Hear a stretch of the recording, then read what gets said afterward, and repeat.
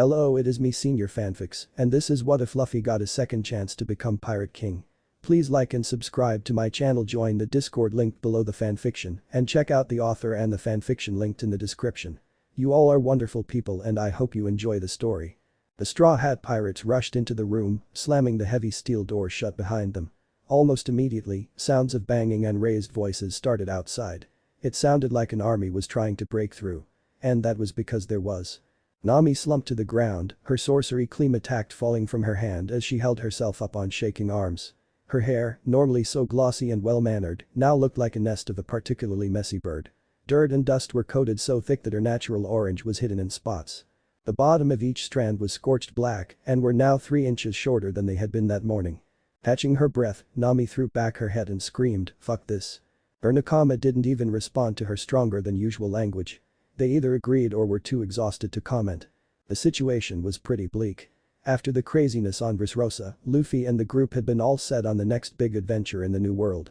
When they finally docked at an unassuming autumn island, after a brief episode of sailing upside down, the last thing they had expected was an ambush worthy of the record books. The Kainu himself had appeared from out of nowhere, leading 2 Buster Calls worth of ships to surround the entire island. The crew had barely managed to evacuate the Thousand Sunny before enough cannon shells to blot out the sun had consumed the Dream ship in an explosion so big it burned the clouds. Frankie had cried out like a wounded animal, and it had taken the combined efforts of Sanji, Zoro, and Robin to keep him from running into the inferno that was once their beloved home. Before they could grieve, before they could even think, the crew was besieged by what seemed like half of the entire Marine Navy. Wave after wave of bloodthirsty soldiers had come for them, each certain that they were serving justice. The crew had rallied and shown the Marines exactly why the Straw Hat Pirates were known throughout the world. Zoro scattered them like leaves, Sanji burned them with the explosive power of his legs, Usopp unleashed terrible freaks of nature, Nami turned the very elements against them, Frankie displayed the benefits of technological superiority, Brook serenaded and sliced them in equal measure, Robin firmly earned the unique title of mass assassin, Chopper proved how much of a monster he was. And Luffy crushed them like bugs. And yet for every Marine they downed, 3 more rushed forward to pick up the slack. And it wasn't a massacre of the weak, oh no. These were the battle-hardened veterans of the New World. A menagerie of devil fruit abilities and unique fighting styles tested the skill and ingenuity of each of Luffy's nakama. And the whole while, cannon fire rained down on them, Akainu showing just how disposable he saw his men while in the pursuit of absolute justice.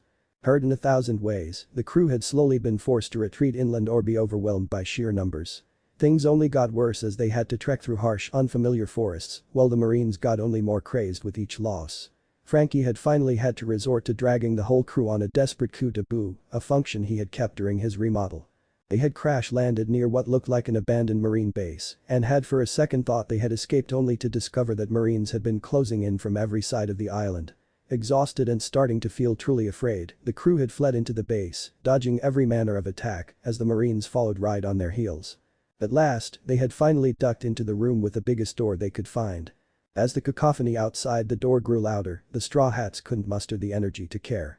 Chopper, looking half dead and possibly already unconscious, continued to splint Brook's snapped right fibula. The skeleton musician, even with the limited emotions a skull alone could convey, looked ready to cry. A large chunk of his afro was missing, sliced off some kind of mantis zone. Frankie, for all his size, seemed very small as he hid his face in his hands. Usopp seemed to be squeezing his trembling lips shut as tight as he could, but the odd hysterical gibber sneaked through. Sanji reached in his pockets for his lighter, brought it up to his lips, only to stare at it as if he had never seen it before, and then threw it at the door that was already starting to dent. Robin and Zoro both had resigned expressions, she tilted her head so her hair would hide her tears, while Zoro simply clutched the hilt of Wado to his chest. The blade had snapped clean off when he'd crossed blades with a captain with some kind of sound or vibrating ability. Luffy seemed to have frozen, his eyes stuck in the distance. His lips were moving, but not even Chopper could have heard the continuous string of "not again" coming out his mouth. Nami slowly pulled herself together before standing up. As she did so often, she took charge. "Robin, how long is that door going to hold?" The only other female on the crew replied dryly. "They have battering rams. And the fleet admiral himself is on his way. We have 5 minutes at the most." Nami bit her lip. She turned to survey the room, hoping to see some other way out, when suddenly she was blinded by spotlights. Ah, test subjects.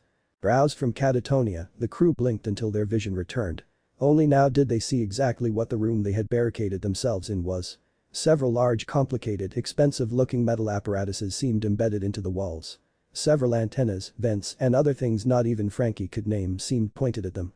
The roof seemed to be entirely made of fluorescent light set brighter than sunshine, while the floor was bare concrete with a red circle drawn on it, encompassing the whole crew. On the wall opposite the still clanging door, a window of glass was set at eye level. Beyond it, they all could barely make out a shadowy figure. "Who the hell are you?" Luffy demanded, snapped out of his crippling flashbacks by the most recent crisis. "How rude. But if you must know, my name is Dr. Vegapunk." The voice was clearly distorted, whether by the poor quality of the speakers it emanated from or deliberate intent, they couldn't tell. Frankie's eyes widened. "Dr. Vegapunk. The genius scientist. Ah yes, Cyborg Frankie. You seem to have availed yourself of some of my old blueprints. I knew I forgot something back home." The figure cleared his throat and then seemed to reach for a button. "I'll get straight to the point. This island is where I keep some of my more esoteric experiments. Your and your pursuer's presence is unexpected, but I'll make do. I'm going to interpret your barging in here as volunteering as human trials for my latest invention. I hope you don't mind." "The hell you talking about, you shitty Sanji?" couldn't get any further before losing consciousness. Almost all at once, everyone but Luffy and Brook seemed to pass out on the ground. Luffy looked at his nakama in shock and panic. "Guys. What's wrong? Would you go to sleep at a time like this?" Came the garbled voice. "Curious. You and that animate skeleton seem immune to my sleeping gas.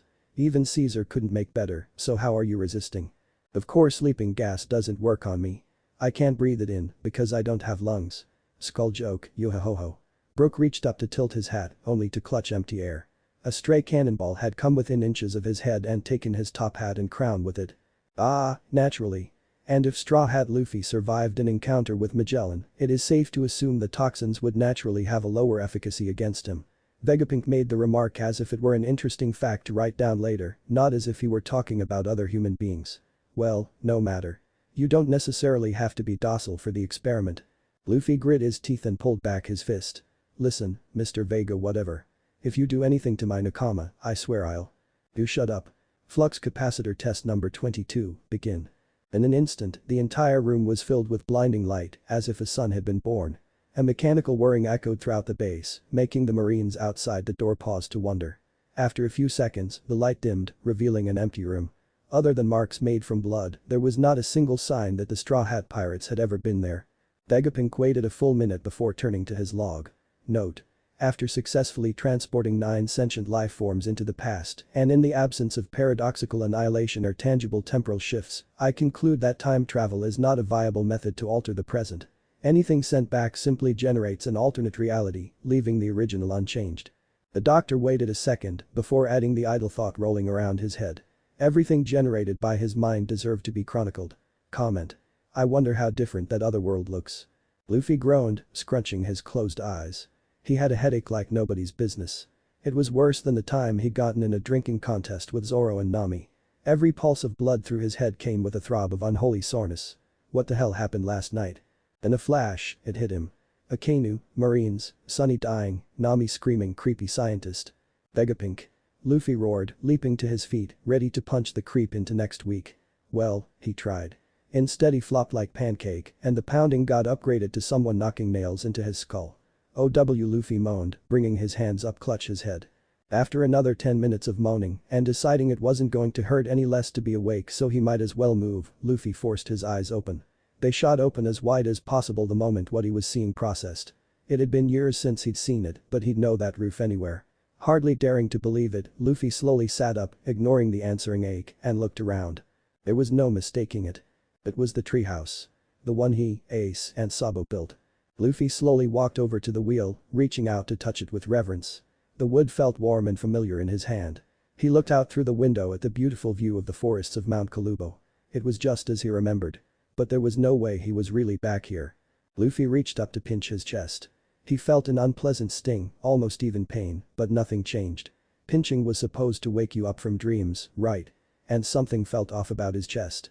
Luffy laid his hand on his chest, trying to puzzle out what was wrong. There was no way. Luffy pulled off the t-shirt he was wearing, he hadn't worn t-shirts since he was 15, what was going on? And looked down. No way, Luffy breathed, reaching up to trace the plain skin of his chest. There wasn't any of the manly muscle he'd worked so hard to get over the years. But most importantly, there was no scar. The mark left by Akainu that terrible day at Marineford wasn't there. Perfectly healthy skin covered his chest. Anyone else would probably be having a panic attack or breakdown in denial, but not Luffy. His simple mind didn't raise any objections about how what he was thinking was impossible. He just connected the dots. He pinched himself and nothing happened, so this wasn't a dream. And there was no way all his adventures were some crazy dream he'd had while sleeping in the treehouse. He'd been hurt there too. He was shorter, back on Dawn Island, and his chest was fine. And that creepy Vegapunk guy had said something about an experiment. Mystery experiment. Luffy noted sagely. So, I went back in time. A second of silence. So awesome. A wild grin spread across Luffy's lips. He was back home. He'd sailed through the river of time. That was legendary. Even Usopp hadn't done that. Luffy's grin died as realized what this really meant. He was back. Back before he left the island, before he met his nakama, before he had all his adventures. None of it had happened yet. It might be years before he saw any of them again. But how many years? How far back had he gone? Luffy shook his head. There were a lot of questions unanswered, and as much he hated to think, it hurt his head, he was the only one who could answer them. But to get answers, he had to get information. First thing to figure out was when exactly he was. Putting his shirt pack on, making sure hat was snugly set on his head, Luffy hopped out of the treehouse and went to find Dayton's house. Everything was exactly as he remembered it. The trees, the smells, everything. Well, not exactly. Luffy had hockey this time. A little focus and he could hear the voice of every animal around, so he had no problem running around them. Not that he couldn't go for a quick bite, but he left all his hunting gear back in the house. Besides, he needed to have his questions answered. Luffy realized just how much he took his strength and speed for granted. By the time he finally made it from the treehouse to Dayton's lodge, he was breathing hard and the sun had noticeably shifted in the sky. The day before or after later whatever, he could have done the whole trip in a couple minutes without breaking a sweat. He had a lot of work to do if he was going to get back in the shape he was used to. But how long did he have to work before he had to left? This is why he hated having to think and ask questions. It was so annoying until you found the answer. He had no idea why Robin and Chopper seemed to like it so much. Agra was sweeping the front porch when Luffy slowed down. He looked up and gave a smile. Hello, Luffy. Don't suppose you'll actually do some of your chores for me, will you? Luffy ignored him. He was going to answer this question already. Dagra, how old am I? The dwarf quirked a brow. Are you really asking that question? Just tell me how old I am, damn it. Luffy shouted. The headache never really went away and it was only getting worse the longer the question was floating around in his head. Agra sighed. You're 14, Luffy. That means you have to wait 3 years before you can follow after Ace. Well, 2.5 since your birthdays are close. It's only been 2 days since he left and you're already this impatient. You need to learn to slow down, appreciate life passing around you. Luffy muttered, not hearing anything after the first sentence. So, he was 14. Since he woke up alone, that meant Ace already left. He had 3 years to train and think through all the other questions. Knowing he didn't have to worry about leaving the very next day, Luffy smiled and happily stopped thinking. He had plenty of time. The rest of the day was like a particularly vivid memory. After hugging Dayton, something she'd blustered at, but he knew it made her day, Luffy had run out into the forest to hunt for his 5 daily doses of protein. He tested on one wolf to see if his conqueror's hockey still worked and was pleased to see he had as much control over it as when Rayleigh had finished training him. For the rest of the pack, he worked to get them the old-fashioned way. He needed the exercise.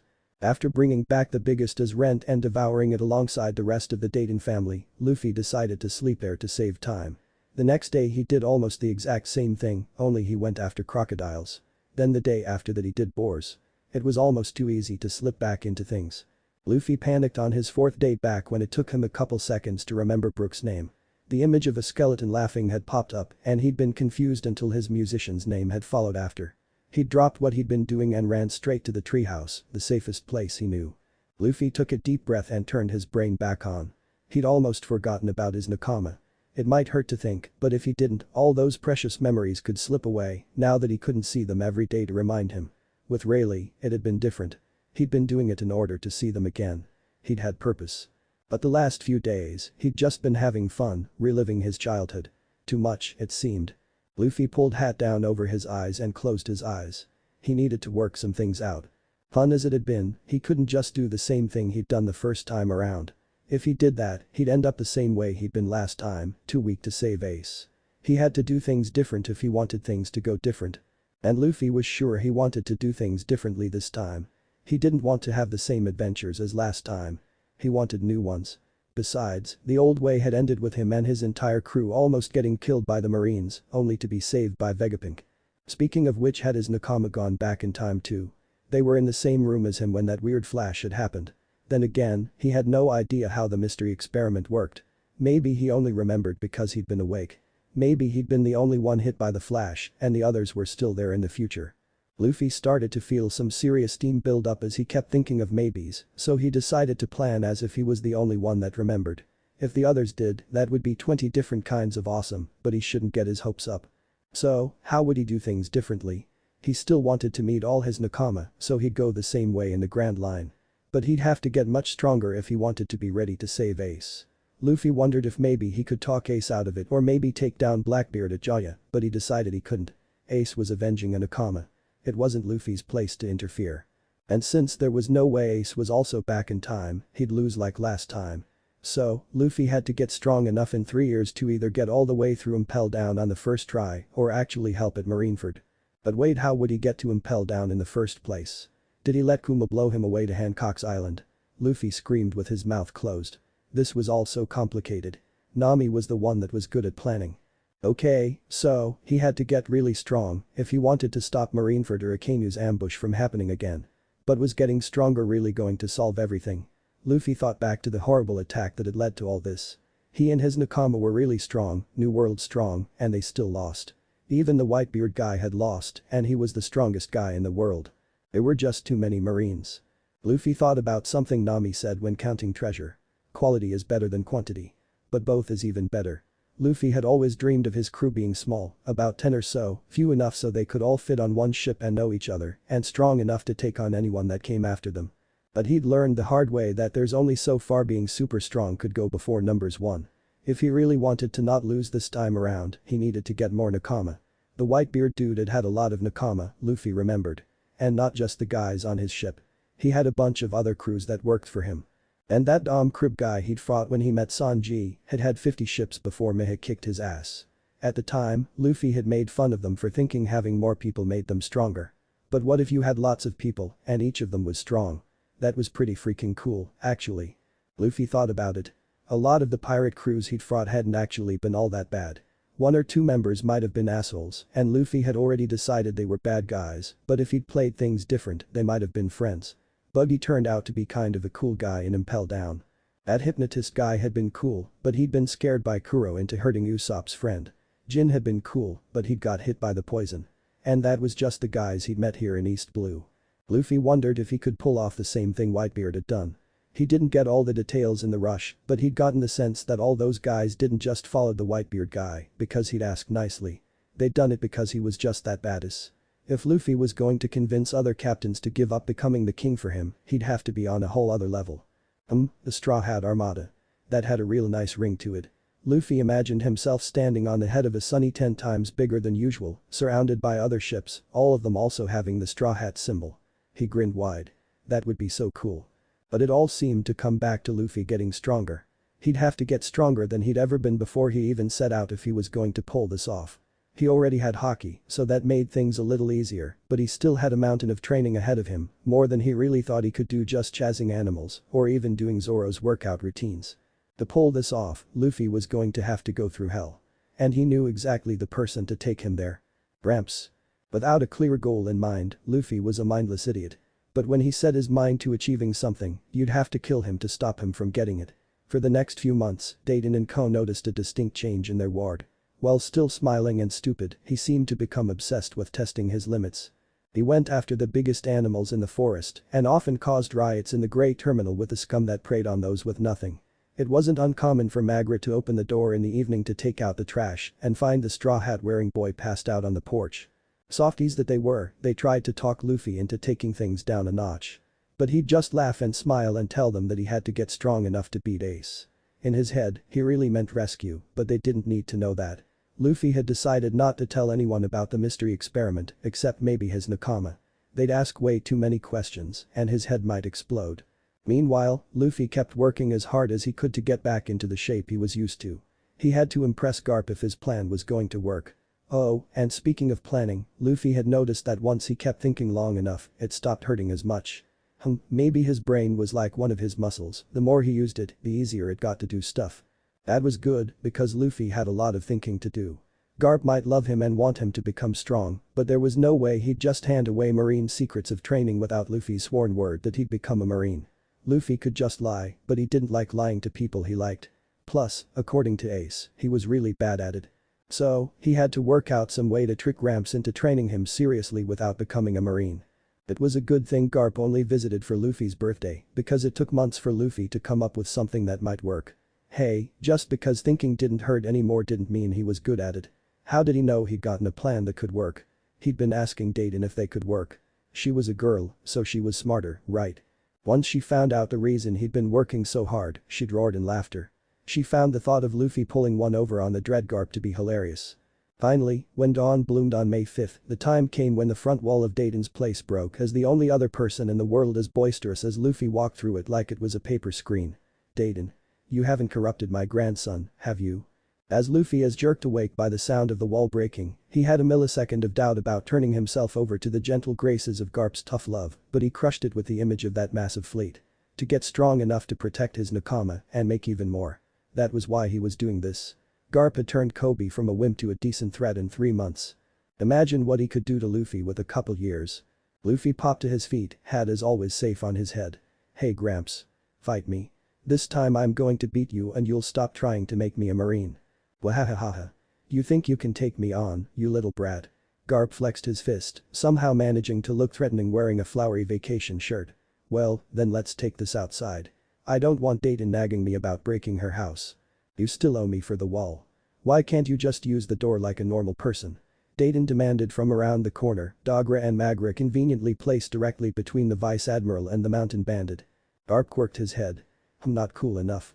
Wahahaha. Luffy grinned and ran out after his Gramps. Now, to initiate the plan. Wow, he sounded a lot like that shitty Butler. He had to be careful with this thinking stuff. It could get out of hand. Garp finally got a safe distance away from the lodge and turned around. Alright, brat. Let's get this thing started. And hey, since it's your birthday, I'll even let you have the first hit. So saying, the giant of an old man went into at ease position, his hands behind his back, smirking cheekily at his grandson. Luffy felt a tick mark pop up on his forehead, but took a deep breath. This was going to be tricky. He had to impress Garp without making him outright suspicious. Obviously, he couldn't use hockey, except maybe a little observation. The gears were out. Then again, from what Luffy remembered, around his first 15th birthday, he still barely had any idea how to make his Gomu Gomu powers work in a fight. Maybe he was overthinking this. Blah. Deciding to just act like he was fighting Smokey that first time, meaning decent but without a prayer of winning, Luffy threw back his fist and threw the first of many in this new time. Gomu Gomu no pistol. Luffy's fist, backed by months of hard training and rubber recoil, whizzed through the air to make solid contact with Garp's nose. The average man would have been blown into the distance, but Garp didn't budge an inch. His eyes were wide, though. Slowly, he reached up to feel the blood flowing from his broken nose. He looked at Luffy, who only gave the cheeky grin that seemed genetic. Garp's lips pulled up in a hard smile. So, my cute little grandson is finally learning how to throw a punch, huh? Faster than any man his age had any right to, Garp rushed forward to tower over Luffy, his fist already cocked. But you still can't beat the fist of love. Luffy had already learned through bloody scraps with mountain lions that just because he might see something coming, it didn't mean shit if he wasn't fast enough to dodge it. He saw the punch before Garp even moved, but even then, Luffy only barely managed to pull himself out of the way of the armament-enhanced punch. Still, he managed to dodge. Luffy stumbled back, getting his feet back under him, while Garp looked up in surprise from the crater he'd made. What the? You've never managed to dodge me before. Garp shouted, almost as if he were accusing Luffy of breaking a rule. Luffy just smirked.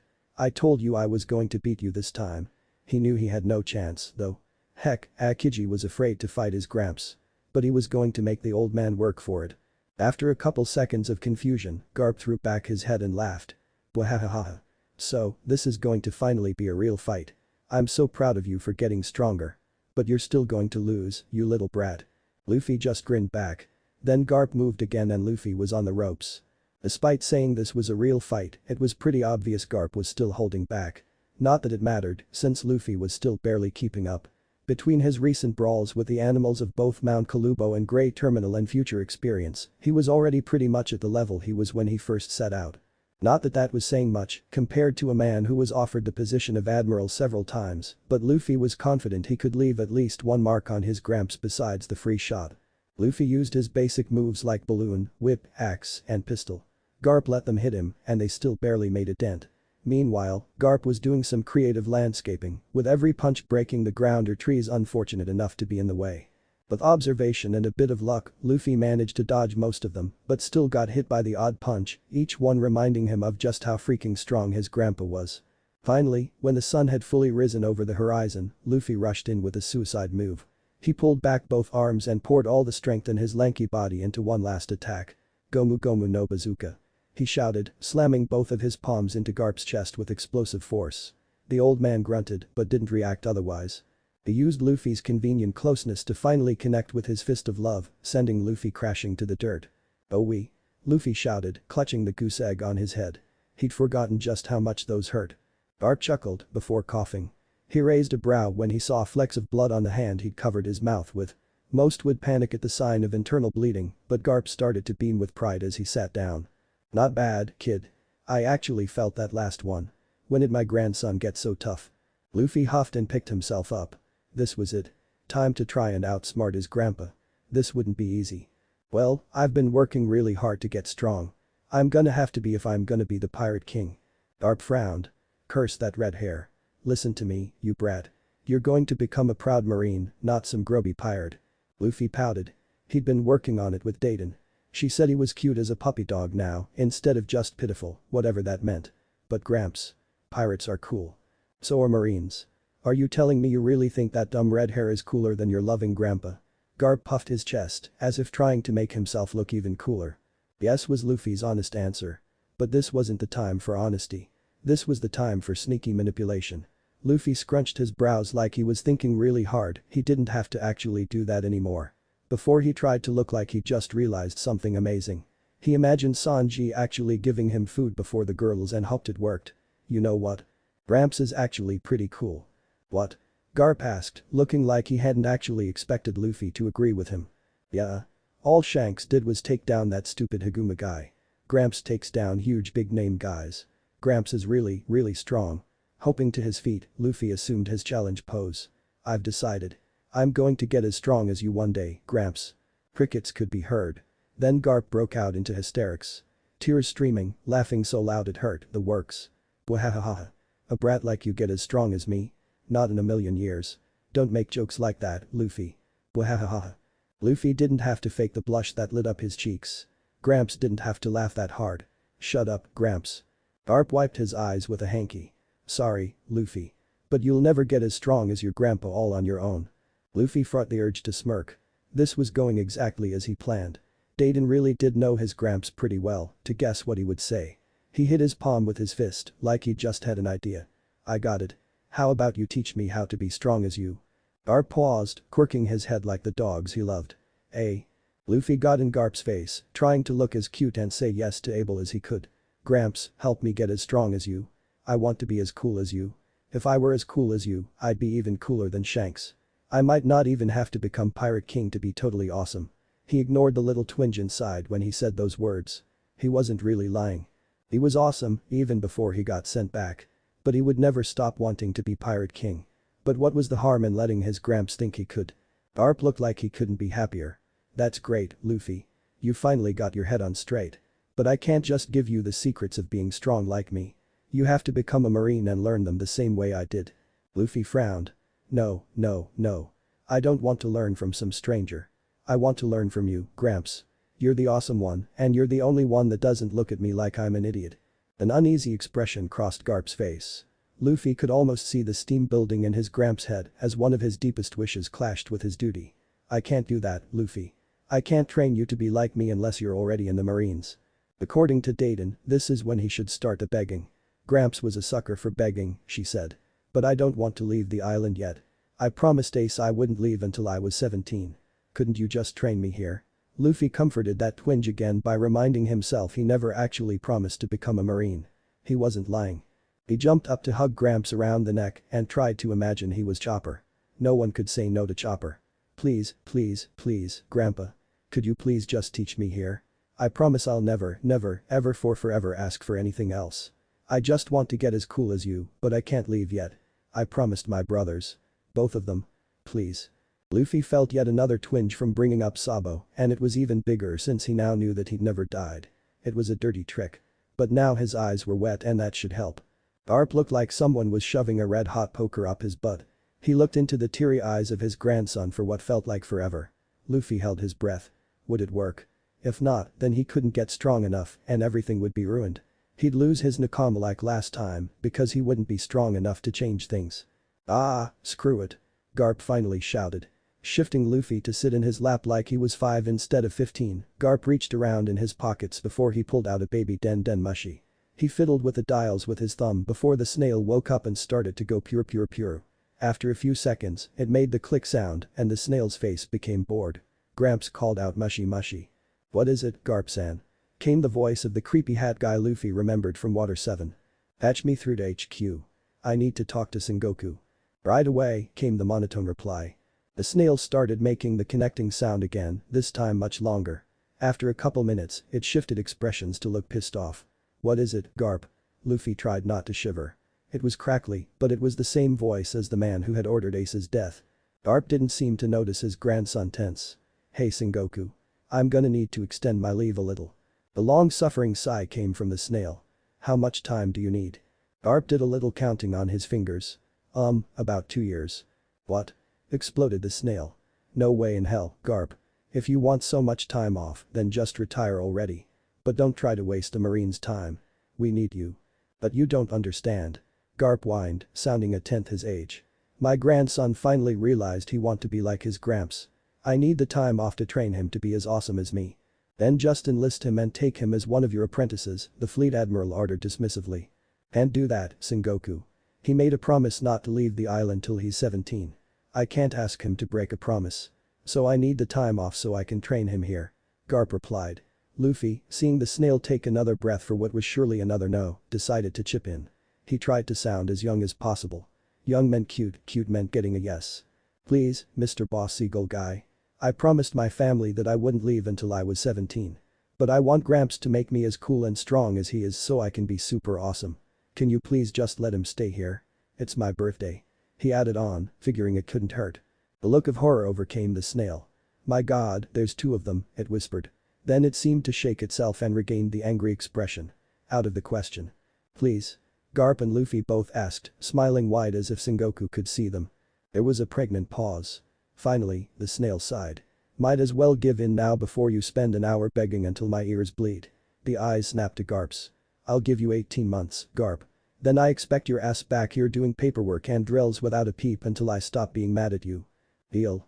Garp shouted. And I'm cutting off your senbei and donut deliveries until you get back, the snail tacked on, looking smug. Garp froze. He looked like he might cry. Then he looked down into Luffy's smiling face and sighed. Deal, he muttered grumpily. Then he put the snail away. A-10 hut. Garp suddenly shouted. Luffy jumped and suddenly found himself standing at attention. What the heck? Garp then stood up, towering over Luffy, so his face was hidden by the sun. Now, soldier, we've only got a year and a half to try and whip you into being as awesome as me. We won't succeed, but by God we're going to get as close as we can. This is going to be the most grueling affair of your life. You will bleed, you will cry, but you are not allowed to ever give up. If you don't think you can do that, then step out now and stop wasting my time. Are you prepared? Luffy stared. He'd never seen this side of his gramps. For the briefest moment, he hesitated. Then the image of his crew, his nakama, lying defeated in that strange room came to him. Something inside of him hardened. Never again. He held his head high, looked his gramps in the eye and shouted, "Sir, yes sir." Gramps smiled and it wouldn't have looked out of place on a devil. Good. Now, we're going to go inside and bum breakfast off of Dayton. And then we begin. Luffy would forever remember his time as Garp's student as the most painful, exhausting, demoralizing period of either life. If he thought Rayleigh had been tough on him, then the monkey patriarch made the Dark King look like a pregnant declawed cat on an August afternoon. Just thinking about the endless days and nights obeying his slave driver of a grandfather was enough to make him lose his appetite. And he wouldn't have given up a second of it. The first 6 months were simple enough. From 4:30 a.m. to midnight every day, Luffy was hammered on the anvil of Garp. Conditioning that would make Zoro beg for mercy went on for as long as there was light in the sky. Endless push-ups, pull-ups, laps, all of them with time limits under threat of a fist of love. And Luffy had learned that Garp had been holding back on those. After all, he'd never used hardening. When the sun finally set, the training switched from his body to his mind.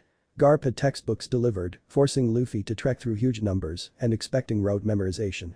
When Luffy had loudly protested at first, he'd gotten the screaming match of his life. Knowledge is power, you little shit. You never know when math or history or some chemistry will mean the difference between life and death out there in the field. 90% of this game is half mental. You might not have much brains, but you're going to stuff them as full of this stuff as you can. Even Luffy could see the irony in Garp upholding mental faculties, but he settled down. Meals were supplied by the Dayton family, who were experiencing a collective perpetual heart attack from having a vice admiral bunking with them. Dayton had almost pulled her hair out when she realized she couldn't engage in even the tiniest heist, not with Garp around as a witness. In desperate need of funds to keep supplementing the monkey family's appetite with market food on top of what her bandits were constantly bringing in from the forest, she'd resorted to legitimacy. Surprisingly, Dayton Tea Shop became the most profitable business on the entire island. Even nobles from the city made orders for her special lemonade iced tea mixture. And if she maybe packed a few powdered coca leaves into each batch to make it more habit-forming, well, no one had called her out on it yet. The routine had changed once Garp deemed Luffy in workable shape. Then it had been endless sparring, experimenting, and exercises. Garp didn't just make him fight, he tried to make him think, having him fight with ridiculous handicaps that forced him to come up with new strategies than just beat to a pulp. Night became time for strategy games, Garp displaying a surprising level of skill in chess, checkers, and tic-tac-toe. Losing a game meant a fist of love, winning meant a piece of meat. It was remarkable how fast Luffy got good with that particular system. Garp even started teaching Luffy the Rakushiki, which Luffy was overjoyed to learn. He could just imagine the looks on those CP9 bastards' faces when he beat them with their own moves. He'd have to be sure to have a vision dial when it happened. It would be priceless. About 8 months in, Luffy accidentally used armament to block a haymaker from Garp. His heart had stopped, waiting for an explosion of questions and suspicion. Instead, he'd gotten a tearful hug from Garp, spouting how proud he was that his knucklehead grandson had found hockey on his own. Luffy had relaxed, thanking the gods of meat for the lucky break. Then the training had only intensified, as Garp had added courses on how to use hockey, all three once Luffy discovered them within a couple weeks. Rayleigh had gotten him a firm grasp of the basics of the three, but Garp would accept nothing less than absolute mastery. Luffy wasn't surprised to discover his Gramps also had Conqueror's Hockey, but he was surprised to learn how many different ways there were to apply it, besides knocking people out. He could make people uncomfortable by exuding a presence, terrify them into following orders without question, and how to target specific groups in a crowd. And hardening was just the tip of the iceberg when it came to armament. And there were some pretty freaky things to do with observation if you were good enough. At last, the day came when Garp had to leave Les Sengoku to demote him down to cabin boy. Luffy smiled and tried to suppress his gag reflex as Garp demanded he put on a marine uniform as a going-away present. He stood at attention, counting the seconds until Garp stopped admiring the sight of his grandson in white and boarded the ship. The old man was actually crying, blowing his nose through the opening of his dog mask. "I'm so damn proud of you, Luffy. You've grown into a real man." Luffy smiled, appreciating the compliment. At 16 and a half, he was more ripped than he'd been at 19 in his past life. While still thin all over, the lines of his chest and abs looked sharp enough to break skin, and his arms and legs were so densely packed that anyone that touched would think they were touching warm stone instead of flesh. But the most dramatic change was between Luffy's ears. While still cheerful and straightforward to the extreme, Luffy was now an impressive tactician, able to analyze any combat situation to find the best solution. He wasn't a genius by a long shot, but enough lessons had been literally pounded into his skull that he wasn't immediately identified as an idiot. Garp regained his composure. "So, what are you going to do in 6 months?" The tone suggested there was only one right answer. Luffy rolled his eyes. "I'm going to head out for Shell Island and look into the marine base there. I promised, didn't I, Sir Gramps? One or the other, don't call me both." "It sounds weird," Garp protested. But he was grinning like a loon. "You look mighty fine in that uniform, my boy. Here's hoping I'll see you in it again soon." "Goodbye, Gramps," Luffy said, hiding the twinge in his gut. He honestly felt bad about this. His grandpa had invested so much in him, hoping to make him a splendid marine. And Luffy didn't exactly hate the marines, Kobe and Gramps and Smokey and even Aokiji were pretty cool. But they didn't balance out all the jerks, not to mention how they just ignored the government's evil. Besides, Luffy wasn't one to take orders. Giving one last salute, which somehow felt more like a lie when it was in view of actual Marines, Luffy watched his Gramps board the ship and sail away. He stood at attention until the boat became a speck on the horizon. Then Luffy all but tore his way out of the stuffy Marine uniform. Throwing the cap away, Luffy took hat from his back and put it back on his head where it belonged. He'd gotten Dayton to add a string to it so it could hang from his neck. Ignoring the stares from Fuchsia villagers for standing in the open in his boxers, Luffy did a quick Zoro. 10 seconds later, he appeared in front of Makino's bar wearing the outfit he'd had for the New World. He walked through the swing doors, smiling as the realization that the training really was over. "Hey, Makino, can I have a drink? I want to celebrate that Gramps finally left."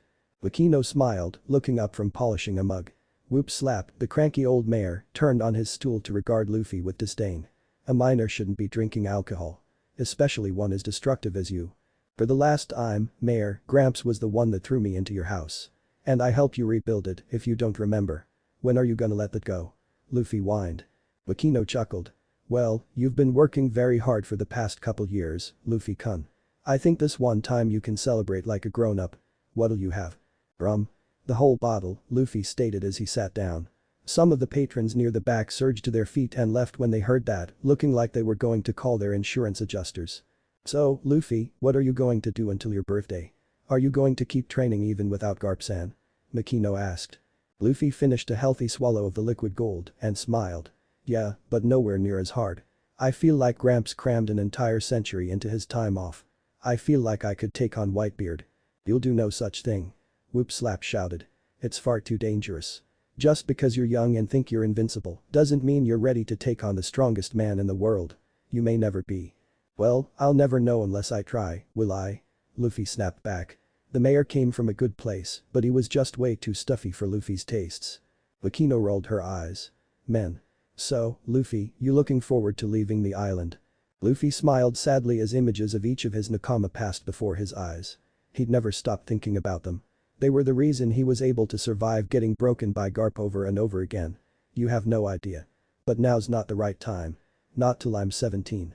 Makino and Whoop Slap exchanged a glance, wondering at the odd weight in Luffy's statement. Suddenly laughing, Luffy picked up his now half-empty bottle and stood. "Thanks for the drink, Makino. I'll pay you back once I get one piece. Have a nice day." The next day, after recovering from his first hangover of this life, Luffy got to work. He started working on the gears, something he'd kept from Garp at all costs. He had to have some secrets. Chopper had warned him that they were extremely damaging since they pushed his body to unnatural limits. Now was the time to see if he could find safer ways to use them and maybe even find a new one. But like he'd told Makino, training wasn't Luffy's focus for the next 6 months. He filled the treehouse, maintained even during the bootcamp from hell, with maps, sheets of paper, and crude drawings as he puzzled out the best way to change the future.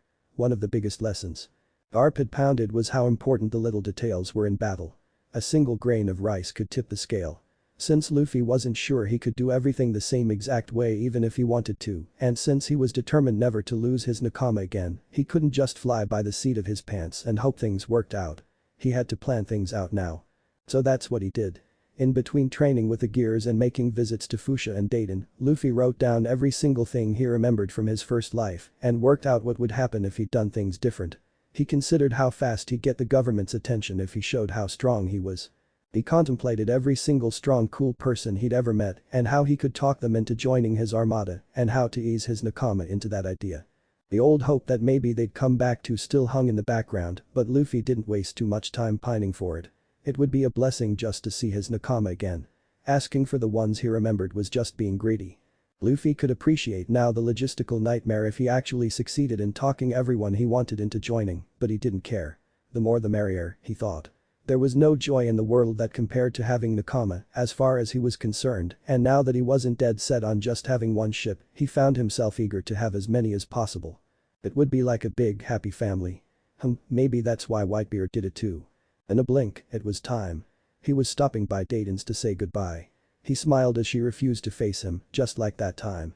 The rest of the bandits looked sad, even as they worked on grinding tea leaves.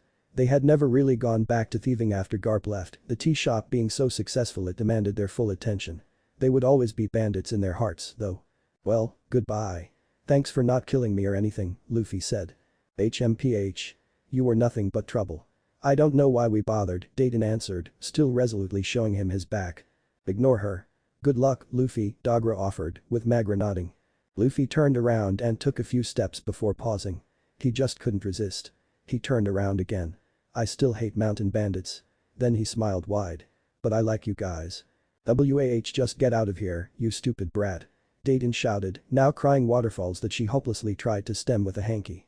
Laughing like a madman, Luffy reached out a limb and used a simple rocket to take off towards Fuchsia. He corrected his course with a little geppo, landing at the docks in front of his raft. Makino and a few others had gathered to see him off. "Good luck, Luffy," Makino said, giving him a quick hug. "You better become a marine, you hear? If you become a pirate, you'll shame the entire town." Whoop slaps applied. Nope. Still gonna be the pirate king," Luffy replied. With little ado, Luffy cast off. He turned back to wave at the crowd and take one last look at the island. A niggle at the back of his mind bothered him. Wasn't he forgetting something?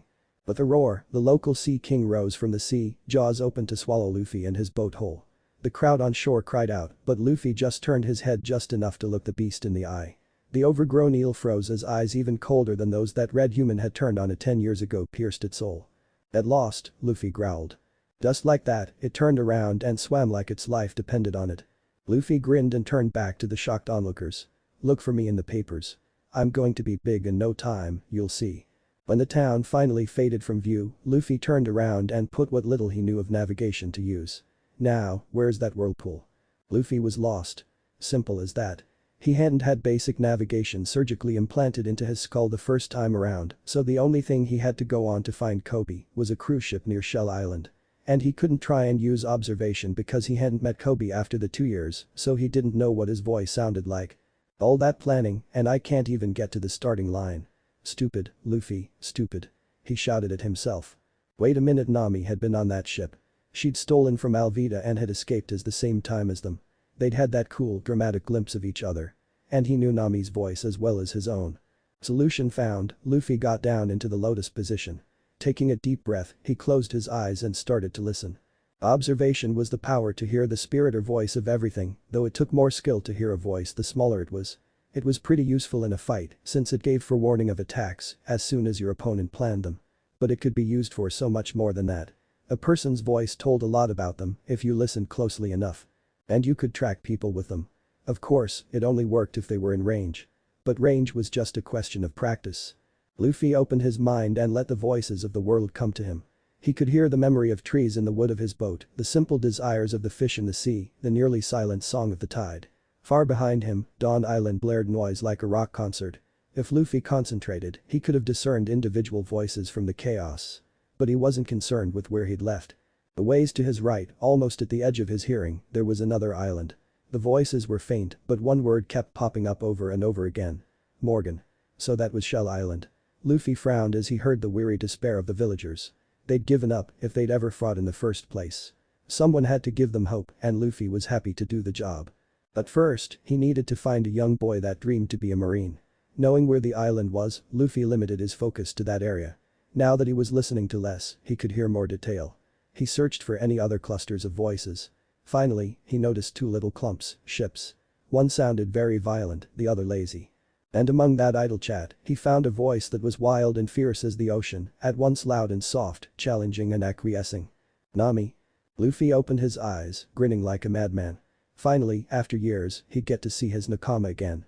His plan was to commandeer her boat to escort Kobe and himself to Shell Island and then work his magic. He already knew her like she was his sister, so it should be easy to tear apart any of her arguments against joining him. Then he'd have a navigator when he and Zoro left Shell Island and they wouldn't have to starve just floating around, they could go straight for Buggy. But first, he had a whim to inspire. Now that he had a clear direction, he had no need for the dinky raft. Luffy lined himself up and executed a perfect rocket in the direction of the 2 ships. Once he'd reached the apex of his flight, he started using Geppo to keep himself in the air and out of the perilous clutches of the ocean. As the minutes passed, Luffy idly wondered how his old self would have reacted to seeing someone literally running through the air. He'd probably have stars in his eyes and be begging for a ride. Luffy chuckled. He'd really been just a kid when he'd set out. Not that he wouldn't still slobber over Grand Cannon, but his standards had been raised pretty high after everything he'd seen. His legs were starting to get a bit tired when the ships finally came into view an hour later. He started to hop in place, making use of his bird's eye view. Alvida's very girly ship was hiding behind an outcropping, waiting for the cruise ship to get into position for the ambush. Luffy considered what to do. He needed to have a few quiet moments to chat with Kobe and make him realize his dream, so he couldn't exactly draw attention by just falling down from the sky. The lookout on the cruise ship wasn't really a problem, but Alvida's was definitely on the job. Time to see if all that fine control training had been worth the headaches. Luffy opened his ears and found the voice of Alvida's lookout. Focusing on him alone, Luffy reached into the well of his willpower inside his head, brought some to the surface, and forced it out into the world. It wanted to expand out in all directions, but Luffy maintained focus and kept it aimed at and only at the lookout.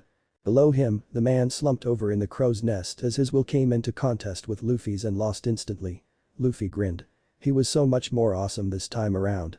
The only set of eyes to worry about taken care of, Luffy used Geppo to swiftly get down to the cruise ship. He landed in a spot where none of the 3 mediocre sailors on deck could spot him, and then used Soru to get down to the galley so fast that no one saw him. The chefs were all in the ballroom for the special lunch party, so the place was deserted. Luffy casually devoured all the leftover scraps from preparing the food, found a comfy bit of floor, and waited for the fireworks to start. Luffy kept an ear open, noting that some yuppie had talked Nami into a dance. He rolled his eyes. She'd probably picked his wallet, removed all the cash, and put it back in the first 10 seconds. She really was a greedy little kleptomaniac. And Luffy took a moment to curse Garp for being such a slave driver on the brain stuff that he now knew the word kleptomaniac. Now that she was so close, Luffy found it hard to resist the urge to just go up and see her. It had been so long, and she was family to him. But he had to be here to meet Kobe. Well, maybe he could cheat a little. Luffy blocked out every voice but hers and made what it said the sole focus of his attention. His head had almost exploded when Garp had revealed that a true master of observation could hear a person's thoughts. Not read minds, just hear what was going through their head at that moment. It required an incredible amount of effort to discern actual words instead of just impressions or intentions like he usually did, but Luffy was already biting off more than he could chew, so he'd let Garp add it to the list. He had been less than amused when the first time he'd managed it had been to hear Garp thinking Marines rule pirates drool in a continuous loop. Luffy pushed just a bit further and suddenly the constant flash of moods and noise resolved itself into actual words. Great cheap and Hansi can't wait for the attack to start so I can dump this guy, come on Alvida, start the show god, it's going to be weird to see him again, are you on the ship already Luffy? Luffy's eyes popped open, his focus broken by shock. Did she just? The sudden rumble of cannonballs impacting the water shook the ship. Luffy shook his head and focused on the moment. He could look into that later. Now he had to be ready for Kobe. After a few more cannonballs, Alvida's ship pulled up. Luffy listened to the roar of the pirates charging and rolled his eyes. These guys were even weaker than Dayton's gang. Then again, his standards on strength were a bit skewed. Luffy patiently waited and smiled as the door opened and a meek voice asked hello. Hi there, Luffy answered. There was a squeak and then the door opened to reveal Kobe. He looked just as Luffy remembered. Pink hair, glasses, hunched shoulders like he was expecting to get hit at any moment. Luffy smiled wide. He might be a wimp now, but Kobe was always going to be the first friend he made after he left home. Excuse me, Kobe stuttered. I didn't realize anyone was in here. Are you a passenger? Luffy smirked. Actually, I'm a stowaway. Ah, Kobe said, still sounding so timid it was like he was apologizing for existing. Is the ship being invaded? Luffy asked, hoping to lure Kobe out of his shell. Why yes. The Alvida pirates are raiding this ship. You should probably hide. If any of them see you, they'll rob you blind. Luffy shrugged. Ain't got anything on me to steal. Travelite, that's me. He stood up. So how come you aren't hiding, whatever your name is? Gonna fight off any of the pirates that see you? No. He shouted. My name's Kobe. And I'm kin to the Alvida pirates' cabin boy. Luffy tilted his head like he'd seen Garp do. This acting thing hadn't gotten any less annoying, even if he'd gotten a lot of practice. Funny, you seem too spineless to be a good pirate. Garp's schooling hadn't done anything to make him less blunt. If anything, it had made him even worse. Kobe flinched, but gave a kind of nauseous smile. It's actually a bit of a funny story, he started, but was interrupted by 3 pirates bursting into the room. The biggest looked down at Kobe in disdain. So this is where you scurried to, Kobe. Just stay out of the way and let us work. Hi.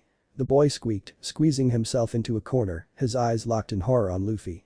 One of them drew a blade and started posturing with it at Luffy. Okay, bub. Turn out your pockets and nobody's going to get hurt. Luffy had to resist the urge to laugh out loud. His cardigan was open, showing off his statuesque physique. Did they think these muscles were for show? Then again, the other guy had a sword, which maybe in his head automatically won any fist fight. If he only knew. It's rude to point things at people, Luffy said dryly. The guy raised an eyebrow.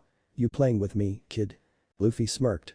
You can walk away or get thrown far, far away. Your choice. The guy snarled and raised his arm to slash Luffy in the chest. He might as well have been moving in slow motion. Luffy threw a simple jab, about half as hard as he could go. The guy was sent flying into the wall, where he kept right on going, leaving behind a hole shaped like his outline.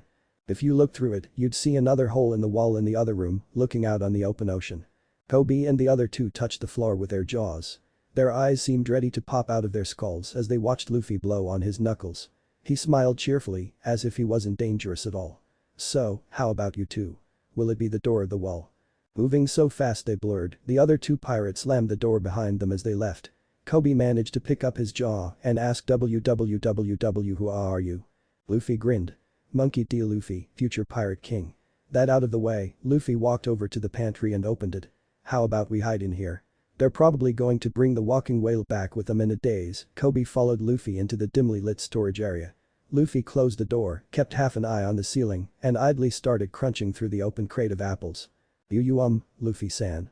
Kobe asked after a minute. When you say you're the future pirate king, did you mean the real pirate king? As opposed to the chocolate pirate king? Luffy asked, trying not to laugh and hurt Kobe's self-esteem. He'd been a bit harsh on the kid the first time around. The pirate king is the pirate king, Kobe.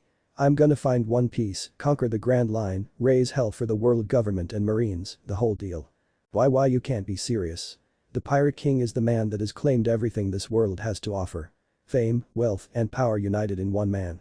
There's no way anyone can do it again. Countless pirates have fought each other for 20 years since Roger's death and no one's even come close. It's impossible. Impossible, impossible, impossible. Shut up. Luffy said it gently, but he imbued a tiny bit of conquerors into it. Kobe stopped talking like his tongue had suddenly been glued to the top of his mouth. I don't care if it's impossible. I'll make it possible. I promised the man who gave me this hat that I'd become the pirate king. And if I die trying, then I die. I won't mind. Kobe seemed deeply struck by his words. Luffy reached for another apple, but the crate was empty. Ah well, best not to fight on a full stomach. Alvida was right on top of them. Luffy stayed calm, giving Kobe time to grow his spine. The only reason I'm Alvida's cabin boy is because I got on the wrong boat and was too scared to run away. I've always been so scared of getting hurt, scared of dying. Kobe looked up, a flicker of a spark in his eye. Hey, do you think I can be a marine? Luffy shrugged, still grinning. Doesn't matter what I think. It's your life. Only your opinion matters. Kobe seemed to take that as a yes. I've always dreamed of being a great marine, catching bad guys. The boy leapt to his feet. I've decided. I'm going to join the marines and catch bad guys like Alvida. No, I'll catch Alvida myself. Kobe's words were cut off by the ceiling collapsing. Amid a shower of wood, Alvida landed and immediately filled the room. Luffy took a moment to marvel at just how fat the woman was, mentally comparing her to the version of her in Logtown. Devil fruits could do some really amazing stuff. If he could bottle that, he could pay off Zoro's debt to Nami within a week. Alvida cast a single glance at Luffy, assessing him quickly. You're not that pirate hunter Zoro. Since that apparently meant he couldn't be a threat at all, she ignored him to focus on Kobe. Luffy rolled his eyes. Wasn't he even a little intimidating? Alvida hefted her club threateningly. You're going to catch who, Kobe? She asked. Kobe's newborn courage apparently took a nap because he was right back to the cowering wimp he'd been a couple minutes ago. Alvida grinned in an ugly way, and it was more to do with the cruelty in her eyes than her half-dozen chins. I let it go this one time, if you answer this correctly. Who's the most beautiful woman on all the seas? While Kobe was stuttering through his standard response, Luffy spoke up. Bo Hancock. Everyone knows that. You could hear a pin drop. Kobe gaped at Luffy in horror, while Alvida's crew, peeking through the hole, were suppressing nosebleeds as the thought of the infamous pirate empress ran through their dirty little minds. Alvida herself seemed to be in shock. Luffy shrugged. He'd only spoken the truth. Hancock was the most beautiful woman he'd ever met. He was still never going to marry her, but there was nothing wrong in defending her beauty. A tick mark appeared on Alvida's rapidly reddening face. Through gritted teeth, she snarled at Luffy, you got that wrong, pest. The right answer was me. Luffy cocked his head. I'm not sure you know what beautiful means.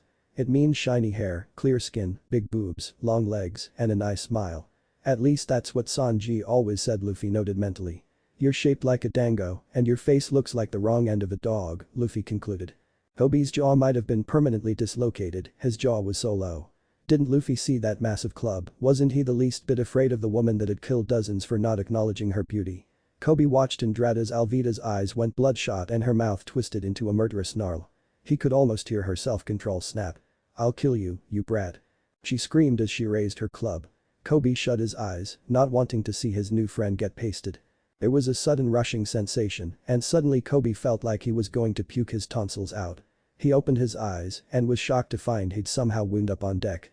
Luffy patted his head as Alvida's crew jumped away like he was radioactive. "The nausea will pass. Just sit here and let me take care of these guys, okay Kobe?" Kobe nodded dazedly, still too focused on keeping his breakfast inside to really understand anything. Luffy straightened and surveyed Alvida's crew. He could just use conquerors, but where was the fun in that? He held out his hands. "Well, aren't you going to get me? I just pissed off your captain, after all." Many of the ruffians looked at him like he was a few sandwiches short of a picnic basket. Damn, now he was hungry again, but after a moment of hesitation, they drew their swords and charged. Luffy decided to try to make this at least a little challenging. So he reached up and tilted hat so that he couldn't see anything. His observation worked fine, though. Just as the first blade was about to hit him, one of Garp's many maxims ran through his head. "There's no art to getting hit." Luffy smirked and whispered Kami. Where the first piece of cannon fodder brought down his blade, there was suddenly nothing but air. Before he could puzzle that out, he was suddenly knocked headfirst into the deck by Luffy's elbow. The smirking boy proceeded to float like a piece of paper through Alvida's charging horde. Every attack seemed to just miss, Luffy moving like he was boneless. He wasn't even moving that fast, but no matter how desperately the men attacked, they couldn't seem to get a hit. Meanwhile, random movements of Luffy's body seemed enough to take each man out of commission. A knee here, a backslap there, all made without any of the leverage common sense dictated, was necessary to send the victims flying, but they did. 2 minutes later, Luffy was standing on deck over the unconscious Alvida pirate crew. Kobe, who'd managed to make the world stop spinning, couldn't believe his eyes. Those men, some of the roughest and deadliest he'd ever met, had been taken down like they were kids playing a game. Alvida, who'd somehow managed to heave herself out of the hole she'd made, regarded Luffy with cautious disdain. "I've never seen any man move like that. You're not normal, are you?" she asked. Luffy grinned and stretched his cheeks. "I ate the Gomu Gomu no Mi. My whole body is rubber." He'd never get tired of seeing people's faces when they first saw his gift. They made the funniest faces. Kobe's eyes about popped out. Alvida merely nodded. "So, the devil fruit really do exist. Who the hell are you?" Luffy grinned. "I'm Luffy, the man who's going to be Pirate King." Alvida grimaced. "So, you're a pirate too. Where's your crew?" "Don't have one yet. I just started today." "Whatever." Her eyes darkened. "You understand I have to kill you." But first, Alvida turned to look at Kobe, who froze. "Kobe, you never answered my question. Who's the most beautiful woman on all the seas?" Kobe looked into the eyes of the woman who'd made his life hell for 2 years. Then he looked at Luffy, the man who had taught him more about courage and strength in 10 minutes than he'd learned from anyone in his entire life. He took a deep breath and made his choice. "Not you. You're nothing but a fat, mean, petty, old bitch." Luffy burst out laughing when he saw Alvida's face. This was priceless. And he was happy that Kobe had gotten brave this time too. Maybe this would be easier than he thought. Alvida exploded. She rushed forward, her massive club raised. "You little shit." She screamed as she came to a stop before Kobe. The Pincat started cowering as usual, terrified of the upcoming pain, but he'd take it. He'd decided to never take shit from pirates like Alvida ever again. If he died, then at least he'd die proud. Just as Alvida brought her club down, Luffy appeared between her and Kobe like a ghost. He smirked and uttered armament. "Tekai." In an instant, his body tensed and became black, like he'd suddenly transformed into obsidian. As Alvida's club made contact with his skin, the force of the impact against the much harder material was reflected back. The club shattered like a frag grenade, peppering Alvida with numerous wounds, while Kobe was kept safe by Luffy's body, which returned to normal a second after the hit. The whole thing had happened so fast that as far as Kobe knew, 1 second he was about to be hit and the next Alvida was staggering back, bleeding a fair bit, and Luffy was looking back over his shoulder with a huge grin. Deciding to just roll with it, Kobe smiled back. Luffy turned his head to look at Alvida, who seemed to have snapped and gone into hysterics. "This isn't happening. This can't be happening. Why is this happening?" She beseeched of the heavens. Luffy walked forward and captured her eyes. Time to take a gamble. Imbuing his words with conquerors so that every word would ring in her soul, Luffy stated calmly, "Because bad things happen to bad people. Maybe if you weren't such a bitch, I wouldn't have to hurt you." Alvida's eyes widened, but Luffy didn't give her a chance to reply. Throwing back his fist so that his arm stretched off into the distance, he brought it back forward and shouted, "Gomu Gomu no pistol." Even holding back so he wouldn't kill her, Alvida still coughed up blood before her entire sizable frame was sent flying off into the distance. Luffy admired the twinkling star she made. He always wondered why that happened. Mystery twinkle. The sound of someone clapping interrupted the post-victory moment of silence. Very impressive. The voice was rich and female. Luffy turned around and his heart practically stopped. It was his Nami. She wore nothing but a bikini for a top, showing off her assets shamelessly and leaving her tattoo clear to see. True, it was still Arlong's mark, but she didn't seem to mind, as if it was no longer a point of shame. Her lush orange hair hung to her lower back instead of the princess cut she'd had last time. She didn't have the log pose on her wrist or her klima tacked on her hip, and her boobs weren't quite as big, but otherwise she looked exactly as she had when she'd announced they'd found the next island that fateful day. She walked forward, not noticing or caring when she stepped on the unconscious pirates. "You're pretty strong," she said. "I'm Nami, the navigator for the Arlong pirates. But I hate working for him. You seem like a much cooler guy. How about you let me join your crew? You might have to beat up Arlong to make him let me go, but that shouldn't be too hard for a strong guy like you." Luffy was so happy he was almost crying, but he forced himself to hold it in. His mind, much stronger from sheer practice, analyzed the situation. She was acting like he didn't remember, so she clearly hadn't actually seen the fight, or she'd realize he had many more tricks than last time. He longed to just hug the heck out of her, but his inner prankster demanded he take advantage of the situation. So he crossed his arms and frowned. "No." Nami stumbled, clearly not expecting that response. What do you mean no? You need Nakama, don't you? Why wouldn't you take me? I'm the best navigator in East Blue, I'll have you know." "Because you did it wrong," Luffy answered. Nami quirked a brow, something Luffy recognized as a very dangerous gesture. "I did what wrong?" she asked, already looking like she was just going to pound him into saying yes. Luffy grinned. "Your introduction. You were supposed to say I'm a thief. I hate pirates more than anything in the world. I like money and Mykin." Nami's eyes widened. Her mouth fell open in a shocked "oh." How did you? A light filled her eyes as the hope Luffy had always denied himself lit up in her. She snapped her arm forward to point at him. "What's Frankie's favorite drink?" she demanded. "Cola, duh," Luffy rolled his eyes. Then he smiled so wide that his cheeks started to hurt. "Hi Nami." "Luffy." Suddenly, they were hugging each other. They started laughing and jumping like little kids, spinning in circles. At some point, Nami's laughs turned into sobs as she buried her face in his neck. "I can't believe it. I thought I was going crazy. I couldn't believe it happened. I didn't know if I was just me. I thought you were still there, getting tortured by that Vegapunk bastard or a Akainu or something." Luffy just smiled and held her tight. "I know." She pulled back and hit him on the head. He let her do it. In a weird way, he'd actually missed her punching him. "You baka. This is all your fault. You could have written. I was so worried. And you just had to pick the log with the most erratic pull, didn't you? I thought it would be the coolest island."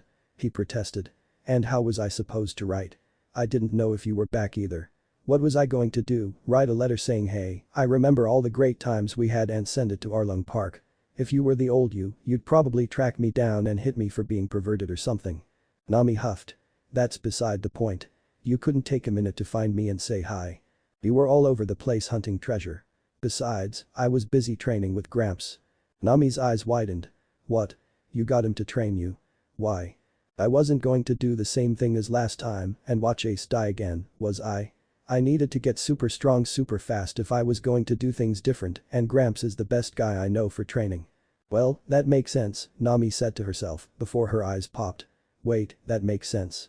Luffy rolled his eyes. "He didn't just train my body. He made me think too. At least now I'm pretty good at it." Nami looked at him incredulously. "You mean you were such an idiot just because you didn't want to bother thinking all those huge problems were because you were lazy?" "Hey, it hurt my head. I thought it wasn't useful," Luffy protested. Nami hung her head. "God, you're hopeless. Why do I bother hanging around you?" Luffy smiled again. "Because we're Nakama." His grin got even bigger. "We're all Nakama. You realize what this means, right?" "What?" Nami asked. "If both of us are back that means we're all back. That mystery experiment worked for everyone in the room." Nami's eyes widened. "My god.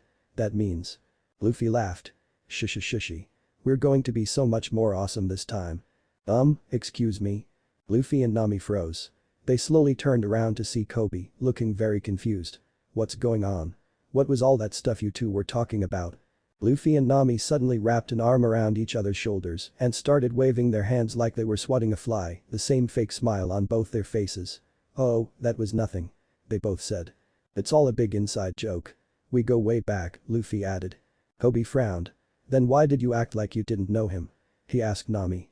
"That was part of the joke," she said nervously. "Anyways, Kobe, we should leave. We need to get you to an island so you can become a marine." Luffy narrowed his eyes. "And besides, the marines are going to show up right about." Suddenly, waves caused by warning shots rocked both ships. In the distance, the famous seagull insignia was proudly blazoned on the sails of two standard patrol ships. "Now," Luffy finished. Stretching his arms to grab both Nami and Kobe, he shouted, "Let's go," and ran off the edge of the boat. Kobe screamed until they landed in the raft Nami had already lowered. There was a few minutes of disorientation as they found where everything was amid roiling waters, but soon the three were sailing away as the marines closed in on Alvida's ship. When they were a safe distance away, all three of them relaxed. Luffy and Nami were both still so happy that they just wanted to pass out laughing, but they had to maintain decorum in front of Kobe. Luffy cleared his throat. "So, Kobe, who was that Zoro guy Alvida was talking about?" Kobe shivered. "The pirate hunter, Rurano Zoro. He's the most fearsome bounty hunter in East Blue. He's taken down some of the biggest bounties in East Blue without taking so much as a scratch. Then he just spends the money on booze. He's a demon, a monster with a sword. He's terrifying. But I heard he was recently apprehended by the Marines." Luffy quirked a brow. Seems Zoro hadn't been wasting time if part of his reputation now was for being untouchable. Then Luffy smiled. "Sounds like a strong guy. I think I'll ask him to join my crew." Kobe, who'd been taking a drink of water from a flask offered by Nami, spat it all out, drenching her. She seemed less than amused. Kobe ignored her to gape at Luffy. "Are you crazy? He's a pirate hunter. Why in the world would he become a pirate?" "I'm pretty stubborn," Luffy chuckled. "Besides, I'll only ask if he's a good guy. He's been imprisoned because he's a bad guy. It's impossible. Impossible, impossible, impossible." He was cut off mid-rant as Nami assembled her bow staff and bonked him solidly on the head. "Would you hit me?" he asked Nami with a look like a hurt puppy dog. "I felt like it," she responded, holding her staff on her shoulder and giving him a look that begged him to question her.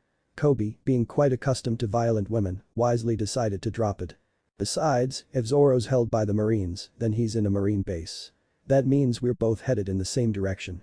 Luffy continued brightly, as if nothing had happened. Kobe sighed. "You have a point. So, I don't suppose either of you know which way Shell Island is?" "That's where I heard it happened." "That way," Luffy and Nami said simultaneously, pointing in the same direction. Nami looked more shocked than Kobe, who just shrugged and adjusted the tiller of the small boat. "Luffy, how do you know that?" Nami asked sub-voce. "I hear it. Gramps had me work on hockey too. My observation's even better than that weird earlobe guy's now." Luffy answered just as quietly. "Enel." "But that guy could hear conversations from across an island." Nami yelled silently. "Yeah, but he cheated with his devil fruit. I can do that all by myself." Luffy grinned. Nami shook her head. "Geez, you're even stronger than after the 2 years and we're starting out in East Blue. I'm not sure the world's ready for you." "Who cares? Now we get to have even bigger and better adventures," Luffy answered. "Besides, I have to be freakishly strong in order to make the plan work." Nami felt a shiver run down her spine. She had a feeling that she wasn't going to like this plan. "What plan is that exactly?" Luffy cast an eye at the clearly curious Kobe, wondering what they were muttering.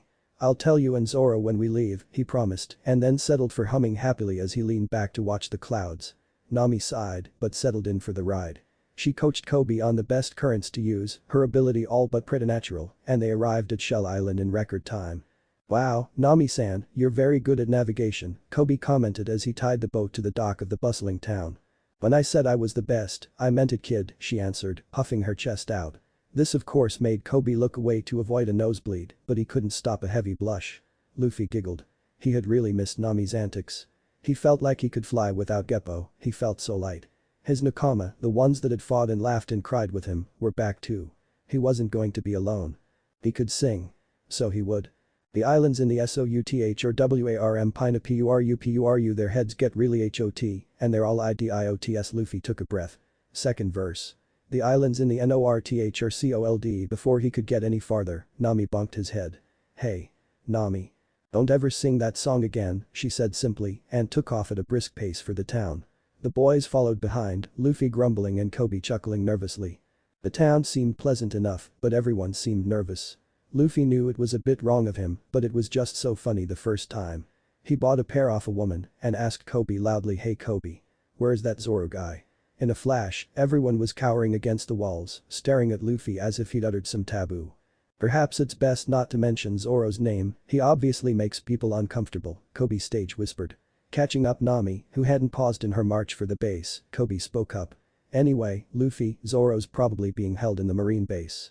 I hear this one's run by a Captain Morgan." Much to Kobe's surprise, Morgan's name prompted the same response as Zoro's. Luffy was still laughing when Nami finally came to a stop at the gates of the marine base. Kobe looked uncomfortable. That was strange. Why would people be afraid to hear Morgan's name? "Maybe he's a bad guy," Luffy offered. "No way. He's a marine officer. Of course he's a good guy." "Don't be so sure," Nami cut in. "Power corrupts, no matter what flag a person sails under. Trust me kid, there are marines in the world worse than pirates." Kobe seemed deeply troubled by the certainty in Nami's words. "Now, if I were a broken compass swordsman, where would I be?" Luffy asked, using his arms to lift him up to take a look. For all he knew, Zoro had done something different and actually been put inside the base this time. Kobe sighed. "Luffy-san, there's no way he'd be out in the open. He's probably being held in a cell deep underground or—" "Found him," Luffy shouted. Giddy as a kid on Christmas morning, Luffy grabbed Nami and Kobe and dragged them to the proper stretch of wall. Then he gave them a helpful hand up to the wall before he jumped up to snag his seat. Kobe shook his head to deal with Luffy's insane speed once again, while Nami just huffed and straightened her hair. When Kobe's vision returned to normal, he took one look at the courtyard and his heart stopped. Tied to a post in the middle of the sandy courtyard was the infamous Roronoa Zoro himself. His wore a long green cloak held by a red sash, the top half hanging from his waist and leaving his upper body on full display. Tan, slightly burned skin stretched over the kind of muscles that by rights should only belong to great apes and tigers and sharks, the kind that screamed the power of the predator. His head was down and covered by a bandana, beneath which neck-length green strands poked out. Kobe swallowed. "Haramaki, green hair, he's just as described. It's really him. Roronoa Zoro." Kobe turned to see if his companions were as intimidated as he was. To his shock, they both seemed happy to see him. Luffy was grinning like he'd just been reunited with a long-lost brother, while Nami had a half-grin like a kindergarten teacher who'd just walked into a screaming classroom after summer break. Kobe couldn't understand it. They were both pirates in the presence of the pirate hunter. Why weren't they afraid of him? He got his answer when Zoro looked up, his gray eyes piercing. "You're late, Luffy." Luffy laughed. Sorry Zoro." "What do you mean he's late?" Nami asked belligerently, like she was scolding a child. Kobe's blood froze, but Zoro just huffed. "So you're here too, which? I mean he was supposed to come get me after 3 days, not 3 weeks. It's been boring as fuck waiting." "He's not late, you just showed up early." Nami shouted back, her teeth becoming like a shark. Then she just sighed. "Then again, I suppose we should count ourselves lucky that you showed up here at all. With your nonsense of direction, you could have wound up in South Blue." Luffy burst into laughter. "That's so true." After briefly escaping falling off the wall, the straw-hatted boy shouted. "Hey Zoro.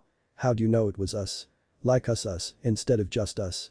"You're dressed the same," Zoro deadpanned. Nami grit her teeth. "That's what gave it away." Luffy cocked his head. "Hey, he has a point. Why didn't you notice my clothes were different, Nami?" "I don't bother remembering what guys wear," she shouted. Kobe felt like his head was going to explode. "Would someone tell me what the heck is going on?" he shouted. Luffy gave an apologetic smile. "Zoro's an old friend too. I was just playing with you by asking earlier." Kobe could feel his eye twitching. How in God's name could the self-proclaimed future pirate king be friends with a man that had slaughtered every pirate he met?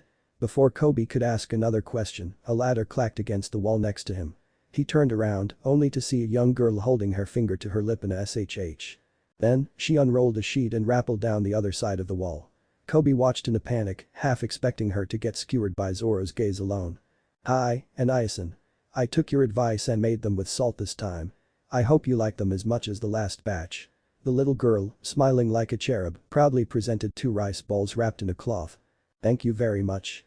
These look delicious," Zoro said in a surprisingly gentle tone of voice. Kobe watched in shock as Zoro kindly opened his mouth and took every bite the girl all but shoved into his mouth in her enthusiasm, making obvious sounds of appreciation the whole time. This was the bloodthirsty rogue that massacred half the bounties in East Blue. Just as Zoro finished the last bite, 3 men entered the courtyard. The girl tensed and Zoro calmly whispered, "Just like last time, remember?" She nodded, and suddenly her face filled with rage as she started to slap Zoro's face with the now empty rag. Ha ha ha. Can't even defend yourself against a little kid, eh Zoro? My, how you've fallen. Kobe raised his brow at the speaker's appearance. Clad in a lavender shirt and expensive suit, the boy didn't look that much older than him. He had blonde hair glossier than any he'd seen on a man and had a cleft in his chin so deep it looked like someone had carved out a chunk. 2 Marines flanked him, so he obviously had some sort of position at the base, but Kobe couldn't see how. Weren't you the girl that snuck in last week? I like making fun of trash as much as the next guy, but this is government property. You wouldn't want to offend my father, would you? The boy asked the girl in the most mocking, patronizing tone of voice the human throat can produce. I just wanted to hurt him. He deserves to be punished for offending you, Helmeppo-sama. The little girl grimaced like it caused her physical pain to say that, but the blonde didn't seem to notice as he threw back his head and laughed. So true. He's a big idiot and idiots deserve to be punished. But daddy has issued a ruling that anyone that associates with criminals will be charged with the same crime. So don't come back or I'll have to punish you. Helmeppo snapped his fingers at one of the Marines. Take this girl out of here. Pull her by her hair so she knows not to try this again. The Marine stiffened. But, sir. Helmeppo turned around and grabbed the man's collar like he was a dog. Did I hear you disobeying me? I'll tell my father. The Marine grimaced, but he reached forward and grabbed one of the girl's pigtails. She didn't fight him, but she still yelled that it hurt. The Marine looked like he hated himself, but he led her like that to the gate and pushed her out. Kobe watched in horror at the petty act of cruelty. Marines weren't supposed to act like that. Helmeppo laughed at Zoro. I honestly didn't expect you to last this long. Zoro glared at him. I said I could last a month, didn't I? Sure, sure. Don't go anywhere, now. Helmeppo mocked, walking away like he owned the place. Zoro rolled his eyes. When he looked forward again, he saw Luffy standing in the same place as he had the first time, grinning that carefree grin that always made Zoro question the boy's sanity. Not that it really mattered if his captain was insane. Nami was there this time though, shaking her head. I'll never understand how you're so good with kids. You're so scary you should make them cry just by looking at them, she said. Zoro ignored her, as usual. Luffy held out his hand. So, same deal as last time. I spring you, you become my nakama. I should warn you that our adventures are going to be even crazier and noisier this time. I've had some ideas while I was waiting. Zoro just gave that smile that always appeared when he recognized a challenge and decided to take it. Can you just untie me already? Those rice balls just made me hungrier. Luffy laughed his lungs out. After a few minutes of Luffy tackling the knots and ending up just making them tighter, Nami stepped in and Zoro was walking stiffly in minutes. They grabbed Kobe, who seemed to be having a crisis of faith after seeing Marines being bad and a demon being pretty nice, and made their way for town. Everyone who saw Zoro walking free all but screamed and ran the other way. Luffy got a few good chuckles from that, and Nami made a couple of pointed jokes at Zoro's expense, but the swordsman was too tired and hungry to bother caring. They entered the bar run by the little girls, according to Zoro, her name was Rika, Mom, and all noise stopped. The patrons all stared at the released swordsman like he was a ghost. The sound of crickets chirping was interrupted by Rika running up to Zoro, grinning wide. Zoro Niacin. You're free. How'd you do it? Did that nasty Helmeppo decide to let you go? Zoro grinned and crouched down, so the girl didn't have to crane her neck. No, that guy didn't let me go. My captain here got me loose. Rika turned her eyes to Kobe, who was standing right next to Zoro. Really? He seems like kind of a wimp. You sure he's your boss? Kobe sputtered, but Luffy just laughed. Not Kobe, me. I'm Zoro's captain. Monkey D. Luffy, nice to meet ya. Continuing like what he was about to say was as big a deal as the weather, he said, I'm going to be the Pirate King. Nami detected a slight shift in atmospheric pressure as everyone in the bar gasped, their eyes popping out of their skulls. Luffy cocked his head. He got why other captains got ticked off when he said that, but why did normal people act so shocked? Rika, too young to see the issue, just smiled. Wow, cool. Hey, you should have lunch here. Mama's cooking's really good and Niacin must be hungry after all that time tied up. I know my rice balls couldn't have helped much, she finished, an adorable pout curving her lips. Zoro patted her head, smiling tenderly in a way that shouldn't have worked with his harsh features, but it did. They were delicious, really. I could taste that you put all your heart in them. Amid enthusiastic chatter from Rika, the Straw Hat Pirates plus Kobe sat down at the bar. Once their backs were turned, most of the people ran for the hills. A few stuck around though, looking like they were waiting for an impending explosion. Add in a bit of nauseous wonder as Luffy and Zoro ordered everything on the menu twice over and proceeded to eat drink everything with the manners of wild wolves as soon as Rika's troubled-looking mother set it down. Kobe didn't seem to have much of an appetite, picking at his meal while watching Zoro patiently answer all of Rika's incessant questions between sips. The swordsman, after a few minutes of feeling eyes on him, turned to look. Kobe instinctively flinched as those eyes landed on him even though they held no obvious sign of anger. "What is it?" Kobe gulped but spoke up. Luffy would protect him, right? You're nothing like what I expected. You don't seem like a bad guy at all. He's not. The real bad guys are Morgan and his stupid son. Rika yelled. She then explained how Morgan let his son have free reign to terrorize the town and the only reason Zoro got captured was as a deal with Helmeppo to protect her after he'd killed the jerk's pet wolf. Kobe looked like he'd swallowed raw sewage as she explained how the marine captain and his son abused their power. Luffy saw and just sighed. Kobe had a lot to learn about the world. Rika's mother spoke up after her daughter finished, a look of controlled fear in her eyes. "Listen, I appreciate what you've done for my daughter and I know that you probably did the right thing by freeing Urano-san, but I'm going to have to ask you to leave. If any of the Marines see you here, they'll report you and we'll be the ones to suffer for it." "But mama. They're nice guys. Why do they have to leave?" Rika protested. Before she could answer, Helmeppo walked in. Not even seeming to notice the room, he swept a table clear of dishes by pushing them onto the floor, breaking them. Then he pulled out a chair and lounged, his escort standing behind him silently. "Hey, old lady. Me and my guards are going to eat for free today." He looked over to see she followed his order, only to fall over when he saw Zoro looking at him. "Urano. What are you doing here? You're supposed to be tied up." The swordsman deadpanned. "I got bored. So I asked my friends to let me go." "Hi there, bastard son." Luffy waved cheerfully.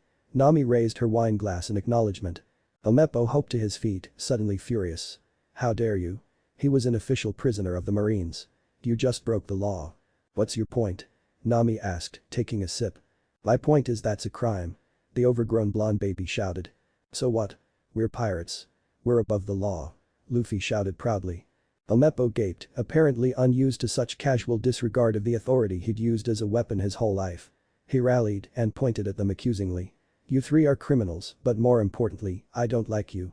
Zoro, looks like your execution's getting moved up. Men, kill them." Helmeppo's escort drew their sabers, apprehensive looks on their faces.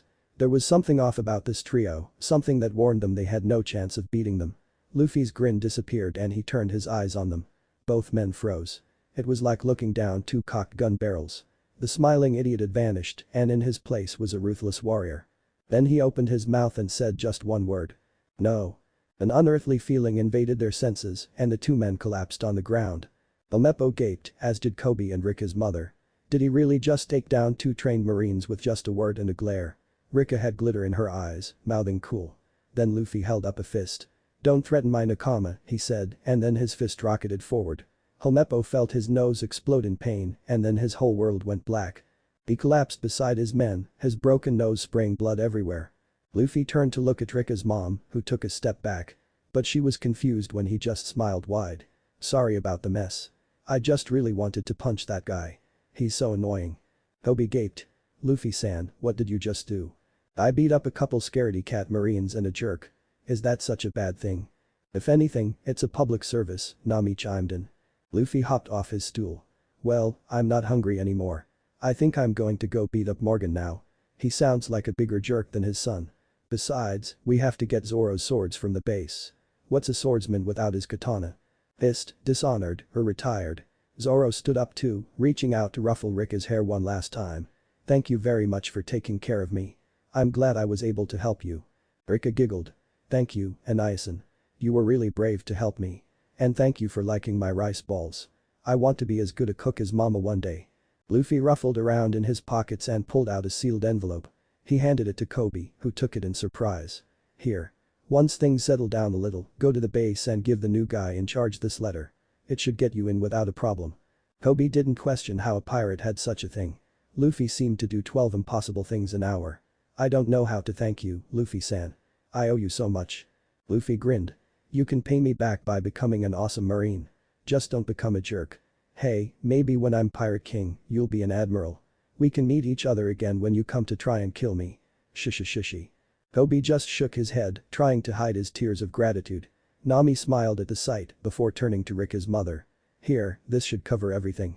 She pulled a roll of bills from her bikini, making the other woman raise a brow, and handed her the whole thing. Rika's mother gasped.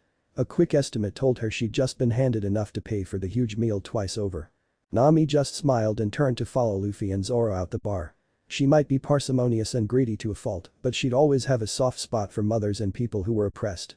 Luffy took a second to enjoy the breeze and the sun on his face. Nami came up beside him and asked, "What was that letter, Luffy?" "In order to get Gramps to train me, I kinda let him think I was going to become a marine. He gave me that letter for when I came here. It probably goes like, this kid is really awesome, he can go far. Teach him the basics and I'll come around in a few months to pick him up and any friends he makes." Luffy chuckled. "Man, I wish I can see his face when he shows up expecting me and gets Kobe instead. Maybe that bastard's son too, if Kobe makes friends with him again." That said, he straightened hat and cracked his knuckles. He turned to face the base. "Time to take out the trash," he said. 1 hour later, the trio were getting ready to cast off. The entire town had followed them and was cheering. Luffy ignored them. Why did they have to keep calling him a hero? He wasn't a hero, damn it. He didn't want to share his meat. Nami clued them in that most of the Marines were busy on the roof, raising Morgan's statue. She'd snuck them in and had the two monsters escort her while she stripped the base of anything remotely valuable. Zoro, rendered down to intimidation only without his swords, had been designated pack mule. He'd grumbled death threats under his breath and Luffy had nearly started skipping. It was just like old times. When they reached Helmeppo's room, Zoro had shucked off the bags of swag and belted the 3 swords in the corner through his sash, almost moaning. Luffy and Nami were intrigued to see that instead of just Wado Ichimonji and 2 burners, their nakama also had Sandai Kitetsu and Yubashiri. He smiled and said that he'd gone straight to Logtown after he left the dojo to get them. When Nami had asked exactly how long it had taken him to get there and find the shop, the green-head had suddenly found the flowered wallpaper very interesting. When they finally got to the roof, Morgan was giving a long-winded speech about his own superiority while admiring his larger-than-life statue getting raised into place. Nami, having not actually seen him the first time through, almost gagged at the sight of the surgically implanted axe that had replaced the man's right hand. Morgan had noticed them and turned to glare at them. "Who the hell are you 3 insects?" Luffy yawned. "Well, I'm Luffy, and I'm a pirate. And I heard about you in town, and I decided I don't like you. So I'm here to kick your ass." The Marines had gaped in shock, while Morgan's forehead had become a tapestry of tick marks. He opened his mouth, probably to condemn them and brag about his title, but Luffy didn't see the point of dragging this out like last time. So he'd thrown out his leg in a simple Gomu Gomu no stamp. Morgan had coughed out blood before being sent flying through his own statue, shattering it to gravel. Luffy had given a thumbs up to the gobsmacked crowd, turned around, and jumped with Zoro and Nami off the roof. Luffy took a moment to scratch the lump she'd given him for that. 2 in 1 day, that might be a new record low. She really must be happy to see him again. Hopping in the boat, Luffy turned around and waved to Kobe and Rika in the crowd. They waved back unafraid, no one would notice them with everyone else doing exactly the same. The news had spread like wildfire, and the whole town had come to catch a glimpse of the man who had shown up out of nowhere to defeat their tyrant. "Aye." Luffy shouted, giving a little chuckle when he saw the Marines salute them like last time. He turned when Nami shouted at him to help with the sail. Thanks to her guidance, the island was out of sight in no time. Once they were comfortable set on a current, Nami turned her attention to the perpetually grinning Luffy and the lounging Zoro. "Okay, so we're all alone. We get to actually talk now. Let's compare notes." The boys shrugged and they all started to talk. After filling the 2 in about his 2 years under Garp's heavy hand, Luffy learned that both of them had been sent back the same amount of time as him, about 5 years from the moment they'd run into that room. Nami had continued to work for Arlong and kept up her thieving runs. She actually had already gathered the necessary amount thrice over, what with her experience to aid her this time, but she continued to pretend she wasn't there yet. Without her Klima tact, she knew she couldn't have taken on Arlong, so she planned to repeat history and befriend Luffy and get him to save her like last time. Zoro grinned when it was his turn. He'd used the training techniques he'd gotten from Mihawk to make his last 2 years at the dojo just as effective as the 2 he'd spent on Kurigana Island. He'd spent the extra year wandering, waiting for his own moment to meet up with Luffy. The bounties were painfully easy, he said, so he'd kept up training in his free time. He smirked and said he was even stronger than he'd been in the new world. Nami sighed when she heard that. "If we're all back, then I have no idea how we're going to lay low while we go through paradise." "Why would we lay low?" Luffy asked like she'd suggested the crew become vegan. She grit her teeth. Because if the world government find out how strong we really are, they'll be sending the cipher poles, Shichibukai, and admirals after us from the start. How do you think they'll react to a crew of new world-level pirates popping up out of nowhere? They'll panic and send everything to try and wipe us out before we become an even bigger problem. So we'll beat them up, Luffy answered, like the solution was obvious. Nami stood up, actually looking angry. Did you learn nothing from that ambush? We can't fight the whole world, Luffy. We need to be careful, or we'll get wiped out just like last time. Don't you realize that we escaped by the skin of our insanely lucky teeth? I hope you realize we would have lost, or don't you remember the Marines nearly killing us? A chill settled on the boat. Nami bit her lips, realizing she might have gone too far. Luffy looked up, his eyes cold. Zoro was impressed. He could sense a presence coming off his captain that reminded him of Aokiji from their brief encounter. Something insanely powerful, totally committed to its goal, completely lethal despite its unthreatening shell. He'd always thought he was sort of equal to Luffy, even after the 2 years. Now, he wasn't actually sure he could win a fight against the rubber man. He had a sense for these kind of things, one he'd ignored completely against Mihawk the first time, but it was there. This was a man he wouldn't be ashamed to bow his head to. Of course I remember, Luffy finally said. And I never want it happen again. That's why I trained so that I could be strong enough to protect all of you, even from people like Akainu. And keep in mind that I wasn't sure you guys were back too. I planned to have to help you guys out when you were all still level 1. Luffy then grinned. But it wasn't his usual smile. Instead of being full of simple joy or excitement, this was the smile of a businessman who had developed a perfect strategy to take over his rival and was about to unveil it to his allies. That's why I came up with a plan so that we'll never get outnumbered again. Would you like to hear it? Actually intimidated by Luffy for once, Nami sat down while Zoro sat up, clearly at attention. Luffy's odd smile widened. Okay, so here's how it goes. So, let me get this straight. You want to talk every person we ever met in the original timeline into coming along with us? Not everyone. Just the cool ones. And they'd travel with us. Of course. And we'd be responsible for keeping them out of trouble. Why bother, trouble always seems to find us anyway. And we'd have to feed and pay for them, too. Hey, we'd have their treasure to help pay for it. And maybe we can do some of the normal pirating this time around. Nami looked like she was barely resisting the urge to strangle Luffy. Luffy, I want you to really think about this. You're better at it now, right? Do you really think it's a good idea to have a bunch of loud, unruly, weaker than us former enemies sailing around with us on all our incredibly dangerous adventures, which earned us the wrath of the Marines, which we only avoided the first time because we were just one tiny ship and could sneak around all their patrols? Luffy cocked his head, his brow furrowing. Nami dared to hope. Then his face brightened and he nodded, smiling. Yep, sounds good to me. Zoro shrugged. I don't see a problem. Maybe now I'll finally have some proper drinking buddies. Nami threw up her hands. Why don't you two have brains? Luffy, this is a terrible idea. We beat up all those guys for a reason. They're all evil and or crazy.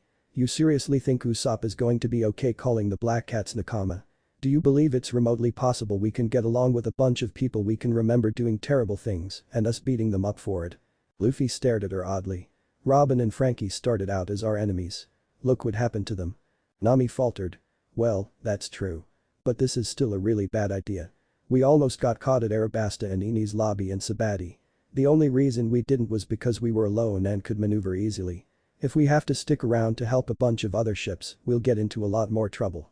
We're all stronger now, we can deal with all that. Luffy held up his hand to stop Nami's next protest. Listen, Nami. The fact is, our first way of doing things ended up with all of us almost dying. If we don't want that to happen, we have to do things different. We can get even stronger, go to different islands, or we can add more people. We're already stronger since we're all back and had even more time to get ready, but I'm still not sure we would win that ambush if we got to try it again now. We have to pick up everyone and help them, so we're not changing our route. So, isn't the only real solution to make more Nakama to help us? Nami opened and closed her mouth half a dozen times, trying to find the holes in Luffy's argument because there had to be some, but she couldn't find any. That actually made good sense. She fell back on an earlier point. Luffy, they were bad guys. How are you going to convince them to follow you? Luffy grinned. I got you to follow me, didn't I, miss? I'll never be a pirate. I'm really good at making friends when I want to, you know that. Instead of wanting to wail on them this time, I'll want them to join me. Nami blushed. Okay, your freakish ability to get people to like you is something to consider. But, she cried out, starting to sound desperate, this still isn't a good idea, Luffy. Even if you were God, you'd still have trouble getting different pirate crews working together.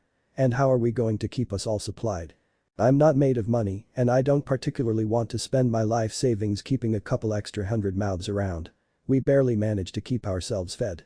Luffy held up his hands. I'll be good this time, I promise. Believe it or not, Gramps actually worked on appetite control with me. He said that I couldn't just devour all the rations and get away with it. I'd get court-martialed in a heartbeat. He pounded his fist as an idea hit him. Hey, we'll talk the mustache guy and his restaurant into joining us too. That should keep everyone from getting hungry. Sanji would probably be happy to have them around too. Nami hung her head. It's pointless arguing with you. You're going to do this no matter what I say, aren't you? Luffy laughed. Yep. Come on, Nami, it'll be fun. The Straw Hat Armada. Imagine how awesome all the parties will be. Besides, he added, his grin getting a little teasing, you'll be in charge of all of their treasure. Well, I suppose there's nothing wrong with making friends. Nami's mood seemed to completely reverse, perking up instantly. Beery symbols had replaced her eyes. Zoro rolled his eyes. The witch had a one-track mind when it came to money. He decided to not even think about his debt when she was around. Knowing her, she'd charge interest for the 3 years and he'd never be free of her. So, we're starting out with Buggy, right? How you going to manage that, Captain? Or should we start calling you Commodore now? Luffy frowned so deeply it looked comical. You, don't call me that. I'm always going to be a captain. And the other guys can still be captains of their crews. They just have to call me captain. Luffy smiled goofily at that thought. Then he got serious. And Buggy should be easy. He's basically a really mean cross between Nami and Usopp. We show him we could kill him if we wanted to, then we puff up his ego and tease him with lots of treasure. As long as I don't bring up Shanks, we shouldn't have a problem. Nami gaped. That's actually a good plan. Garp really did put you through the ringer, didn't he? Luffy shivered. You have no idea. Turns out he actually knows how to be the perfect marine, he just doesn't bother. But he wasn't going to let me do that, oh no. Zoro shrugged. Well, you know what they say. Do as I say, not as I do. He yawned and adjusted his swords. If we're going to end up Nakama, maybe I can teach that unicycle guy how to be a real swordsman. All those dirty tricks just waste time. Luffy started hopping. I remember that lion looking pretty cool. It'll be nice to have a pet. And Chopper could tell us what he was saying so we could take really good care of him. Hey, why don't we bring that guy in the box and all his cool animals too? We'll have Buggy with us when we see him so they could fit. Nami's good mood dimmed. Luffy, you can't bring everyone you ever liked in the world along with us. Why not? He challenged. Accepting it was truly hopeless and she'd be better off adjusting to it instead of fighting it, Nami let it go. She looked up and smirked. Well, if you're serious about making friends with the guys we used to fight, you better start now. Luffy tilted his head before he followed her gaze. Not far off, there was a raft just a little bigger than theirs. Proudly emblazoned on the sail was the emblem of the Buggy Pirates. 3 men were on it, each of them looking like they had shopped at a thrift store frequented by the criminally insane. One of them noticed Luffy noticing them and shouted at the top of his lungs, halt. In the name of Captain Buggy, all your loot is now ours. Luffy didn't react for a few seconds. Then he burst into laughter. Shishy. You're funny. The pirate gaped. That was clearly the exact opposite of the reaction he'd expected. Then, as was often the case with stupid men, he dealt with the unknown by decided to smash it. You dare to mock us? Guys, let's kill him.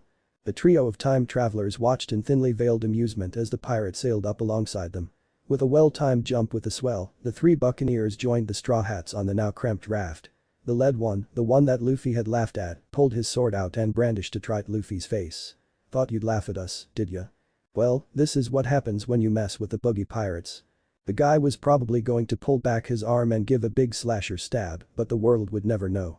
Faster than the untrained eye could see, Zoro unsheathed Wado and sliced clean through the far inferior blade at the hilt. He then settled his grip so that the tip of his beloved sword was settled on the skin right above the man's nose, between his eyes. The speaker suddenly broke out in a cold sweat. In an instant, the tables had turned. He looked down the length of cold, remorseless steel into the bored eyes of the man who suddenly held his life. The greenhead frowned slightly. Don't point things at my captain. Luffy pouted. Aw, Zoro. I wanted to see what he'd do. Besides, you know I could squash this guy like a bug before he could do anything to me. True, but it's the first mate's duty to look after the captain when the captain is too much of an idiot to do it himself. Well, by that logic, we should just name you official babysitter, Zoro. Luffy's always an idiot. Nami remarked. Luffy glared at her. I'm not an idiot. I just don't bother to overcomplicate things and have a healthy appetite for adventure. It's only an adventure if you live through it. Otherwise, it's a tragedy. You need to loosen up, which? Maybe you should throw the cook a bone when we meet up again. Your pipes probably need a good snaking." The pirates could only sweat drop as the Redeed punched the swordsman so hard his head made a dent in the floor. No longer held at sword point, the lead guy retreated behind his mates, where the three of them gaped at the broken sword. What had they gotten themselves into? Luffy hopped over Zoro to stand in front of the three, all of whom flinched. The freakishly fast swordsman had called this guy captain, so he had to be even stronger, right? Luffy just grinned like always and held out his hand. "Hi there, I'm Monkey D. Luffy. Who are you guys?" The three exchanged glances, almost telepathically communicating the idea to just go along with whatever this was. "I'm Mo," the one on the right said. "I'm Larry," the poor leader said. "I'm Shemp," the one on the left said. "Captain Buggy calls us the Three Stooges, since we always work together." "An? Yes, I did just do that." Luffy frowned and grabbed all three of their hands to give them a handshake. Didn't they see his hand? The Stooges all pulled their hands back as soon as Luffy let them go. They subtly flexed their fingers, checking for cracks. Luffy's grip had been monstrous. "Nice to meet you guys. This is Nami, my navigator, and Zoro, my first mate. We're the Straw Hat Pirates." "Wait," Shemp spoke up. "When you say Zoro, do you mean the Zoro? Rorano Zoro, the pirate hunter?" Luffy nodded cheerily. "Yep. I did him a favor, so now we're Nakama." Luffy looked behind him to see said Nakama nursing the bump on his head and grumbling under his breath.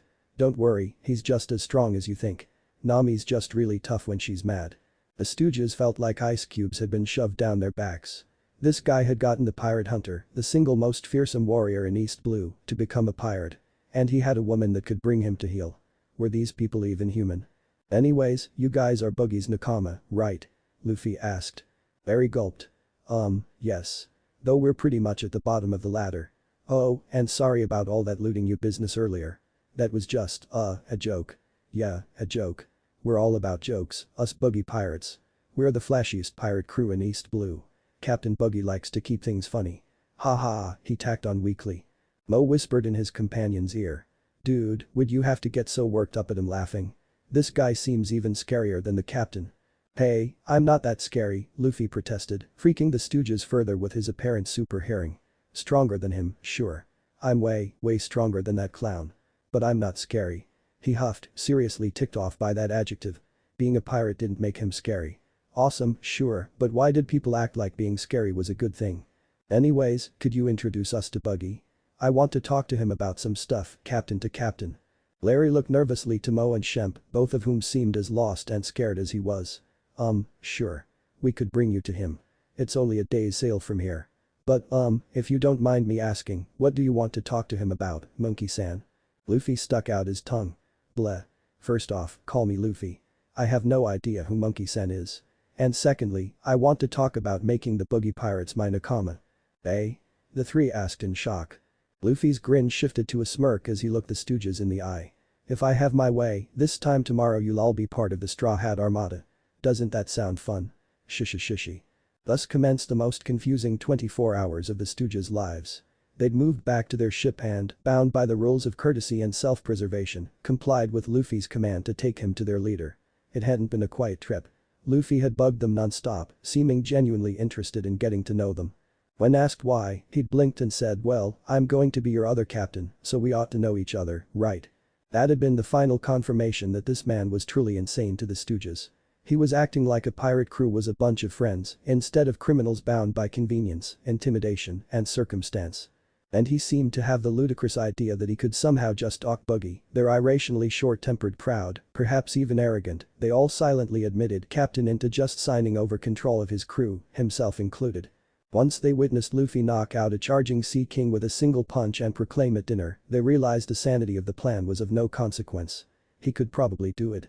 Yielding to incessant nagging, the Stooges had revealed to Luffy that they were boyhood friends who turned to petty mischief to deal with the boredom of island life. When the Buggy Pirates had sailed by, they'd all joined up without a second thought. Luffy hadn't seemed satisfied with just that, insisting on good stories. When they each coughed up a few, he'd laughed like he'd actually found their childish exploits funny and replied in kind by telling them about his own brothers and childhood. They'd all had miniature heart attacks when he revealed how the legendary Fire Fist Ace was his big brother and the other was an officer in the Revolutionaries. In between involuntary chatting with Luffy, the Stooges were treated to Nami bossily correcting their route, calling them out in detail on each of their navigation errors. They'd just silently taken it, still cowed by seeing her down Zoro. Mo, the most sea-savvy of the three, was silently impressed to see they actually were making much better time following her advice. Zoro had bummed booze off of them, and come dinner time, he talked them into a drinking game. None of them really tried that hard, deciding it probably wasn't wise to drop their guard, but they'd been shocked at both Zoro's tolerance and how boisterous he was once he got a few pints in him. Luffy had been a riot, trying to drag them into singing and dancing, and whining about how they couldn't cook the meat, Nami instead having Zoro slice it up so she could arrange some sushi and sashimi at 30,000 birri a plate, to the Stooges' horror. After a rather restless night of sleep, Nami had woken the men all up at the crack of dawn to continue the trip. Luffy resumed trying to make friends with the Stooges, and they were surprised to find themselves actually warming up to him. It was almost impossible not to like the perpetually cheery boy. He was like an earthbound sun, sharing his rays of joy with others just by being near him. And also like the sun, he was deceptively dangerous if you underestimated him. By the time they came inside of Orange Town, the Stooges could actually see themselves sailing with this guy. He was obviously strong enough to protect them, and the way he talked about his dream with such casual certainty had lit fires under all three of them. There was just the small issue of the fact Captain Buggy would rather die before bowing his head. They docked and Larry cleared his throat. He was the most talkative of the three. Well, welcome to Orange Town. As you can see, it's pretty quiet. When Captain Buggy moved in, he kind of scared all the villagers away. He didn't want to pay for booze, and he likes to fire off his special buggy balls every now and then, so everyone decided to just run, rather than risk his wrath. Luffy quirked his head. Buggy balls. Are those like his golden balls? He shoots those off in public. That's just gross. Mo choked on his spit. No, not those kind of balls. Buggy balls are a special cannonball that Captain Buggy made himself. They're 10 times more destructive than the normal kind. Captain Buggy likes to blow things up. He's a bit obsessed with flashy things, Shemp said, almost apologetically. He was the shyest. Nami frowned. So he's just destroying these people's houses because he feels like it.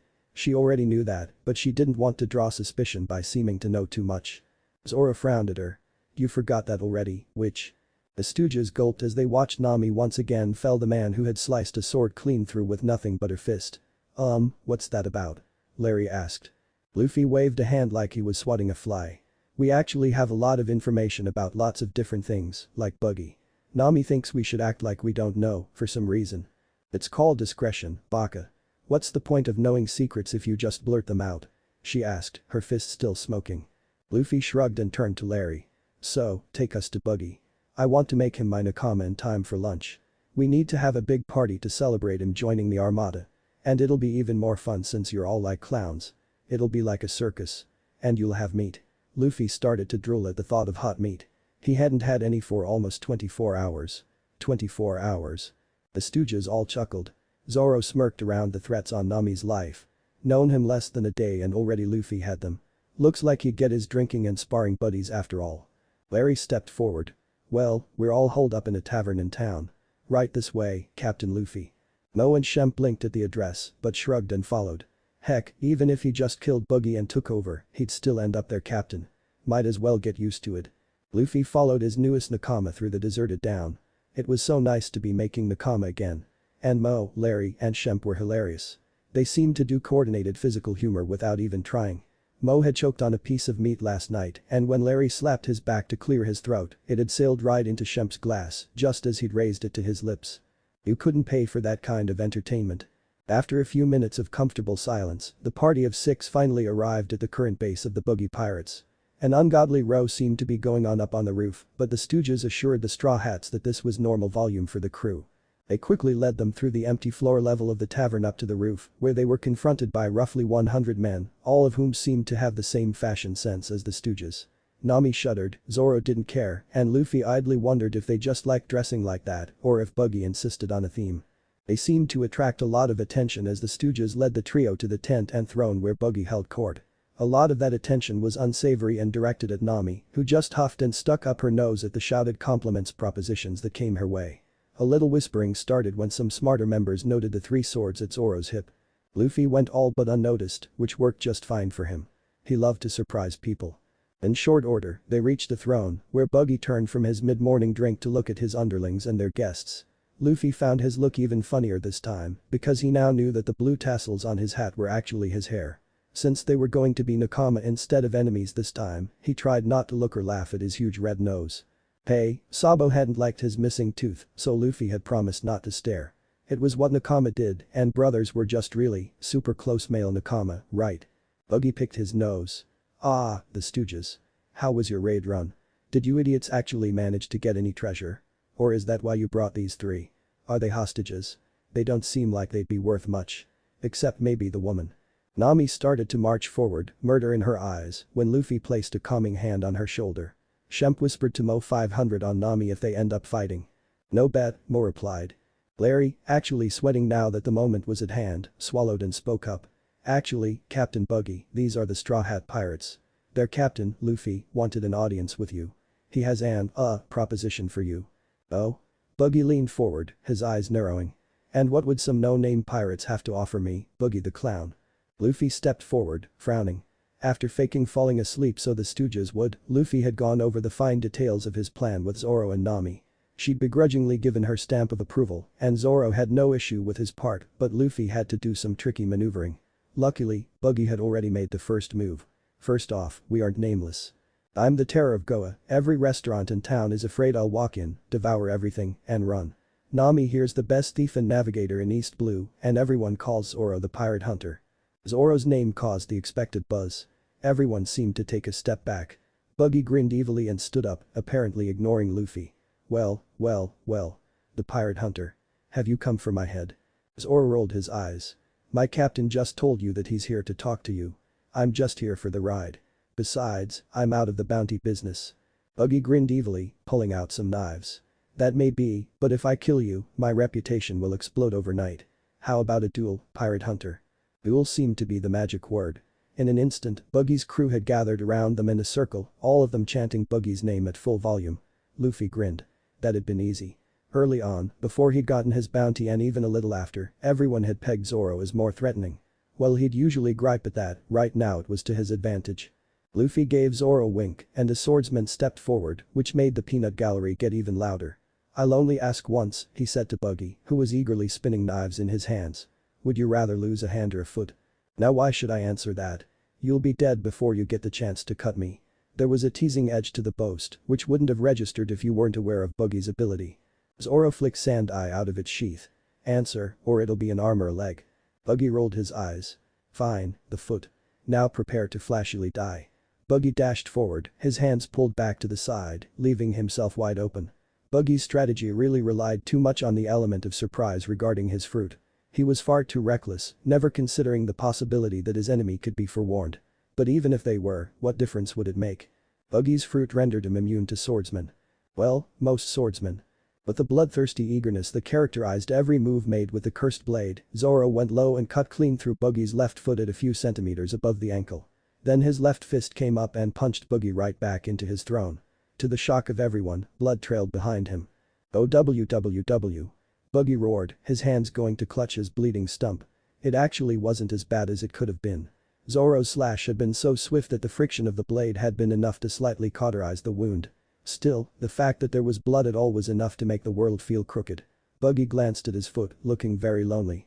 He mentally commanded it to fly back and reattach, but nothing happened. He couldn't feel it. It was truly separated from him. Buggy looked up at Zoro, who was flicking the blood off his blade and resheathing it. His body trembling, memories of his early days on the most dangerous sea returning to him, Buggy sputtered accusingly, why you have hockey? Zoro just smirked. Luffy walked past him, reaching down to pick up Buggy's foot. We both do, Luffy said, smirking as his hand turned black. Buggy's eyes almost popped out of his head. Without flinching, Luffy squeezed. There was an unholy crackling sound. When Luffy opened his hand, Buggy's foot was nothing but a red, squishy ball.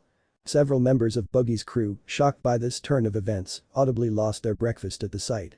Dropping the ruined body part, Luffy walked forward to stand right in front of Buggy. Now, are you ready to hear my proposal? Buggy gulped. This was exactly why he'd fled here, to the weakest of the 6 oceans. So he'd never have to deal with men on this level ever again. Now that he paid attention, the boy with the hat had a presence, a weight that pressed against his senses. It was muted, so he wasn't exerting it, but Buggy knew exactly what it meant. He'd felt the same from Rayleigh and Captain Roger. This man had the king's disposition. Realizing he didn't have the upper hand, Buggy swallowed his pride. What kind of proposal? Luffy grinned. He pulled out a hanky and offered it to Buggy. Hesitantly, the clown took it and pressed it to his stump. "I'm Monkey D. Luffy, the man who will become the Pirate King. How would you like to be the first ship to join my armada?" A shocked muttering broke out among Buggy's crew. Those words were taboo. And the idea that Buggy would join another man's crew? Preposterous. But so was the idea that Buggy could get hurt by a sword. Falling back on bravado, Buggy scoffed. "So what, you're some Krieg wannabe? You plan to get a bunch of underlings to protect you, so you never have to get your hands dirty?" Luffy frowned. "Actually, I was thinking more like that Whitebeard guy. I'd never use my nakama as shields like that. Besides, I like getting into fights. It's a great way to work up an appetite." Buggy swallowed. The whole thing would have sounded ridiculous if the boy wasn't so clearly powerful. But still, the idea he would bow his head. "No way. You don't know the first thing about me, Straw Hat, if you actually think I'd agree to this." Luffy grinned mysteriously. "Actually, I know a lot of things about you. I know you take such good care of your hair because your mother loved to brush it and after she died, it was your way of remembering her. I know that you act like a clown because kids always made fun of your nose and before you were strong enough to just shut them up, you decided to make their insults a shield. I know you ate the bara no mi, even though you were planning to run away from your crew and sell it because Shanks surprised you after you hid it in your mouth. And just now you thought that my hat looks a lot like Shanks. That's because Shanks gave it to me, but I wonder why you call it Shanks' hat. Didn't it belong to Roger before he gave it to Shanks?" Luffy grinned at Buggy's gobsmacked look. "Yep, I know who your old captain is. Couldn't he hear the voice of all things too?" Hearing a person's thoughts had only been the second coolest thing Garp had taught Luffy about observation. The pinnacle of that form of hockey was being able to hear the voice of all things. Everything, from a blade of grass to the words in a book to the sky itself, had a voice. These voices, every second of every day, silently wove themselves into a glorious chorus that was known as the voice of all things. The average observation user could only hear the voices of living things, and even then not very well. But to the most sensitive and attuned of listeners, the voice was always there, telling the tale of the world. And to those that could listen, it answered every question. Those that could open themselves to the voice were granted an understanding of the world that monks dedicated their whole lives to finding. It was the culmination of everything that existed, every living thing's heartbeat, all the knowledge ever known. And therein was the catch. The voice had allowed Goldie Roger to read and write the language of the poneglyphs, but not how to cure his disease, because the cure and therefore its voice had not been born yet. Garp himself couldn't hear it. That was why he'd been so proud he'd taken Luffy to a 5-star steakhouse in Goa when Luffy had managed it a mere week before Sengoku's deadline. The voice had factored heavily into Luffy's planning. It hadn't told him about his crew also being back because A. It was very draining, and Luffy was lucky if he could listen for a few minutes without his head exploding, and B. Luffy had assumed anything he'd heard about their future adventures when he'd listened for his nakama had just been his own memories. The voice had told Luffy all he needed to know about Buggy. His hair, his nose, his very pain and envy were all part of the chorus. Luffy was aware that he could probably abuse the heck out this ability, but he didn't. He didn't care about most of the stuff others would use it for, like politics and war. And as for One Piece, Luffy would stuff his ears and go la la la if he caught a whisper of it while listening to the voice. He wanted it to be a surprise, by thunder. Buggy was now truly afraid. This man in front of him was just like Roger, mysterious and powerful as all get out while looking harmless. No one with a smile that big had any right being so dangerous. Still, that didn't change anything. "I don't care if you could pluck the moon out of the sky and eat it. I'm not giving up my independence and crew for you." Buggy's crew all had to resist the urge to bow down in honor of their captain. He was so brave and fearless. Luffy shrugged. "Of course not. You aren't going to do it for me. You're going to do it for you." Luffy grinned at Buggy's confused look. "Well, I don't know about you, but I think it would be pretty legendary to be known as the man who'd sailed with both pirate kings." A light seemed to pop up in Buggy's eyes as that idea processed. Luffy smirked and started to use his most convincing tone. "Just imagine it. You'd have a title that no one could ever steal. Headlines will be written about you. Maybe books. Buggy, the man who saw the rise, fall, and rise again of the pirate era. Not even Shanks could top that. He's just a Yonko. You'd be the man who saw it all, the royal witness, the one person alive that could say they saw both Gold Roger and Straw Hat Luffy up close and personal. Your name would be as sacred as the likes of Rayleigh." Buggy seemed to have stars in his eyes as images of his own grandeur ran through his head, spurred on by Luffy's honeyed words. Luffy went in for the kill. "Besides, we're planning to sail to Skypia when we get to Paradise. The city of gold is up there, did you know that when you went there the first time? Well, one of my nakama knows exactly where to find it. She's an archaeologist." Buggy almost drooled. He'd had to be dragged bodily away when their log had adapted to upper yard and it had been time to go. He'd been rabid on finding the legendary city of gold. He'd have been willing to pull out the bricks with his teeth to get his hands on the precious metal if the legends turned out to be true. And it wasn't like he had never sailed under another's command. But that had been before he was captain of his own crew. His reputation would be ruined. But then again, the kid had a point about the prestige of sailing with both kings. And Buggy had no doubt this kid could pull it off, what with all three colors of hockey and the will of D. Then again. Buggy grit his teeth. What happens if I say no? Luffy's face went blank. Then Zoro here will cut you up into little pieces, don't worry he won't use hockey, and stuff you in a sack. Then Nami will hand you over to the Marines for the bounty money. I'll charm your crew into following me anyway, and you'll get to spend the rest of your life in Impel Down wondering what if. While the rest of us are getting rich and famous. How can I be sure you're strong enough to achieve your goals? Buggy continued, though that clearly stung a bit. Luffy rolled his eyes. He turned around and everyone in his way scurried to get out of the way. This man had managed to cow their captain, so he must be badass. Luffy put his thumb in his mouth and bit down. Gear third light, he said before he took a breath and blew. The air went into his skeleton and in a second his fist swelled up to 100 times its size. Buggy's crew gaped while Nami and Zoro raised a brow. The fist was only half as big as it usually became. Why was Luffy using less air? Luffy pulled back his fist and proudly proclaimed, this is the fist of a half-giant. Gomu Gomu no giant pistol. With that, Luffy threw his blown-up punch, Buggy and his crew marveling again as his arm stretched, sending his wrecking ball of a fist through every house in its way for half a mile. They all collapsed like they were made of paper. Luffy pulled back his fist, dispelling the air slowly so he wouldn't shrink. Hey, Nami, can we leave behind the money to fix that? The navigator and unofficial treasurer sighed. It'll be 200% interest per week, with a bi-monthly increase of 27% and a semi-annual fee of 2,500,000 biri until completion. Buggy gaped at the usurious amount of interest. Even he wasn't that bad. Luffy scrunched his face as he tried to translate that, but math was never his strong suit, even after Garp's training. Okay. Nami grinned like a cat that got the canary and the cream. Then yes, I'll cover the repairs. Luffy shrugged and turned back to Buggy. So, how about it, Buggy? How'd you like to join my armada? You'll never be bored, I swear. We'll all be too busy having fun and going on adventures and kicking marine ass for a dull moment to happen. Buggy weighed his options. Subservience in exchange for fame and riches, or spending the rest of his life in hell. Geez, what a toss-up. Straightening up and wincing when his blood flow redirected to pour out his leg even more, Buggy cleared his throat. Boys, listen up. After careful consideration, I've decided that we're going to enter into a flashy partnership with the Straw Hat Pirates. Out of consideration of how much less awesome than me he is, we'll call it the Straw Hat Armada in consideration of my partner here. How do you feel about that? As they always did with anything their captain said, the Buggy pirates cheered out loud. The Stooges in particular were pretty exuberant. Luffy had done it. He'd pulled off the impossible. They were his nakama now. So let's have a party to celebrate our new allies. The men roared even louder in joy. The chaps on cooking duty immediately ran to get stores while everyone else went for their stashes of alcohol and started to do their usual games. And someone go get Kadu to deal with my damn foot. Buggy shouted over the sudden hubbub. Out of the chaos of moving bodies, someone managed to break through to get to the little circle around the throne that Buggy, the Straw Hats, and the Stooges were. Nami blinked when she saw it was a woman decked out in standard Harlequin gear. Her makeup was done much more tastefully than all the men's, her right eye being inside a red diamond and her left being in a black spade. She sat down at the base of the throne and pulled out a mortar and pestle from a small satchel. I keep telling everyone that I'm not a real doctor, but do they listen to my pleading and get a real one? No, they keep on doing crazy shit and expecting me to nurse the boo-boos, even though I can't even pronounce half the stuff in all those medical books.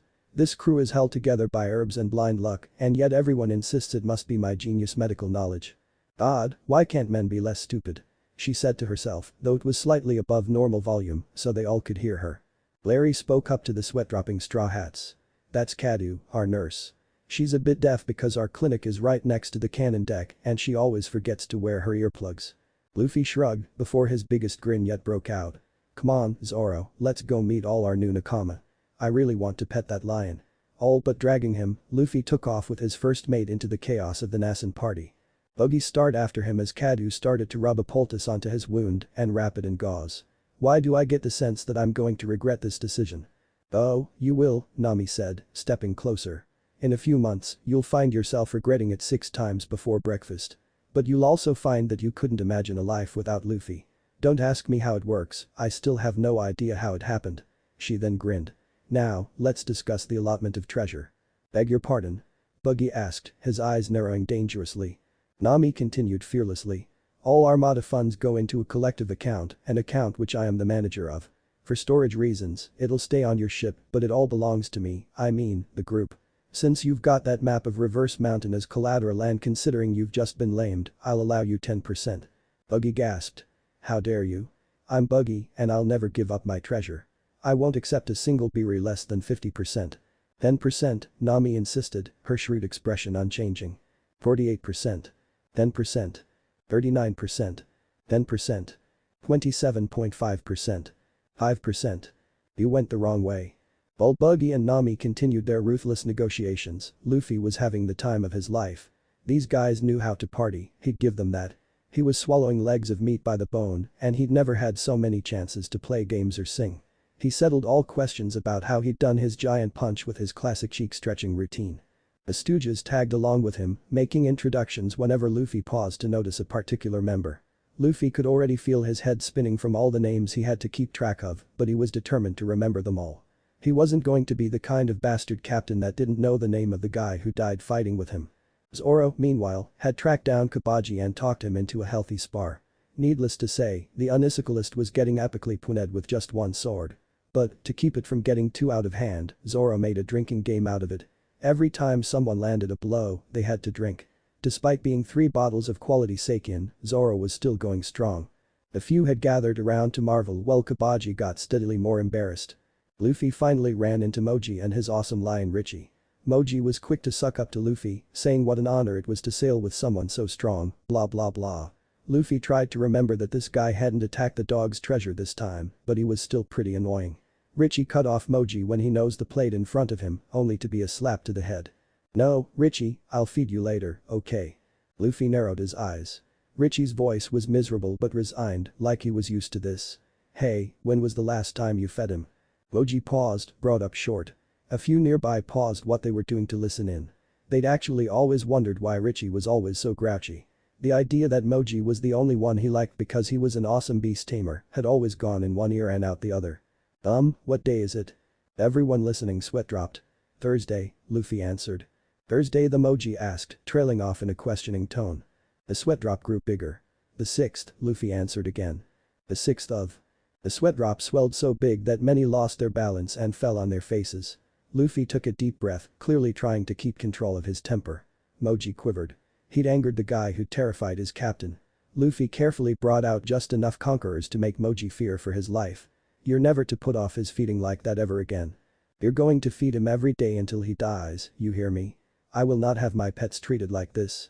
Turning off the intimidation and trying to be soothing, Luffy got close to Richie and rubbed the spot that Moji had slapped. There, buddy. Sorry about that. I promise the mean guy won't treat you like that again. Here, have some of my meat. The world itself seemed to gasp. Who are you and what have you done with Luffy? Nami asked, appearing from out of nowhere. Luffy tilted his head as Richie happily started to gnaw at the offered leg. What are you talking about, Nami? I am Luffy. Luffy never shares his meat. We could be starving and tired after a long day and he'd still steal the last pork chop off your plate. There's no way you're Luffy. Nami insisted. Luffy sighed. Duh, you guys are my nakama. I trust you guys to get your own meat. If you're too slow, that's your own fault. But this guy, Luffy said, scratching a spot behind Richie's ears and getting a vibrating purr from the feline, is a pet. You're responsible for pets. If they go hungry or get hurt, it's up to you to take care of them. He's hungry, so it's my job to feed him and I already had some meat in my hand, so I gave it to him. Nami seemed to be suffering some kind of stroke. But I can't believe this. You're more considerate of some lion than you'd be of your own brother. Hey. Luffy protested. I'll have you know Ace would agree with me. We were raised in the same house, with the same values. What kind of messed up dysfunctional, Lord of the Flies-esque house were you two raised in to have these messed up ideas about sharing food? The house of the Dayton family, the most fearsome bandits on Mount Kalubo. Or so they tell themselves, anyway, Luffy answered, now giving Richie a belly rub. Nami froze. You were raised by mountain bandits? Yep. That explains so much, Nami said. She shook her head and turned around. Whatever, I've got to get back to discussing allowance privileges with Buggy. He's crazy if he thinks I'll give him 11.61%. That's way too much. The Buggy pirates observing this exchange all exchanged looks. Life was certainly going to be more interesting with these guys around. The party lasted until sunset. Luffy wormed his way into the hearts of all of Buggy's crew, Zoro got a decent buzz and opened a fellow swordsman to how big the world was, and Nami had conceded begrudgingly to an 8.3% before drinking 3 men under the table and having some much needed girl talk with Kadu. Luffy wondered why the mayor guy with the weird hair didn't show up until he realized that since the dog shop was never attacked or the buggy ball ever fired, he'd have no reason to get worked up. So there'd be no fighting on this island or the next since he wanted to get the cool box guy and all his animals to join too. He'd have to work out some way to get a few jabs in with that bastard Butler and his crew. He had to keep his skills sharp after all. Since Luffy wanted to meet up with everyone as soon as possible, he talked Buggy into leaving as soon as the party was over. Buzzed on his own drink and his stump comfortably numb and fitted with a peg thanks to Kadu, he'd agreed. It was a to-do getting 100 drunk men to the docks without destroying the town.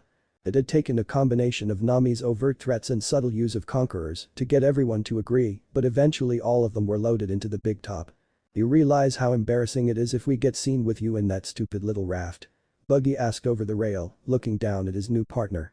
Luffy poked his tongue out in reply. Hey, we'll be getting an awesome ship when we pick up my sharpshooter. And we'll get an even more awesome ship when we reach Water 7 and find my shipwright. Buggy narrowed his eyes. You seem pretty confident about where you'll find these members for your own crew. Did you already meet them or are you just overconfident? And where's that archaeologist you told me about? If we don't really find the city of gold then I'm walking out, Straw Hat. Luffy waved his hand. I already have 6 Nakama for my own crew besides Zoro and Nami. We all got separated about 3 years ago, but I know where they all are. So it's just a matter of picking them up along the way to One Piece. Buggy shrugged. Whatever. Let's just set sail. I don't want to dock here another day. Those villagers have been getting pretty restless, and with us all this drunk, I'm not sure we'd be able to hold them off. I could knock them all out without blinking, and you know that. But yeah, let's get going. There's someone really cool on the next island. Nami, take us out. Nami complied, looking very pleased. She got 7 million Biri after paying for Luffy's punch and claiming Buggy's treasure. Very well. The bearing is west-southwest. Our destination. Legendary Treasure Island. What? But anyone that sets foot there will face God's anger. Buggy protested. Luffy just grinned. You let me worry about that, Buggy. You just work on clearing some space on your ship. We're going to be picking up some passengers on the island. Buggy hung his head. Just like Roger. I can't tell if you're being mysterious or stupid. Whatever. Let's go. Luffy shouted as he left Orange Town with the first addition to his armada sailing behind him. And pretty soon Richie would have some friends to play with. This was so awesome. Why hadn't he done this the first time? Oh yeah, they were bad guys. Well, that was different now. Thank God for time travel. The week after Luffy had set off from Dawn Island, its namesake was just blooming over the horizon. The Buggy pirates, nestled in their hammocks within the big top, were dreaming sweet dreams without care. The chorus of snores, gargles, and mutterings provided a background track to the charming picture of 100 men of questionable hygiene, laying in various states of repose, with the odd stuffed animal and snot bubble here and there. A somewhat crude but heartwarming scene of nautical relaxation. A scene that was broken in an instant by the 100+ decibel shout of Monkey D. Luffy. All hands on deck. Show some leg, sailors. Scurry. Movement. Movement. I want movement. Mach schnell, sleepyheads. Yanked from sleep, the drowsy men fell back on the fear and conditioning that had already built up over the past 5 days. There was a veritable stampede as every man rushed to get on deck. Luffy spurned them on with more eardrum-shattering commands. In less than a minute, every clown was up on deck, shivering but at attention. Luffy walked calmly along the deck, surveying the ranks. He came to a stop and smiled. Gentlemen, he started, you've really impressed me over the past few days. So I've decided that you've all earned a day off. Really? One of them asked, visibly brightening. Luffy slowly walked over to the one who spoke, ignoring or uncaring of how every man visibly tensed as he passed. Coming to a halt in front of the speaker, Luffy reached out a hand and placed it comfortingly on his shoulder. He leaned forward, like he was about to tell a secret, and the man leant forward too. Hell no. Luffy shouted right in his face, spraying him with spittle. You're all a bunch of jokes. None of you would last 1 second, against any real pirates. If anyone saw you guys in a fight and knew you were part of my armada, I'd be ashamed. Ashamed. Do you want that? Would you like to shame me? No, Captain Luffy. Came the thunderous response.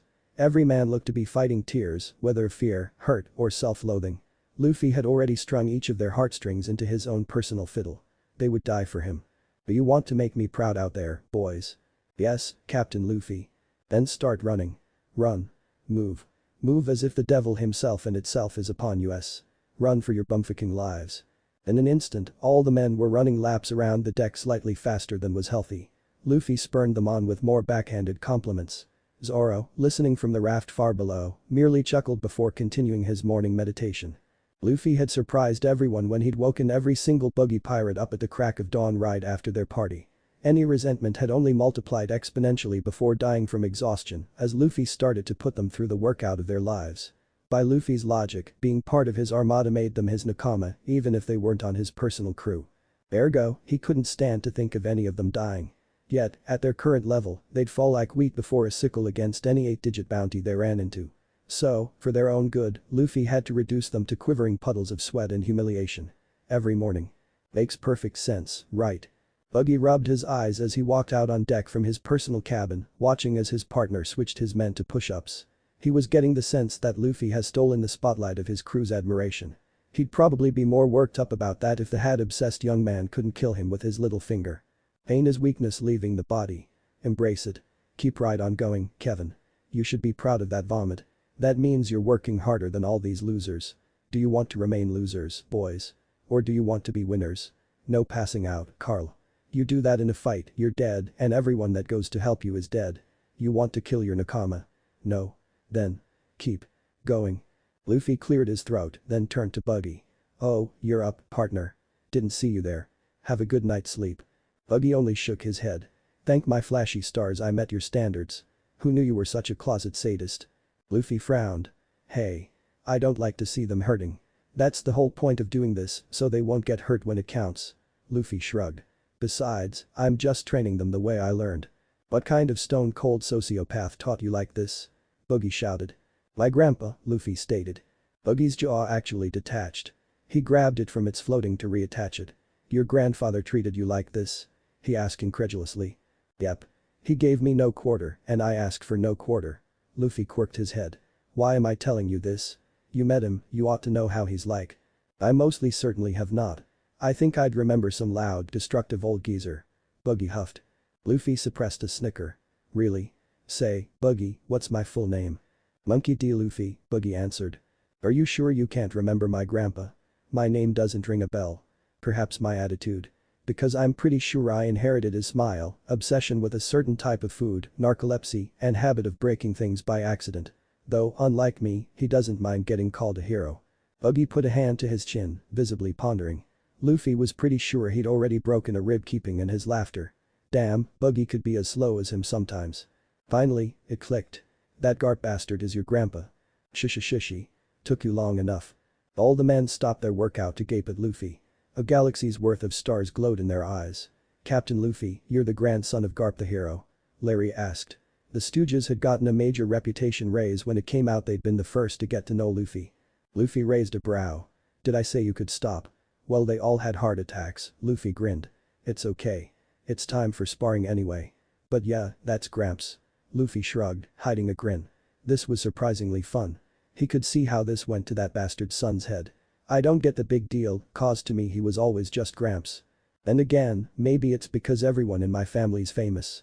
Sabaody gulped. Really? Who else is in your family? He asked. Luffy started counting on his fingers. Well, my dad is Dragon, though I never actually met him. Then I guess you could call Shanks that favorite uncle you never get to see. Then there's my brothers, Ace and Sabo. Thanks to Ace, if you squint, I guess you could call Whitebeard my stepdad. And I have no idea about my mother's side, but there's probably something over there. Buggy literally popped out his eyes, polished them, and then put them back in. Are you saying you have ties to the hero, the revolutionary, his chief of staff, that blasted red hair, and fire fist? Luffy grinned. Yep. So it'd be pretty embarrassing if I don't wind up the Pirate King, wouldn't it? Shishy. As one, Buggy's crew fell to their knees and began prostrating. We are not worthy. We are not worthy.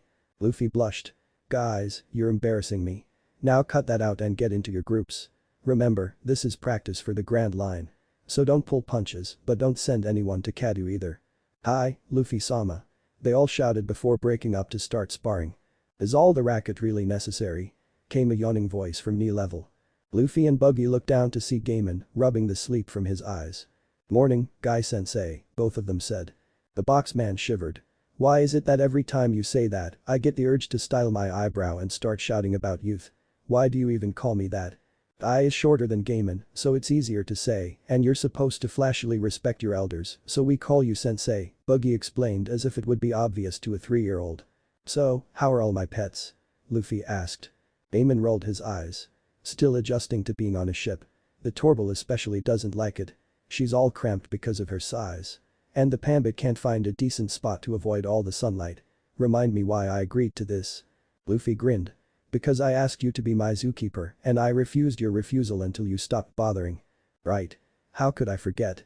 The boxman asked sarcastically, hiding his grin beneath the lip of his chest. It was really just great to be back on the open sea. After the 2-day journey to Forbidden Treasure Island, Luffy had led the safari inward, followed reluctantly by the Buggy pirates. They had been understandably freaked out when they came across the odd hybrid animals of the island. Then the god of the forest had made his threats against them. Luffy had called the bluff and after bouncing back the shot of a pistol, had reached out and grabbed the odd bush and brought it into the light. After the obligatory sun in a box jokes, Gaiman had reluctantly revealed his story. How he had come to the island 20 years earlier looking for the treasure. Just as his crew had been leaving he'd had the idea to check the top of a nearby hill. After catching a tantalizing glimpse of 5 treasure chests, he'd slipped and fallen right into an empty chest and gotten stuck. Abandoned by his crew and unable to climb the hill again, he'd spent the intervening 2 decades bonding with the animals and guarding the treasure. Buggy and his crew were crying rivers by the end, lamenting the tragedy of their fellow pirate. Luffy, ever looking to cause a laugh, had asked, "You mean these chests?" And indicated the 5 he napped off the hill and brought back faster than anyone saw. After everyone had landed back on the ground, Gaiman had eagerly opened the first one. His face had fallen when he'd seen it was empty. He didn't even bother with the other 4. He hung his head and said he'd always half suspected this was the case. Buggy had literally fallen to pieces, crying over the tragedy. Greedy sadist he might be, he was as human as Shanks when it came to sad stories about people he actually liked. Luffy had laughed and pointed out how it was best that they'd shown up when they had. Gaiman could have easily spent the next 30 years waiting and died without getting closure. There had been a mixture of laughter and tears at that. Then Luffy had announced that he thought the animals really cool, proclaimed them his pets, and declared Gaiman his official zookeeper to help take care of them while they traveled the Grand Line. Luckily Buggy, being as flashy as he was, had decided on a ship that was slightly too big for the actual size of his crew. All the free space was designated to the unique animals. Before Gaiman could even say yes, they were already throwing a party to celebrate. After draining all of Gaiman's home-brewed stores and laughing at the drunk antics of the animals around the bonfire, Nami had declared Syrup Village in the Gecko Islands their next destination. By her estimate, they should make landfall before lunch that day. Luffy cleared his throat. "So, are the other animals cool with Richie?" "Oh, sure. They love making friends." "And are you practicing with your pistols? You need to be able to protect my pets when we're fighting off a Buster Collar a Sea King nest or whatever else might happen to us." Gaiman's sweat dropped. "I sincerely hope it never comes to that, but yes. I'm getting much better at my aim. And I should be able to sneak up on people since anyone that sees me will think I'm a potted plant.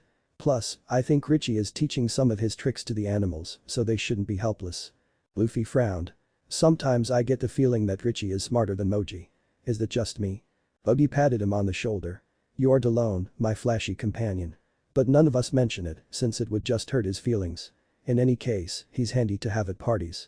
He attracts all the weirdos and leaves the pretty ones for the rest of us." They were broken by the sound of a rock slide. Everyone turned to see a far-off atoll crumbling 2 very geometric pieces. Seconds later, the sound of a fist hitting an ironclad skull filled the air. "Damn it, Zoro. No destroying random islands," Nami shouted. "It was a fucking outcropping, which? And how else am I going to maintain my edge?" The swordsman's answer was another punch. Does she even realize that her punches are filled with armament? Buggy asked Luffy in a whisper, as if afraid Nami would hear him from 50 meters and 3 stories away. "I don't think so, but it doesn't matter.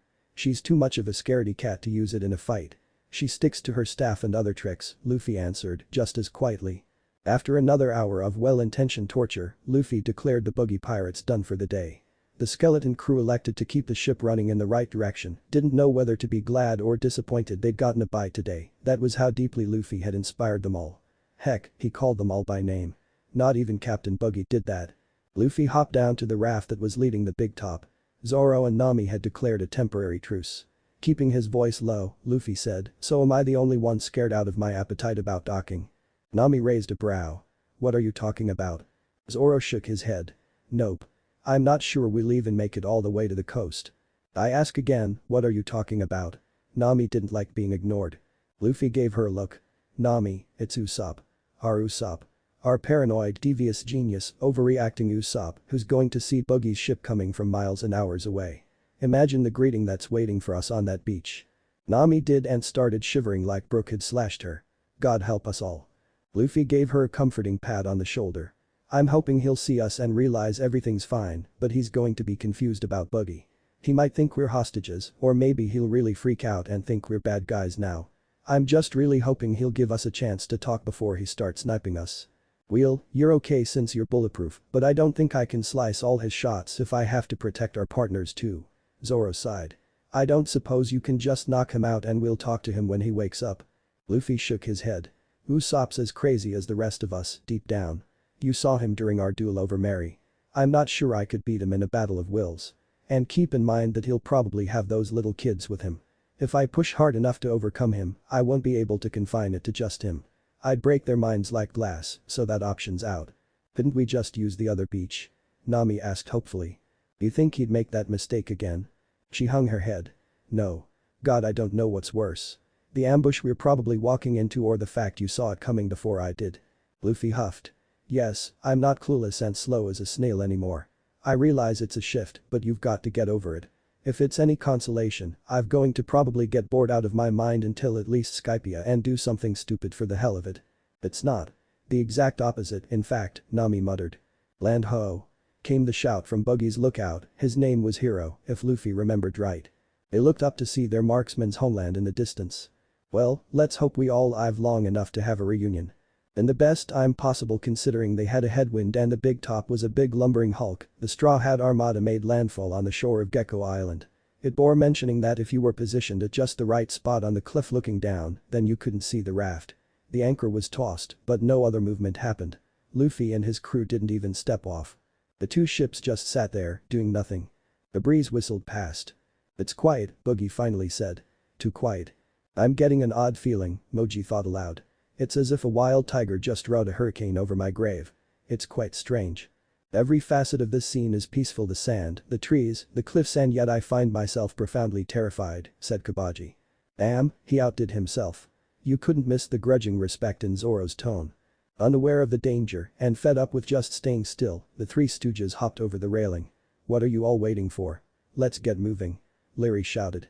Into the Valley of Death rode the 600, Luffy muttered. And yes, poetry was part of his training. Don't ask why, you're not ready. Mo, Larry and Shemp each made one step from where they'd landed. Just one step. Larry leapt 10 feet in the air, howling in pain and clutching his foot. His cries only got louder when he fell and seemed to have some kind of seizure. The watching crew flinched as his flailing revealed the countless Makabishi hidden under the sand under him. Mo gave a very girlish shriek as the ground gave out beneath him. There was a distinct whistling of falling a great distance before a muffled thump marked he'd finally reached the bottom of the trap hole. Really quite filthy down here, came his echoing voice a couple seconds later. Shemp was encompassed in a green cloud as the mine he stepped on went off. He was hidden from view for a second before he fell out, stiff as a board, to land face first in the sand. Those downwind of a sudden breeze gagged as the single most repulsive smell they'd ever experienced attacked their nostrils. What the hell? Buggy cried. Luffy gave a nervous chuckle. Confession time. One of my Nakama is here. He knew we were coming, but he didn't know we'd be bringing you, and he's a bit paranoid, so he probably, booby-trapped every inch of this beach. Buggy tugged at his tassels. You are the single most infuriating person I've ever met. Everyone and everything you touch seems designed to drive me insane. Who the heck kind of person would do this over unexpected guests? Why the hell did I even agree to this? Because I offered a bag of carrots and showed you how big my stick is. And if you'd quiet down, I believe we're about to be treated to an introduction. As if on cue, a smoke bomb went off at the top of the cliff. There was a sudden clatter of firecrackers and what sounded like three young boys playing a variety of brass instruments. Then, with a burst of flame. The glowing head appeared amidst of the smoke. A ghost. Screamed the Buggy pirates. The head, which was a bit blurry but seemed to have a remarkably long nose, opened its mouth and out came a voice like metal getting torn apart. Behold. I am Usopp. The great and powerful. The very heavens creak beneath the weight of my might, for I am the god of all pirates. Sweet escrow, he's gotten even worse, Nami hissed. Let him have his fun, Zoro bit back. I have bestowed my grace upon this island. Set even 1 foot upon it, and you shall face a hell of my own devising. Begone from here, or I shall curse thy jolly Roger so that you shall forever be hounded by marines and bereft of treasure. Leave now before my patience reaches its end. Hi, Usopp-sama. Captain Buggy, let's get out of here. Moji begged of his captain in tears, alongside half the crew. The other half were either performing a medley of rituals to ward off bad luck or cowering in the corner. Buggy rolled his eyes. Oi. I've been told about you. I know this is all an act, though I don't know how you're doing the head, so why don't you just come out? The clown captain's speech was cut off as there was a blinding flash and burst of sound, almost as if there were a lightning bolt. When their eyes cleared, Buggy's crew gaped. Their captain, clearly passed out, was smoky black and giving off little bits of electricity. Trailing steam, he collapsed back. Ah. Captain Buggy. Witness the fate of those that defy my divine will. This is your final warning. Cast off and be away lest I bring down my wrath upon you all. Such is within my power, for I am the god Usopp. Wah. Let's get out of here. Moji yelled. Luffy grinned. Well, that was long enough. Time to stop humoring his nakama. And he knew just how to alleviate the tension in his second crew. Wow. Luffy shouted in an overdone childish voice. That was even cooler than Frankie's beam. Blasphemy. There is nothing cooler than the beam. Shouted the floating head. Then it blinked. Wait, what? Luffy hopped forward to land on the beach, so he wasn't in the shadow of the big top anymore. By some miracle, he didn't seem to set off any traps. Nice job, Usopp. Glad to see you haven't lost your touch. Guess an extra 3 years of practice got you even better at lying. Luffy? God asked, suddenly very quiet. Zoro smirked and strode forward, also avoiding any danger areas. Not bad, Sajaking. You might have to recreate this course when we get to Sunny again. I could use some good positioning and dodging training. You better have my Kleem attacked ready. I'm sick of this pathetic little staff. Nami shouted. She elected to stay on the boat for the simple reason that she didn't have observation to help her avoid the minefield her fellow coward had constructed. Zoro? Nami? Wait, what's going on? Sabaody peeked over the rail. Our Captain Luffy, Zoro-sensei and Nami-sama intimidating the god. So cool. The crew shouted under their breath. No need to draw attention from the scary god, right? You remember? It wasn't a dream. I didn't fool myself with my own lie, God asked, sounding very timid and hopeful. Luffy frowned. You couldn't make up a story as crazy as our whole adventure on your best day, and you know it. Yes, we remember too. Now get out here so we can hug and play tag with Zoro like old times. There was a rustling in the bushes at the cliff edge and the floating head jiggled then vanished. Then out popped a young man holding a bullhorn. For a brief second, the Buggy pirates had the chance to look at him. He wore overalls with boots over an impressive if streamlined body, like a serious runner that did a little lifting. He had a hat plopped over a mess of black curls that was almost an afro and a green slingshot hanging from a belt. His face was unremarkable except for oversized lips and a nose that would have looked like a prop if it wasn't the exact same shade as his skin. Then he vanished in a blur that moved down the cliff and over the sand towards Luffy. In its wake, snares pulled up, steel traps shut, a log swung on a rope to impact the cliff, spiked pits opened, and a few more explosions, both incendiary and olfactory, went off. None of them impeded the blur. It wasn't observation. Usopp was just that freaking fast. The Buggy crew blinked, only to turn their heads to see the god jumping and laughing with their other captain like a little kid. They then started poking Zoro over and over, insisting he play tag. When the stoic greenhead refused to budge, God snatched his swords and ran away. With a roar, Zoro raced after, Luffy hot on his heels, laughing up a storm. They all avoided the numerous hidden surprises, as if they were as threatening as bubbles or flower petals. What's going on? Moji asked. Eamon stepped forward. You fell for that. After going through the same trick with me? I mean, sure, that long-nosed kid's performance is a lot better, but that worked for you guys. The circus of clowns spent the next minute stewing in their own humiliation. Enough messing around. Nami shouted, downing the men with her special brand of persuasion. Oh, come on, Nami. We haven't seen each other in years. Luffy whined. Usopp quirked his head. Is it wrong that I actually kind of miss this searing pain in my skull? That's what I thought. Zoro took the moment to snatch his swords from where Usopp had dropped them. Do that again, and nakama or not, I will cut you. Why yes sir, Usopp shouted, suddenly sweating. Don't know what came over me. Calming down, Usopp turned to Luffy, keeping half an eye on the big top. So, care to explain why you showed up with the Buggy pirates in tow? Shishy. I decided we'd be the Straw Hat Armada this time around. Buggies are Nakama now. What? Didn't he try to execute you at Lobetown? Usopp asked accusingly. Didn't Frankie's guys beat you to a pulp? Luffy fired back. Usopp faltered. Well, yeah. But I forgave him for that. And the money went to building Sunny anyway. Luffy nodded. See, enemies don't have to stay enemies. Sometimes they can become Nakama.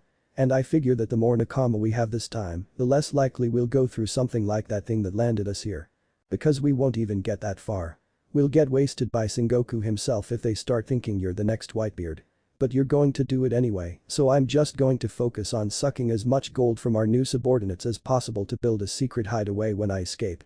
Nami's tone was only half joking. Old man Whitebeard doesn't have all the admirals after him every day. And you know why? Because he's crazy strong and all of his Nakama are too. So they don't bother and keep waiting for him to slip. It'll be the same for us. Sure, it'll take a while to get Buggy and all the other guys who join up to our level, and our reputation won't get scary until Lini's lobby, but we can definitely last that long.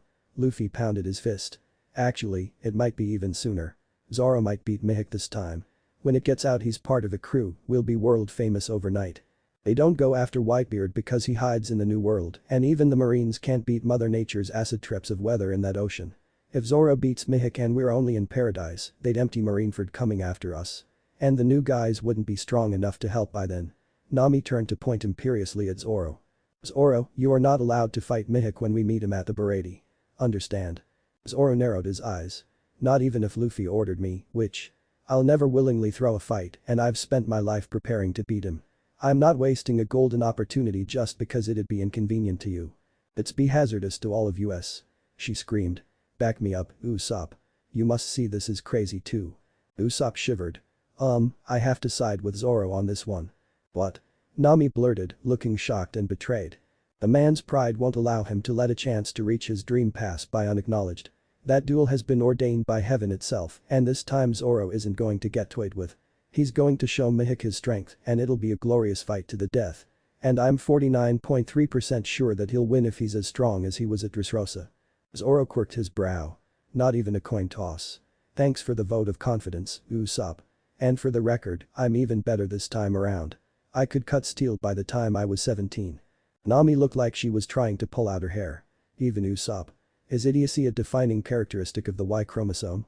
I dunno, ask Chopper when we meet him, Luffy said. Now, let's introduce Usopp to the clowns. So saying, Luffy grabbed his sniper and stretched over to the big top. Kabaji cleared his throat as his captain landed in front of him arm in arm with a god that had been threatening them a few minutes ago. What's going on, Captain Luffy? Luffy laughed. Sorry about all that. I just wanted to let Usopp have his fun. He protects his hometown from other pirates and he didn't know you guys are with me. He's my sniper. That makes him your Nakama too. Ah. That makes sense, I guess. Congratulations on such a flashy performance, Buggy's first mate said. Well, then, let me be the first to say hello, said Gaiman, offering a hand. Usopp jumped and hid behind Luffy. What's that? Is it a sun in a box? A few snickers sounded from Buggy's crew while the boxman shouted, oh come on. That joke got old so long ago. Luffy chuckled. Usopp, this is Gaiman. You know, from that mystery island on the way here. Well, it had a lot of interesting animals on it, so I made them my pets and brought Gaiman along to help take care of them. Oh. Well then, nice to meet you too. Moji contemplated the warzone that was the beach. So, you set up all those traps yourself. Dude, that's impressive. Usopp blushed and rubbed his nose. Well, I can't claim all the credit. I had some help from some friends of mine, he trailed off as he turned his head to look at the cliff. Luffy, are they still there? Nope. Luffy popped the P with his lips. Oh well. They're probably only running through town shouting I've been captured by pirates. Isn't that a bad thing? One of Buggy's crew asked. Ah, that's the other thing. Usopp here is a compulsive liar. He goes through the town every day, shouting pirates are coming in order to shake things up. Thing is, he's been on lots of crazy adventures with us, so sometimes it's hard to tell which of his stories aren't true, Luffy explained.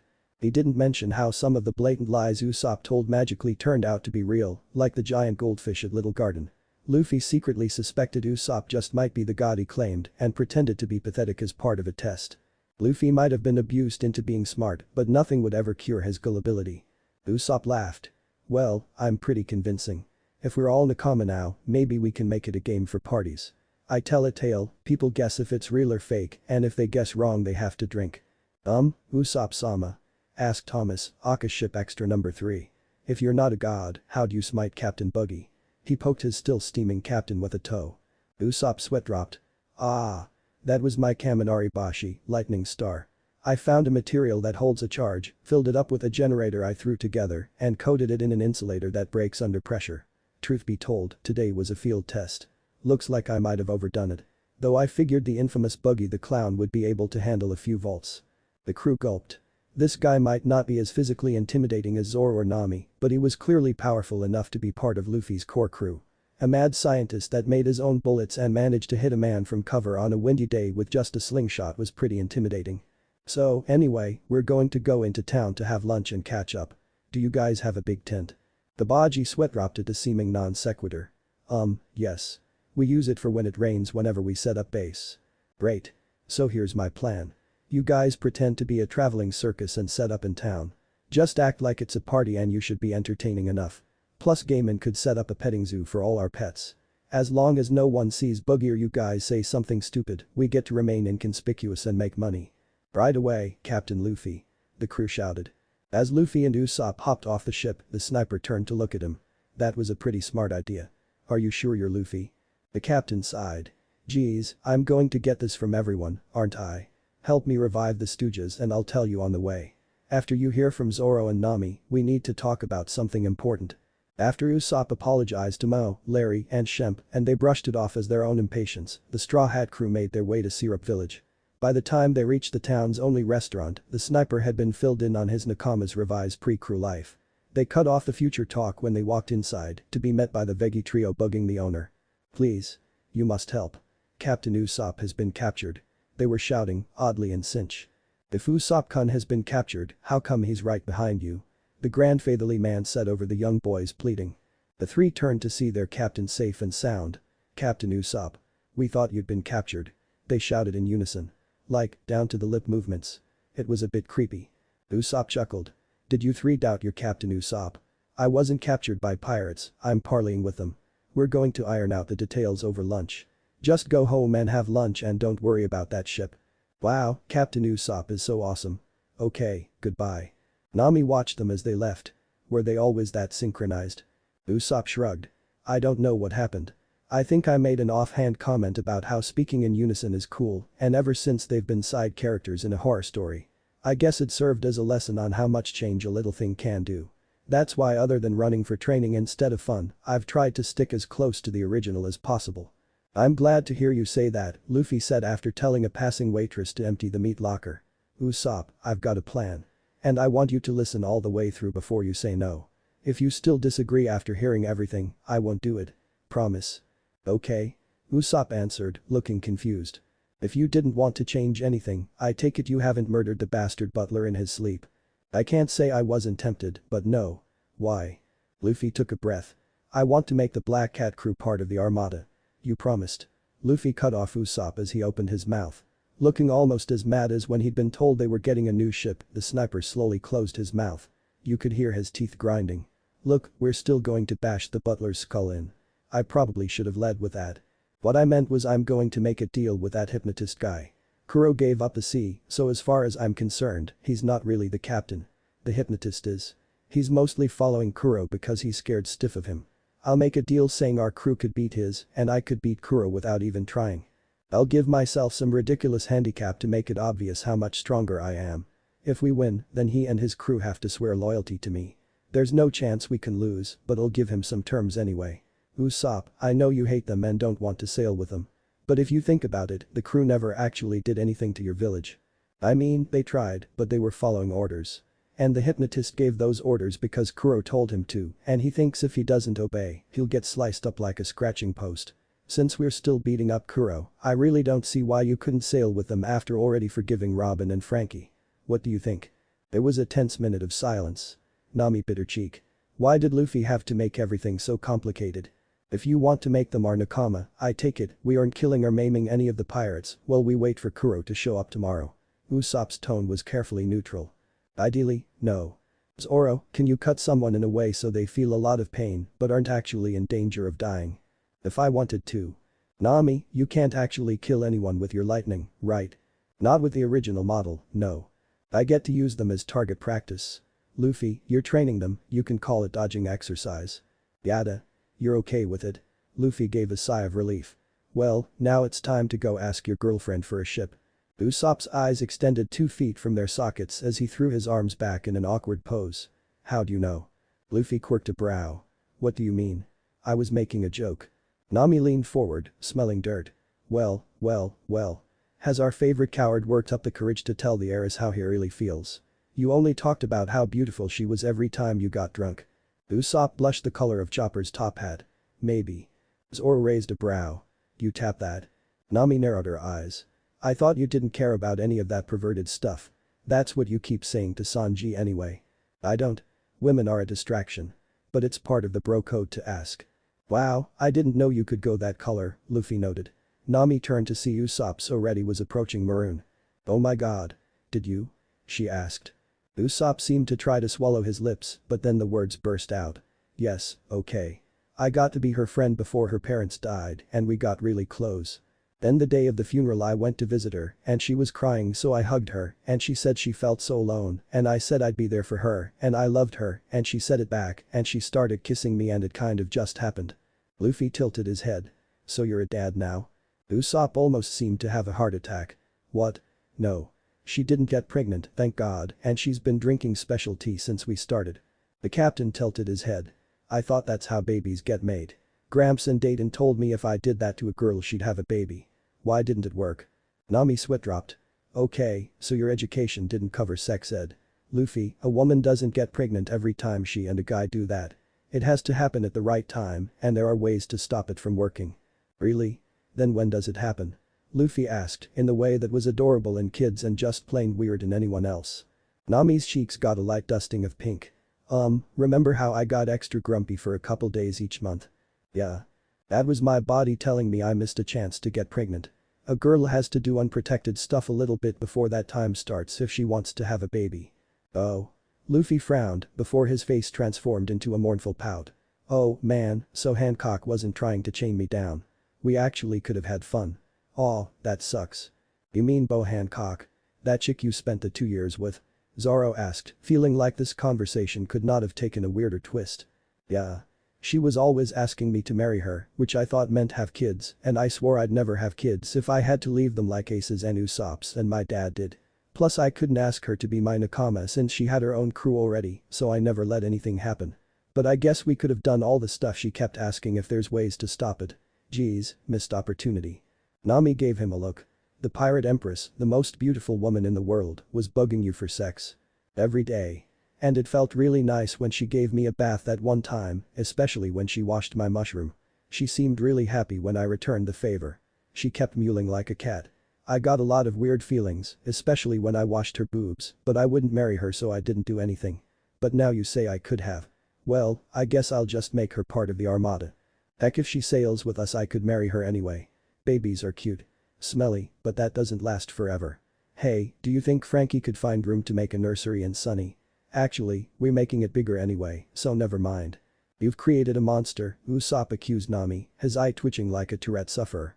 Sidebar, do you think Chopper has a medicine to make you forget traumatic memories? God, I hope so, she moaned, each word punctuated by a knock of her head against the table. Zoro made a him sound.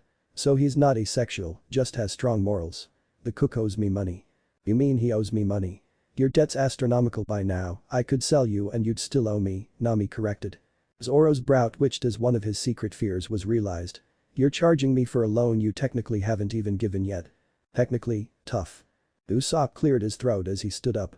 Right, how about we go ask Kaya for Mary before Zoro commits nakamicide or Luffy mentally scars us again.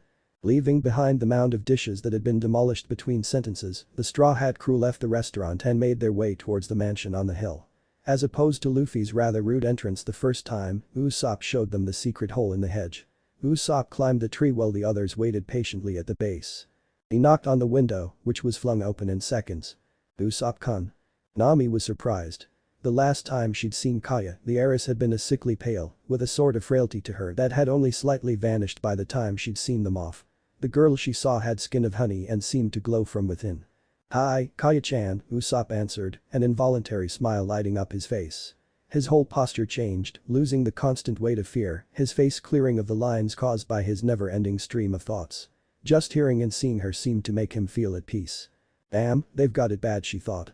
So, are you going to tell me some more stories today? Or do you want to make some of our own? She asked coyly, reaching out a hand to stroke Usopp's pecs. Usopp blushed and coughed.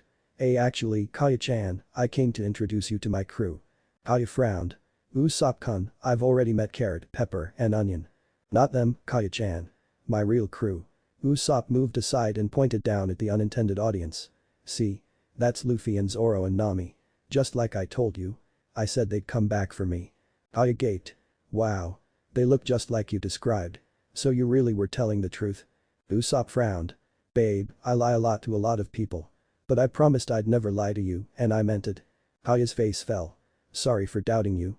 Do you forgive me, Gatsby? Of course I do, Daisy, Usopp said right away, looking guilty. He made her feel guilty. Kiss and make up? She asked hopefully. Works for me, he teased, leaning forward to give her a solid peck on the face. It looked like he moved to pull back, but she reached up a hand to hold his head in place. A minute later, she was still going. Her hand was curling into his hair. Nami looked sidelong at her nakama. Luffy. Go ahem. Ahem. Luffy did on reflex, like a dog given a command. Kaya pulled back, looking properly abashed. I'm sorry. I'm not, Usopp muttered. His eyes looked a bit crossed. Kaya fiddled with her dress. So, she started, did you really sail into the Florian Triangle with Usopp-kun, where you met a living skeleton that became your musician, and got into a fight with an army of zombies led by Gecko Moria? Among other things, Zoro answered. I kicked that weirdo's ass good. Him and that zombie that acted just like me. Luffy gloated. He had this stupid idea that if we all stood on each other's shoulder, we'd get stronger or something, Nami recalled. Robin told me about it later, said it was the most embarrassing thing you guys ever did. Hey. The big emperor would have been awesome. If Robin had just docked on, she'd have seen that. Usopp protested loudly. And that musician was friends with that giant whale at the start of the Grand Line. And in that whale's stomach lived the doctor that looked like a flower. Kaya continued. Yes and yes. Luffy confirmed. And you all almost got killed by a marine ambush in the New World and escaped into Vegapunk's secret lab and got sent back in time by an experiment. Nami's jaw dropped. You told her that. Usopp's sweat dropped. I tell her everything. What's going on here? Came a rude pretentious voice. Plahater. Kaya exclaimed. Okay, not everything, Usopp added on. The crew turned and sure enough, Kuro was walking towards them. Thin as a rake, with odd striped shoes and 2 tassels on his black dress coat that looked like piles of poo. His glasses slipped a little and he reached up to adjust them with the bottom of his heel, keeping his fingers far away from his face. Might I ask why you're all trespassing? He asked in the most condescending tone the human throat can produce. Luffy grinned. They needed to have the Dawn confrontation to make the plan work. But he'd forever hate himself if he didn't take this opportunity. Well, a black cat crossed our path, so we took the long way to avoid it and wound up cutting through the mansion. Right after we had a perfect lunch, too, Nami added, catching on. You can never be too careful with cats. You let them in one day out of pity, and 3 years later they're running things. Zoro commented. Funny thing about cats. You let them out of a bag and they scratch everything around them. Even their own kittens, Luffy remarked sagely. Usopp gave a nervous chuckle. Perhaps it's best not to piss them off in the first place, don't you think? Oh, you're just being a pussy, Usopp. Zoro called out. Kuro, who had been twitching like he was having a seizure, turned his attention on Usopp. Ah, Usopp. I've heard about you. You're quite famous in the village for being a dirty liar. Oh come on. You can't resent me for the occasional tall tale. Usopp grimaced. Okay, that one's on me. Looking like he had sniffed on of Big Mam's farts, Kuro said, well, it's no wonder you lie so much. I can only imagine how horrible it must be to be the son of a filthy pirate. Of course you try to deny reality when it's been so cruel to you. Plahater. That's enough. Kaya protested. Unlike before, when it was little better than whining, this was unmistakably a command. For a split second, one could see murderous rage. Then it vanished behind the facade of the perfect servant. My apologies, young heiress. But as your butler, it is my job to protect you from unsavory characters like these people. Hey, Kaya's not some porcelain doll. She can do whatever she wants with whoever she wants. Usopp protested, getting some sparkly eyes from Kaya. Besides, I'm proud to be the son of Yasop. How many people can't say they have an officer of a Yonko for a parent? Kuro's eyes widened for a second before returning to normal contemptuous narrowing. Ah, I see. If you can't bring yourself to lie about him not being your father, you lie and try to make him more impressive. As if someone that powerful spawned a coward like you. Actually, he's telling the truth. The red hair pirates hid in my hometown when I was a kid. Yassop was the best sharpshooter in the crew and he kept talking about the son he'd been forced to leave behind. If you don't believe me, he gave me this hat. And he lost his left arm protecting me and you can check the timing to see if it checks out if you're that skeptical. Usopp's the carrier of a proud legacy. Luffy spoke up in defense of his crewmate. Goro gave Luffy a look before scoffing. Like I care. Now, please leave the grounds before I'm forced to call the guards. That won't be necessary, Kaya said.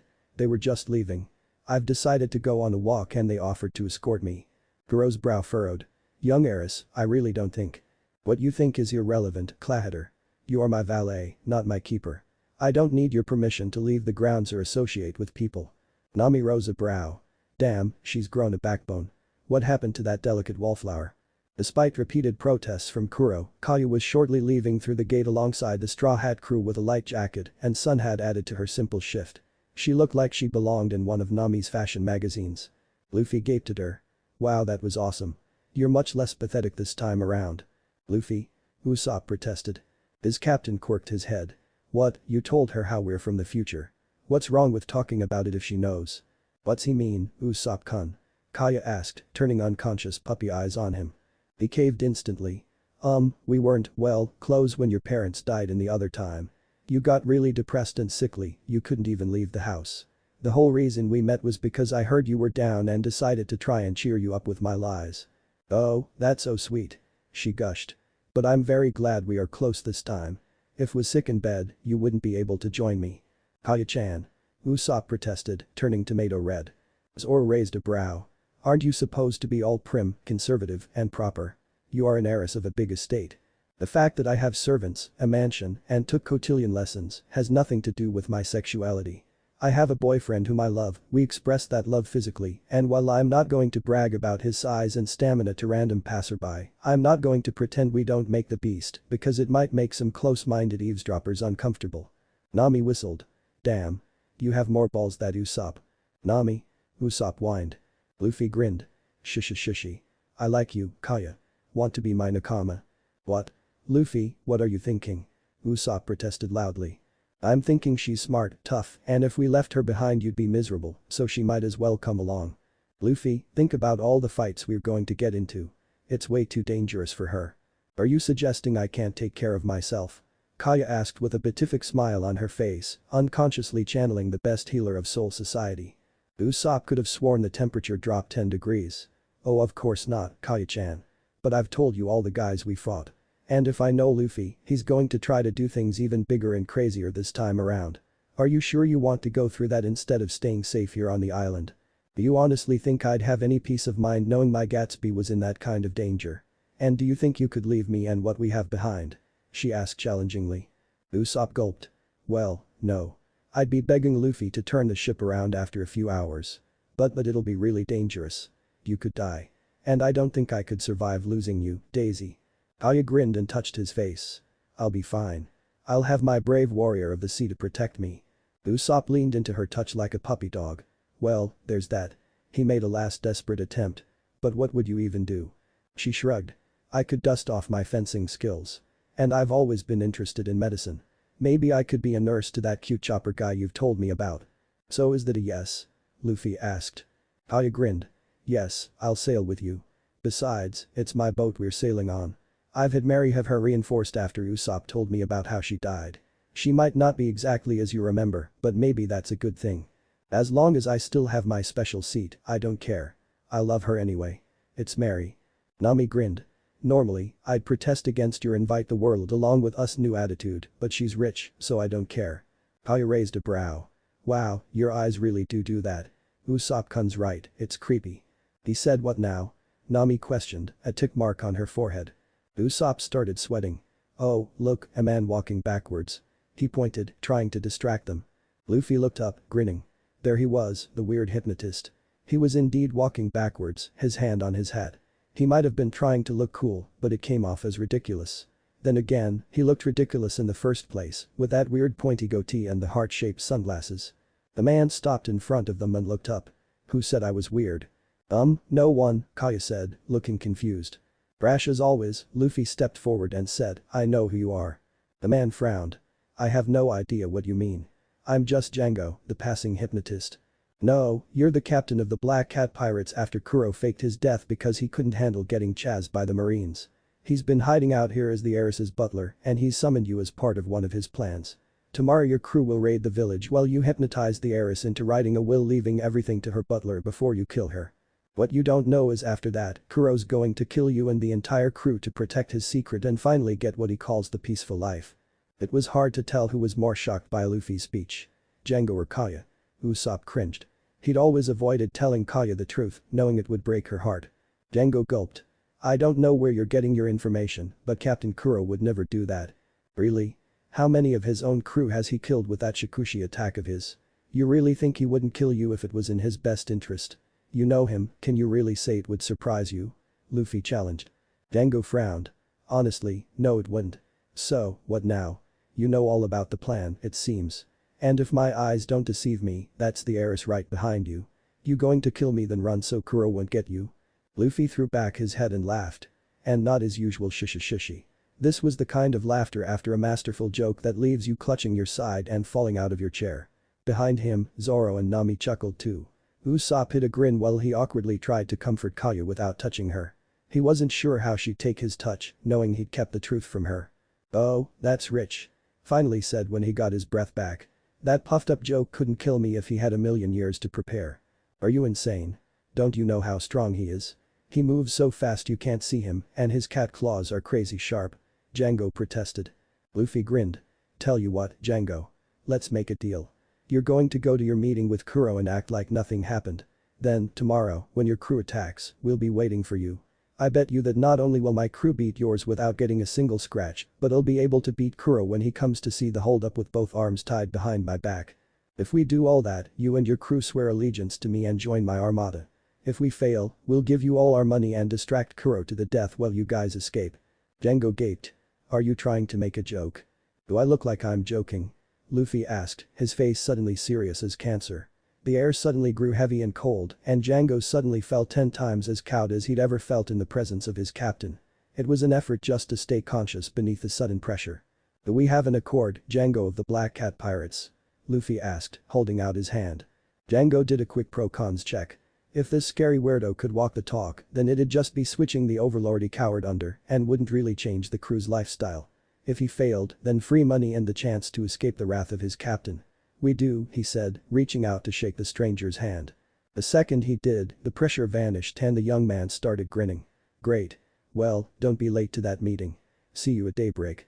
With that, Luffy started walking away, followed by the others. I should bring you with me when I go shopping.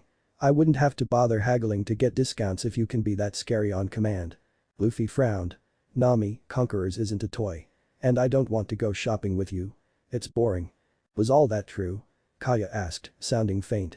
Is Clahatter really? Usopp frowned. Yes, Kaya-chan. I'm sorry I didn't tell you. I just didn't want to upset. That bastard. How dare he? Don't bother waiting for your duel tomorrow, I'm going to strangle that dirty traitor myself. The whole town seemed to take a step away from Kaya. Not that there was actually anyone nearby. The town was eerily deserted. Usopp gaped. You're not sad. Why would I be sad? I never liked him. He's so stingy and bossy, but I wanted to give him the benefit of the doubt since my father saved his life. And it was all some plot. Oh, I'm so angry right now. Zoro grinned. Oh, we are definitely bringing her along. She'll totally kick the cook's ass. And you? The blonde heiress shouted, rounding on Usopp. I thought you promised you'd never lie to me. I didn't. Usopp yelled. The subject never came up. I never got the chance. That's lying by omission. Which is still lying. Daisy? Oh, don't you daisy me, Usopp. You're going to have to do some heavy-duty groveling to make me let this one go. Usopp gulped. Then, seeming to reach a decision, he hung his head and asked, what if I let you put on the corset? Apology accepted. Kaya said, her whole mood changing instantly. Now, where is everybody? I don't want to know, Nami stated, looking away from Usopp. Luffy grinned, not really getting the issue. Well, that's because of my other crew. Come on, they're going to be your nakama too. With that, Luffy grabbed Kaya's hand and dragged her over to the edge of town, where a massive striped tent was set up and giving off a cacophony. Usopp looked after them. I know this is terrible to say, but do you think maybe the world have been better off if we died in the new world? Who cares about the world? As long as we're all fighting for our dreams and having fun, does anything else really matter? Zoro asked. Usopp grinned as he saw Kaya look over her shoulder to smile at him. Not really, I guess. The rest of the day was passed with a complimentary showing of the Mugiwara traveling circus, which proved surprisingly entertaining. Gaiman was almost as interesting as his animals, and the Buggy pirates found they could coordinate much better after all of Luffy's training, so awesome acrobatics and skits were pretty easy to pull off. Kaya laughed so much that she seemed to forget all about the fact she was marked for death. The boys were as entertained as the rest of the crowd, and Nami was too busy salivating over the profits to notice. Though the fight tomorrow was pretty much a formality, there proved to be a surprising number of little details to hash out. After an ugly argument, Kaya agreed to sleep in her bed at the mansion so that Kuro wouldn't go hunting after her wondering where she was if she didn't come back. After a goodbye kiss that was anything but chaste, she'd gone her way, leaving Usopp to dazedly endure the teasing of his nakama.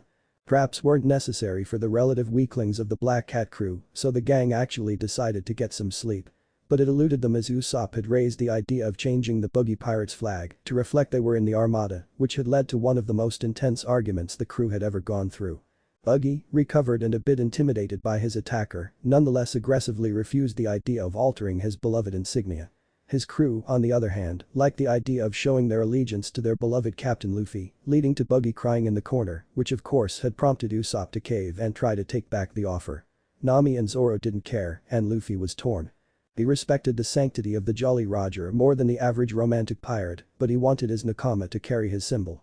Finally, he told Usopp to make a sample to see how it worked. A brief 10 minutes later, the Buggy pirates were marveling at the sight of their Jolly Roger, with a familiar straw hat placed atop its head. Oddly, it seemed to complement the crossed eyes and red nose. Buggy had a serious crisis over seeing his rival's hat on his head, but he finally caved to the begging of his crew. That finally settled, Luffy said that they would do the same for every Jolly Roger that joined the armada and quietly told Usopp to alter their own to show that they were the ones in charge. By the time they finally moved the big top so as to not intimidate the Black Cats, the Eastern Stars were vanishing. So much for getting sleep, Nami grumbled, twirling her Klima tact. Usopp had made it in advance, wisely decided to forego the party tricks, and he'd handed it to Nami after a brief stop by his cottage. She felt a sense of nostalgia as she familiarized herself with the original clunky design. This was the weapon that had allowed her to truly earn her place on the crew. It would take her a few weeks to grow the weather egg she needed and modify it back to her sorcery Klima tact, but it should be fine against a bunch of East Blue level pirates. I know, Usopp moaned. Luffy, in light of seeing how cool Kaya is with the whole her butler's a pirate thing, I've decided we don't need to be sadistic and punish these guys. Can you just knock them out so we can get this over with and take a nap? Plus, that way there's not a chance they can touch us and we'll lose the bet. Are you kidding? I haven't had a decent fight in a week. Besides, if you're tired, you should be happy about this. Battle's a great way to wake up. Luffy was practicing some kicks in light of the fact that both his arms were tied behind him up to the elbow with rope, courtesy of Nami. Here, Zoro agreed, breaking his meditation for a moment. Nami scoffed. What fight? Either one of you could beat all of them with one attack. Yeah, but these guys are going to be our nakama, so we have to go easy on them. Plus we don't want to hit the ship and end up stuck while they repair it, Luffy replied. Whatever. I'll just keep spamming Thunderbolt tempo. Usopp's sweat dropped. How's bombarding them with artificial lightning going easy? It's easy for me. He hung his head. Damn, you're just as bad as I remember. The sun peeked over the horizon, temporarily blinding them. When the angle of the glare wasn't straight into their eyes, they saw that the Bison Black was sailing towards the coast. Should I give them the chance to dock before I start? Usopp asked, pulling down his goggles. They were the same model from North Blue he'd picked up in Logtown. Kaya had given them as a birthday present. Yeah. No need to beat them before they even reach the starting line. In short order, the cat-themed ship made landfall and released its horde of furries.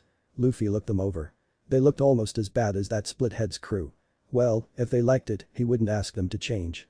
He noticed Django staring at him and smiled. Hey there, hypnotist. Remember our bet? Indeed I do. I see you're actually following through with your conditions. But remember, that's only for the captain. You still have to beat all of us without getting one injury. Against these kids. Please, we'll be the ones walking away without a mark. Shouted a random pirate. The whole crew laughed. Zoro rolled his eyes. Remind when people stopped underestimating us because of our age. I think around Water 7.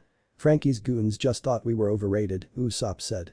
Luffy, don't be stupid and get hypnotized. Nami gave her captain a warning glare. No need to worry about that, Nami, Usopp told her, pulling back his slingshot. Men, attack. Crush these guys then move on to the village. For Captain Kuro. Django shouted right before he went up in a massive explosion. Captain Django. The crew shouted in shock. The Straw Hats turned to look at their sniper. He shrugged innocently. What? He sliced Kaya-chan's shoulder. The smoke cleared to reveal a charred but living Django. The threat of hypnosis had been effectively neutralized. Luffy grinned. Well. What you waiting for? Come and get us. The Black Cat crew, a bit intimidated seeing their acting captain spontaneously combusted, nonetheless gathered their courage and charged. If they failed, Kuro would kill them. As one, they charged up the path between the cliffs, brandishing their various weapons. Actually, these guys are even weaker than Buggy's crew. How about we all just do one attack? I've got my fight with the Butler to tide me over, and those two guys are still hiding on the ship can go to Zoro, Luffy proposed, after listening to the voice of the stampede. Works for me, Zoro said placidly. Already on it, Nami said, releasing her near-invisible heat and cool balls in a constant stream. The Black Cats didn't seem to notice or care about the expanding dark cloud above them. I've got just the thing, Usopp said, reaching into his bag for a particular star. Luffy breathed in as the charging crew got close enough to smell their body odor. Well, here we go. Pulling back one leg, Luffy started to name his attack. Gomu Gomu no. Oni Zoro said, getting into his stance as he placed Wado in his mouth. Thunderbolt Nami pulled out the third piece of her staff and prepared to swing it. Sakuretsu Sabaody Usopp grunted, pulling back a green ball on his Ginga Pachinko. Rah! Roared the rival crew, unaware of their impending doom. Tempest Whip. Luffy shouted, stretching his leg to give a kick so fast it left behind a crescent of glowing energy that rushed forward. Fury, Demon Slash. Zoro called, appearing behind the crew, his arms held out to the sides, showing he'd completed his slash. Tempo. Nami gave her forecast, casting a glowing yellow thunderball into the storm cloud she'd created. Bashi, exploding cactus star. Usopp let his shot fly, where it hit the pirate in the exact center of the group, where it exploded and released needles in every direction. It was overkill, really. The Black Cat pirates were sent flying back to land in defeated heaps by the shore, all of them either stabbed, sliced, and/or shocked. Usopp blinked. This was one of the most painful, difficult days of my life, and now I almost wish they'd been tougher. Wow, we really leveled up, didn't we? Nami twirled her staff. Damn. Even if it was just me, I should have just tracked you down and told you to build this. I could have modified it and taken on Arlong all by myself. Luffy grinned. See? You guys always call yourselves weak, and maybe you are compared to me, Zoro, and Sanji, but that's not really saying much. You guys are monsters too. I'll take that as a compliment, Nami said. Zoro straightened up. Oi, you two on the boat. Come out. I've barely worked up a sweat, and you two are a bit better than these wimps. Sham and Buchi, the brothers as different as yin and yang, hopped out from their hiding on the deck and promptly fell to their knees and prostrated. We surrender. You win. We'll follow and obey you. Just please don't kill us. Zoro sighed and sheathed his blades. Damn. Well, maybe I can spar the crab cook when we get to the restaurant. He should be enough of a warm-up for Hawkeyes. Luffy grinned and stepped down the cliff. Despite the catastrophic level of damage to their morale and bodies, he could sense most of the crew was still awake, let alone breathing. He got to Django and poked his face with his sandal. Hey, wake up. Stirring, the hypnotist awoke from his crispy hibernation. Ow. What you want? Luffy grinned. Kuro heard all the noise and is coming to take a look. I want you to be awake to see me beat him, so you can't wiggle out of the bed. The not-so-subtle disco enthusiast coughed up a smoke ring. I don't really think I need much more convincing, but sure. Beat the most deadly man I've ever met with only your legs and ruin balance. Then I'll join your weird armada. Glad to hear it. Luffy said, before turning to face the path from the village. Zoro and Usopp were busy clearing the path of the casualties that were now their nakama, while Nami was busy reallocating the treasure aboard the Bees in Black. In no time, Kuro appeared at the top of the path, holding a gym bag. He took a second to gaze down at the scene, adjusting his glasses twice. Then he took a breath and shouted, what the hell is going on here? Luffy grinned. Shushi. Well, in case all those hints yesterday didn't give it away, we knew all about your plan. And since Kaya's one of my nakama now, there was no way I was going to let her get hurt. So we showed up to beat up your nakama. Kuro scoffed. Nakama, they don't deserve a title that generous.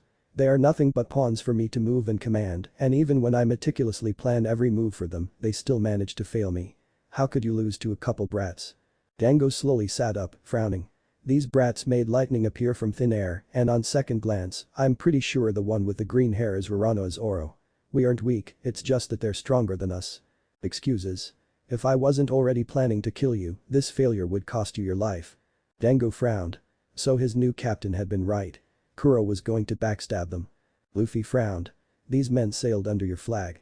They risked their lives because you asked them. And no only do you not care that they're hurt, you'd kill them with your own hands. I didn't ask, I commanded. That's the job of idiots. To obey the commands of their superiors.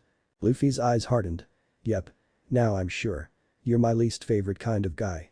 Kuro rolled his eyes and opened the bag in his hands. In a few seconds, his infamous cat claws were on displayed. Oh, really? And why should I care if I've offended some idiotic brat with his hands tied up? Well, for starters, I'm faster than you. Kuro's eyes widened. Luffy had whispered that right into his ear. He turned, ready to slash, but nobody was there. To be more precise, I'm faster than you are when you do your stupid Shikushi move. Except I can see where I'm going. Luffy grinned down at Kuro from the edge of the cliff on the right of the path. On top of that, I'm bulletproof, he said from Kuro's left. I'm knifeproof, he shouted from the figurehead of the bees in black. And I could literally kick your ass to the next island, he whispered, his face in inches from Kuro's. Kuro jumped back, now thoroughly freaked out. Luffy gave a mocking smile. But, I'm also a nice guy. So I'll tell you what. You get one free shot. Go ahead. Do your worst. Then I won't feel bad when wipe the floor with you. Kuro gulped. Then, wallowing in denial, he charged forward to slice this child that had ruined his plan into sushi. Take this. He shouted, giving a spinning slash with both claws across Luffy's chest. Over here. He continued, suddenly flipping through the air behind Luffy to give a cross lash to his back. You make me yawn. He finished as he gave a near simultaneous straight lunge from each claw to Luffy's sides. To those that didn't own a PS2, that was a reference to One Piece. Grand Battle. Kuro panted, waiting for Luffy to fall down in a shower of blood. Instead, his mind snapped at the same time as each of his blades did at the base. Luffy grinned. Armament. Tech-Eye really is the perfect defense. Not that I couldn't have dodged those, but this is funnier. Wow. You're even weaker than I thought. I didn't even feel that. This is impossible. My plan cannot fail. It cannot. Kuro screamed. Luffy snorted and jumped up. Just shut up. Gomu Gomu no spear. The pointed kick from both of Luffy's legs made solid contact with Kuro's chest. He sunk 10 meters straight down through the bedrock. Once he landed, Luffy flexed and broke the rope. He didn't really lose circulation due to the elasticity of his blood vessels, but he rubbed his shoulders anyway. He turned to look down at Django, grinning in the shape of a D, welcome to the armada, black cats. Django sighed. We really should have picked a different mascot. At Nami's insistence, the armada didn't leave the island for another week. The circus was a rousing success. It finally took Zoro, saying that if they missed Mihawk he'd mutiny to get Luffy to put his foot down. Nami had thrown a mini fit at losing a cash cow, but took comfort in the fact that Django was a much worse negotiator than Buggy. The hypnotist's cut was barely 1% of the net. Aya had taken the time to set her affairs in order.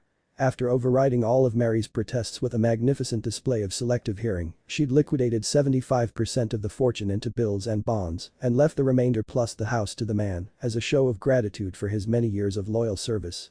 She'd been happy enough to turn it all over to the nigh-orgasmic Nami on the condition that the navigator never complain when she had to leave the women's cabin so Kaya and Usopp could have private time.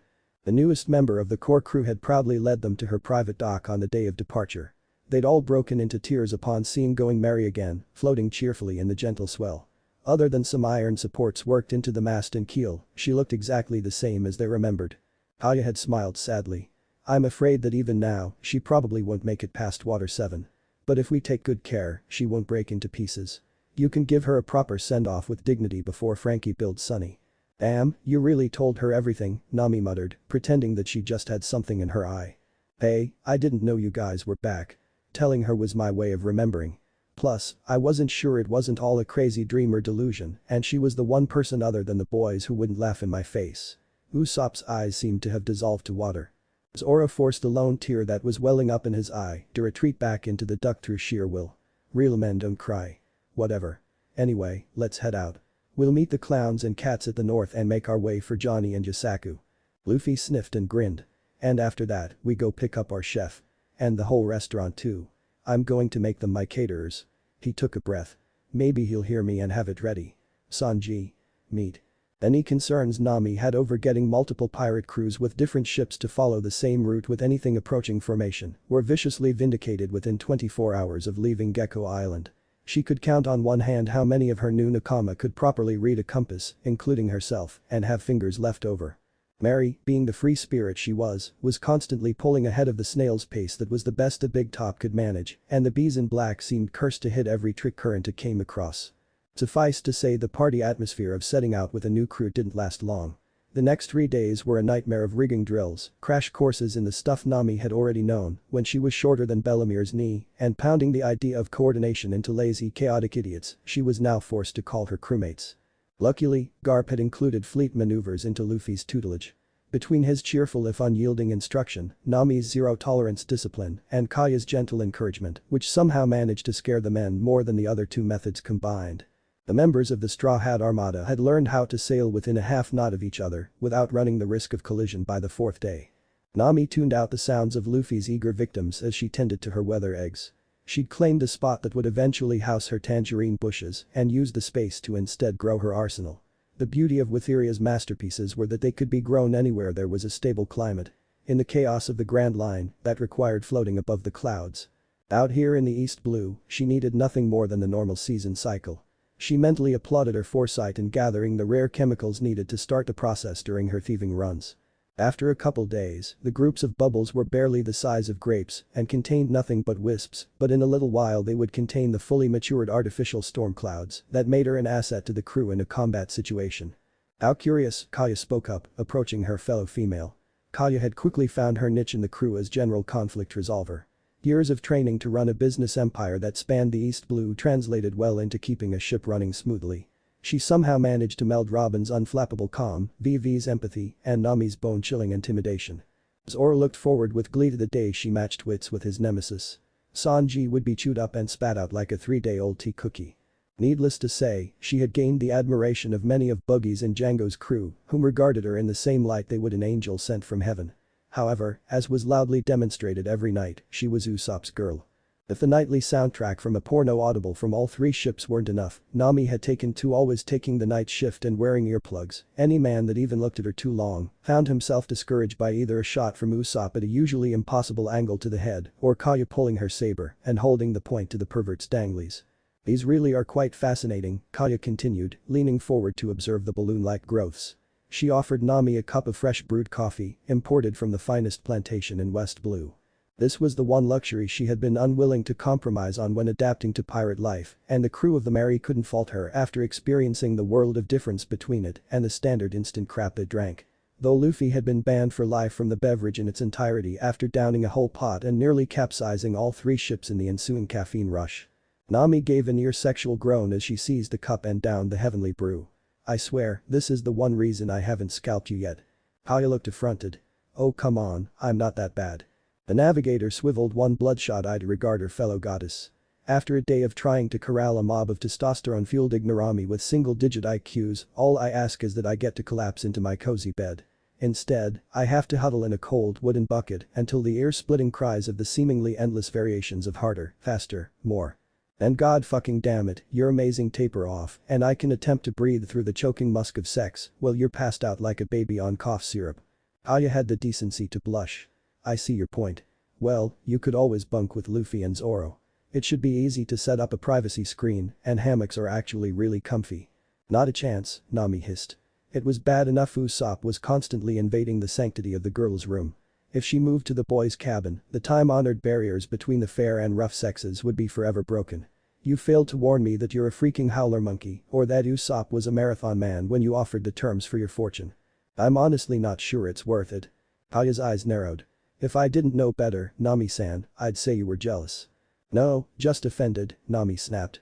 Her sleep deprivation led to her saying the next lines aloud instead of mentally. "Honestly, have you no feminine pride? Sex is our weapon against those brutes. It's the one edge we have over them and you're just giving it away." Kaya frowned. She sensed she had unknowingly stumbled upon a deep-seated issue of her nakama. "Sex isn't about power, Nami-san. I love Usopp, so I tend to his needs and it brings me joy to do so. He does the same in return. It's part of our partnership." "Well, yippee for you, but not all girls get the fairy tale ending." Some have to fight and claw with the wolves to get what they want and can't afford to be all noble when it comes to using what they have. Nami took a breath like she was trying to suck back in the words from the air. Forget I said that. Sorry, I'm really tired. Kaya smiled gently. She carefully kept all traces of pity out her voice, maintaining the insistent tone of a schoolmarm.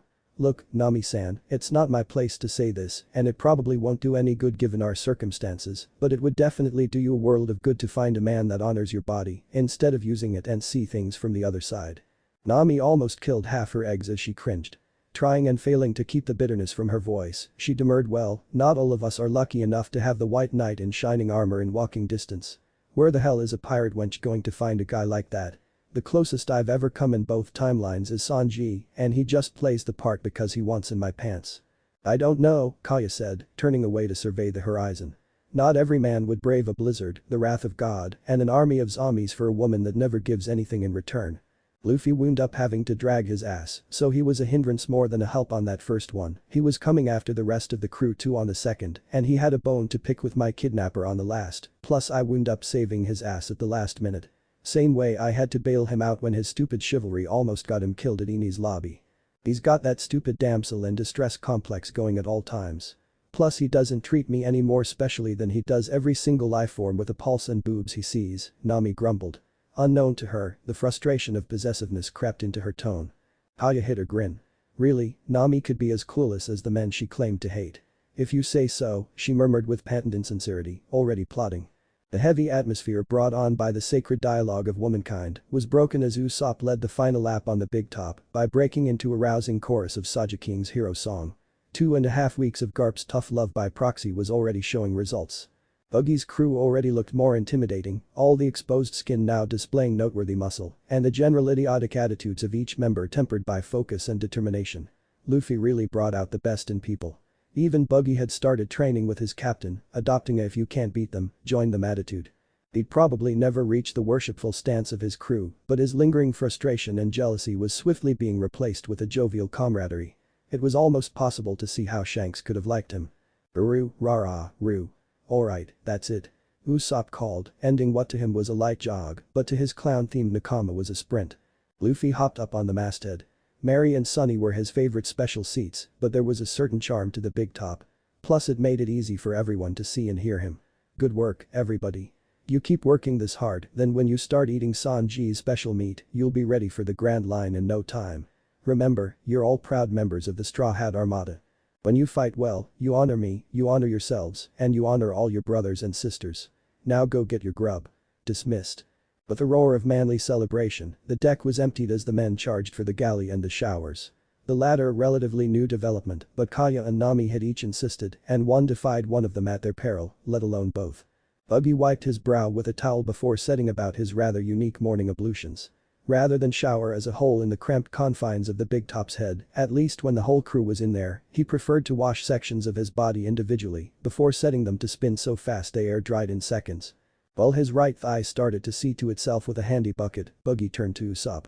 Once he got over the whole violent electrocution thing, the clown had found a kindred spirit in the sniper, what with the bravado and mad scientist thing.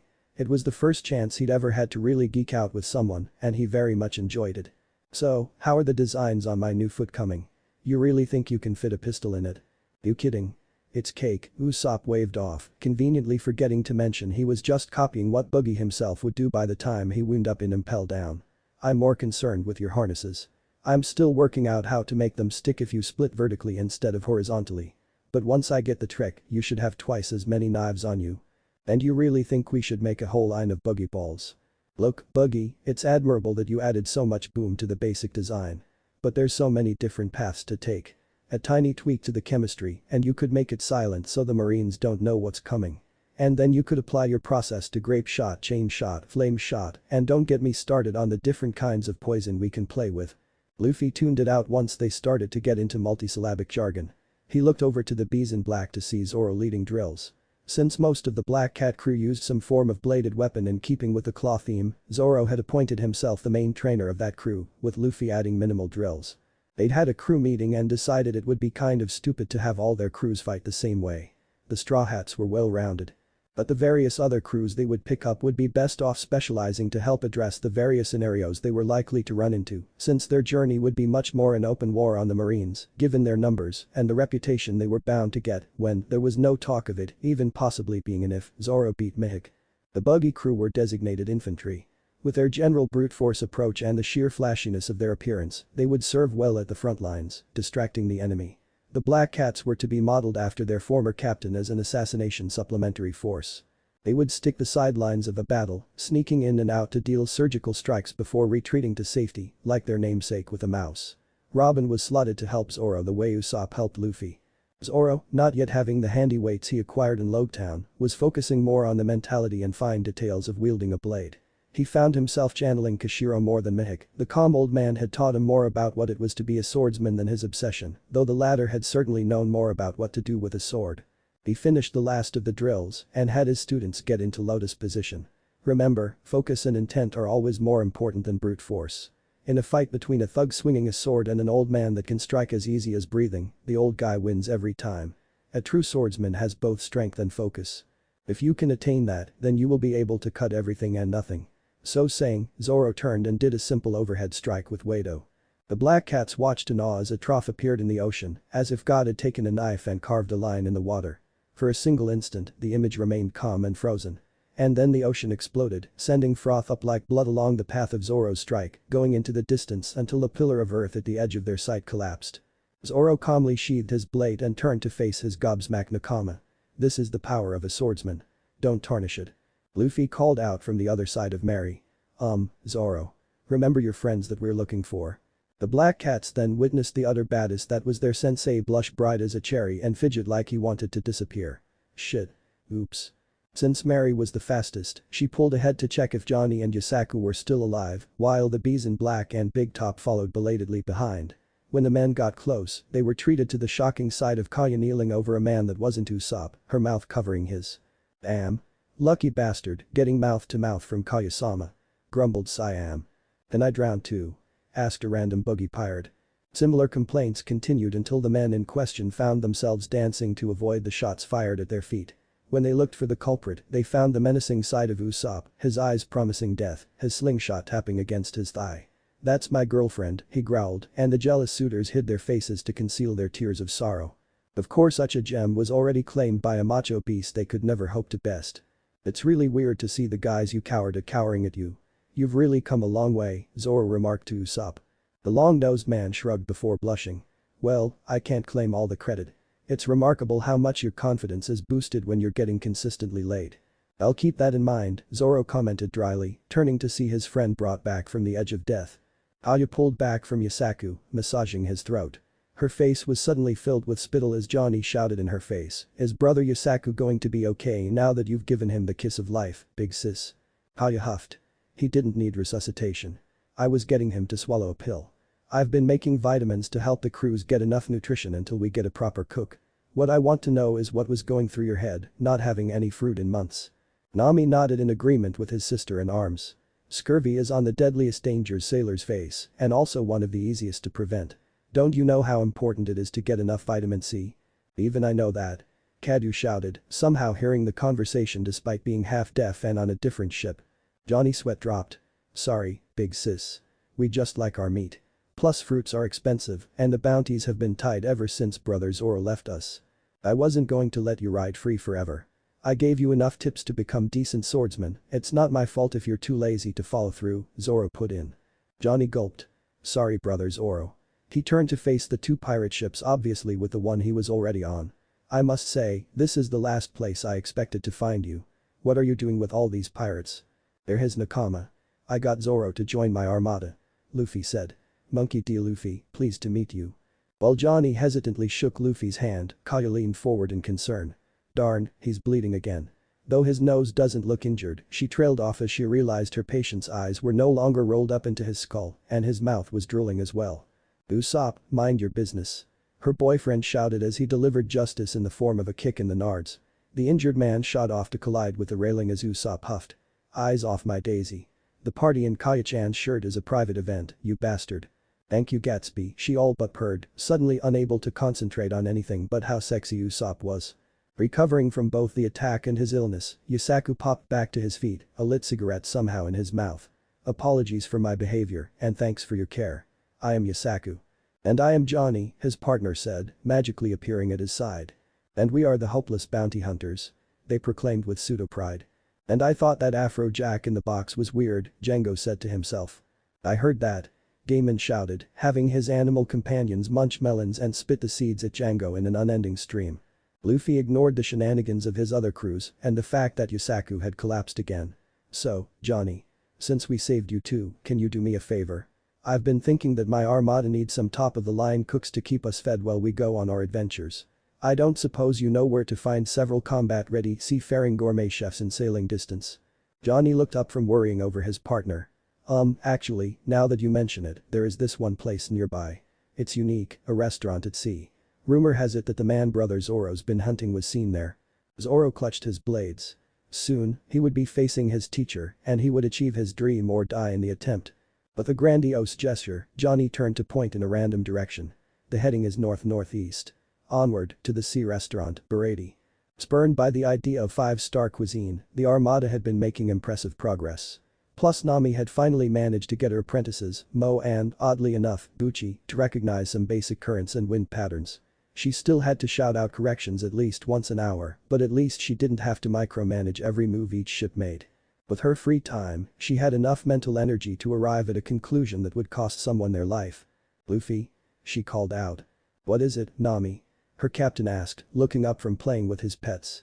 That was actually what he did most besides training, eating, and napping on his special seat. He couldn't eat them, but they were pretty cool. Richie even let him ride him. Who's paying for all 219 of us to eat at the Sabaody? She asked in a sickly sweet tone. Luffy, unlike in the original, recognized the threat. Just like in the original, he paid it no heed. You are. Duh. You're the one with all the money. Nami counted to 10 and reminded herself that rubber didn't conduct electricity. Thunderbolt tempo wasn't the answer. Cyclone would do. And why would I do that? She asked, deciding all their history warranted him this one chance. Because if you do us this one favor, I'll give you one piece. Nami's mental processes skidded to a halt along with everyone in hearing range. Say again. Luffy shrugged. I'll give you one piece. Not as collateral, not in a supervisory capacity, not as part of the collective account. All yours, to do with as you wish. Nami dimly wondered if she'd really just had an orgasm. But Captain Luffy. Getting one piece is your dream. Shem cried out in protest and confusion. Luffy rolled his eyes. My dream is to become the Pirate King. Finding one piece means I'll get that. Once I do, I can do what I want with it. And I'll give it to Nami if she promises to cover us until I get the chefs to join and we don't have to pay. Nami managed a barely audible sure thing before she fainted. No less than half a dozen crewmates appeared to catch her and they didn't even grope her. It wasn't that they'd learned manners, they just knew she'd castrate them once she woke up if they did. The next day, they spotted the Sabaody by noon.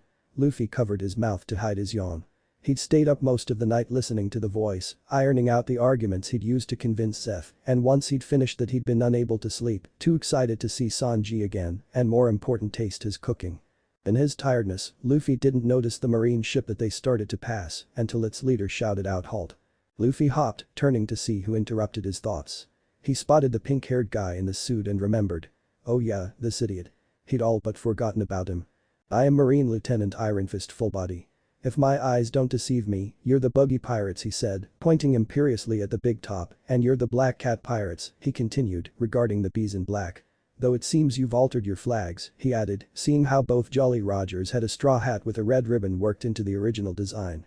However, I don't recognize the ship in the middle, he remarked, surveying the smallest of the three, with a goat masthead and a Jolly Roger, that consisted of a smiling skull and crossbones, with both a straw hat and an ornate crown atop its head. Who is its captain? Luffy hopped over to the big top so he'd be closer and wouldn't have to yell. He already knew how this was going to end, so it'd be easier to be closer. I'm Monkey D. Luffy, captain of the Straw Hat Pirates and the Going Merry. Both Captain Buggy and Captain Django agreed to join my armada, hence the change in their flags. If you don't mind, could you not attack right now? We're all here to eat, we shouldn't ruin our meals with conflict. So wise, breathed both crews. Django tilted his head. He had the oddest sense of deja vu when he looked at the pink-haired marine. Fullbody twisted his lips in an ugly grin. Much as I'd love to honor your request, it's my duty to destroy pirates whenever I see them. Sink them. He shouted at the sailor next to him. Luffy sighed, appearing cool as a cucumber as a cannon was loaded and aimed right at him. Oh well. Your funeral. Turning his back on Full Body, he spoke to the Buggy pirates.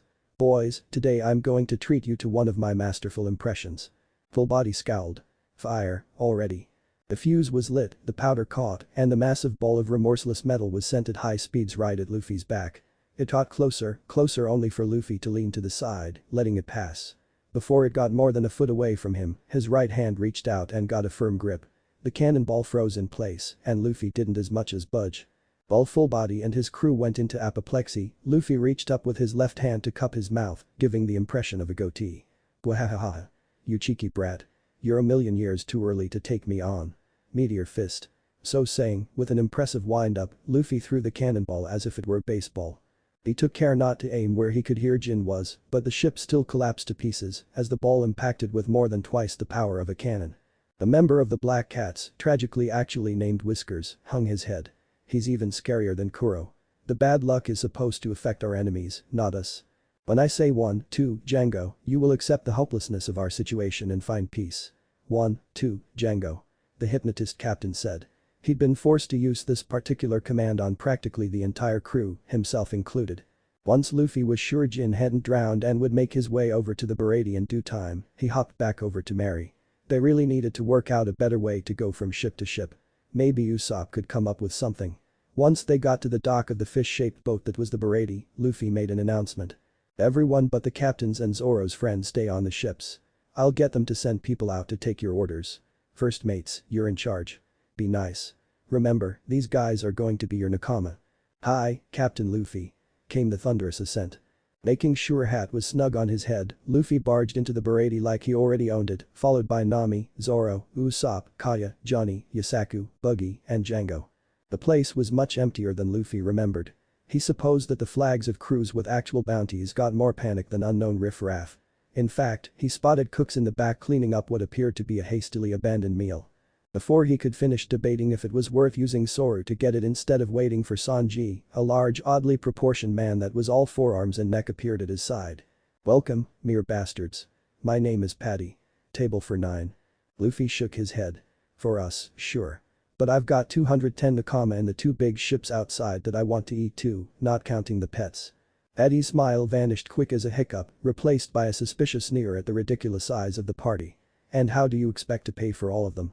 Nami casually reached into the apparently infinite depths of her cleavage and pulled out a stack of bills as thick as her wrist. The top bill was a 10,000 birri note. Well, I was thinking cash. And I was thinking alright.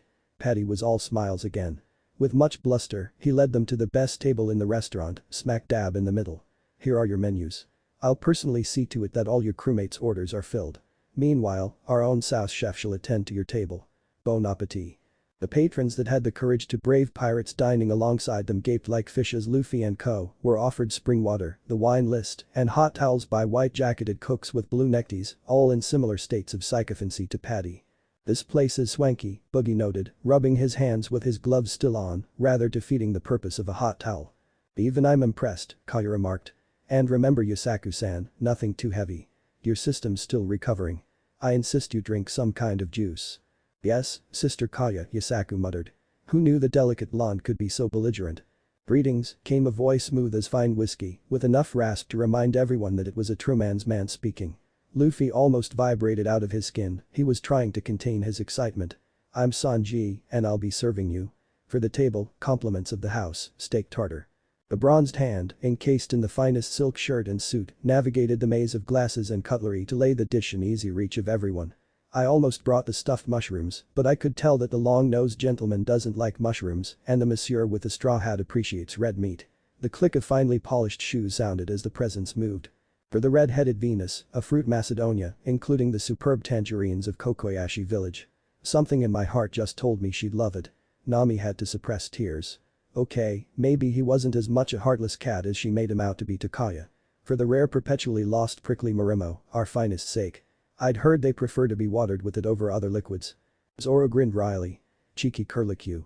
For you too, the waiter said, coming on Johnny and Yasaku, who were eagerly wondering what special considerations they were getting. I have nothing. Their hearts made lovely tinkling noises as they shattered on the ground. And as for you too, the blonde said, making his way to Django and Buggy. They both had no warning as a leg hard as steel appeared from nowhere and swept them out of their chairs and crashing into the wall. "What the hell are you two bastards doing near my nakama?" he shouted, his cigarette falling from his mouth as he yelled. "What the hell?" Buggy cried, prying himself from his imprint in the wood, only to be stunned by what he saw. Usopp and Luffy had linked arms with the waiter and were doing a spirited performance of the can-can. Kaya seemed pleasantly surprised and curious, while Nami was laughing light and free. Zoro was chugging the sake given to him and glaring and smiling at the blonde in equal measure. Sanji. Sanji. We're back. We're together again.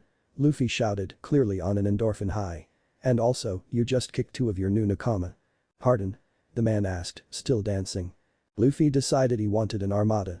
He talked them into joining instead of just kicking their asses. We're going to get in so much more trouble than last time. Usopp explained, suddenly crying while still smiling. Buggy sighed. Another nakama you were separated from yet somehow knew exactly where to find and they knew you were coming. Precisely. Nami answered. When I say 1, 2, Django, your injuries will vanish. You will feel no pain and be perfectly healthy. 1, 2, Django. The hypnotist said, holding his ring inside of both himself and Buggy. That done, they popped back to their feet and reclaimed their seats. Sanji vanished from between Usopp and Luffy, only to appear kneeling before Kaya, rubbing her hand between both of his. And who is this ravishing beauty that shines with the light of the sun across the waves with skin of finest porcelain? He asked, his left eye replaced by a pink heart, the scruff around his mouth crinkling as he gave a simpering grin. Kaya's lips curved into a smile that would repair a broken mirror, while her eyes gave a look that would wither the life from small animals, unfortunate enough to be caught in its path. I'm only going to say this once. The only man allowed this close to me is my boyfriend. Touch me for 10 seconds more and your hands will never touch anything again. One slice between the carpus and radius and all of a sudden you're left with stumps and my problem is solved. It's been 7 seconds. Do you want to see if I'm bluffing? Sanji leapt back as if he'd been burned, his eye wide in panic. He hastily hid his hands, the livelihood of a chef, in his pockets. My apologies madam. I was unaware you were claimed. Might I ask who the lucky man is? It's me, Usopp said, curving his arms around Kaya as he stood behind her chair. Sanji's mouth opened wide while his skin turned the color of spoiled milk. You? He asked incredulously. He hummed, before leaning down and seeking a kiss with plenty of tongue. Kaya was happy to oblige. Sanji was suddenly on his hands and knees, wailing number dollar and percent dollar like a banshee, a puddle of tears pooling quickly beneath him, pounding the ground with his fist, while blue fire and black clouds appeared above his head, thrusting him into darkness. Luffy laughed like he was at the dentist. That was his cook. Patty barged through the door, trailing rolls upon rolls of paper filled with black scribbles. Sanji. Stop whatever it is you're doing and take their orders. We need you in the kitchen, stat. This is the biggest rush I've ever seen. Right away, he answered, suddenly upright and straightening his tie, perfectly compassed. In short order, Sanji had taken their orders, trading barbs with Zoro, falsely apologetic to Buggy and Django, oddly reserved with Kaya, and gushing over Nami. There were sounds of frenzied cooking from the kitchen, with harried cooks frequently running out with huge covered platters to go outside. Luffy clamored for meat while Buggy and Django lamented ever considering joining the armada.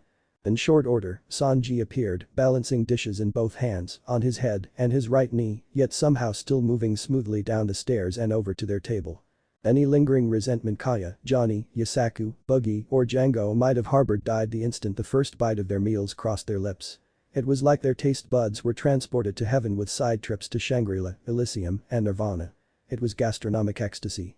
The man might be a world-class pervert, argumentative, and a chain smoker, but holy fuck could he cook. Sanji was frequently summoned back to the kitchen, but he stayed as long as he could with his nakama, informing them of what he'd done while waiting and asking what was different with them, in code of course, so none of the others would get suspicious. He was shocked to see that Luffy wasn't stealing from others' plates and that he actually chewed his food. When he learned Garp had actively tried to kill him this time around, he understood. He paid special attention to Nami, and Kaya could see he meant it more than he had with her. His approach to her was like a badly scripted romance. Every word out of his mouth in regards to Nami was completely genuine. She swallowed a cackle. Project Matchmaker, start. When Luffy had sucked the last morsel off the last bone, he grinned. That was absolutely delicious. Sanji, I'd like to speak to the owner. Right away. Sanji felt a shiver run down his spine when he saw the twinkle in his captain's eye. This would not end well. But he was nothing without his manners, so he complied. In short order, Red Leg Zeph himself was at their table. His hat reached the ceiling, his mustache was so long it was braided, and his hands looked like they could pop a chicken's head clean off. Despite the peg where his right foot should be, there was no doubt he was a guy who could kick your ass. In a gruff voice, he said, "I understand you wish to speak to me. Is everything to your liking?" Luffy grinned, and suddenly something shifted. The air became heavy as water, and sounds seemed to echo. Time itself seemed to pause to take notice of the moment. Sanji's eyes widened as he realized what was happening. His captain really wasn't just a cheerful idiot this time around. Johnny, Yasaku, and the other patrons looked on the verge of passing out. Buggy, Django, and Kaya swallowed. They'd experienced brief tastes of this side of Luffy, but this was the first real time it was clear and out in the open. Zeph's only reaction was to raise a brow.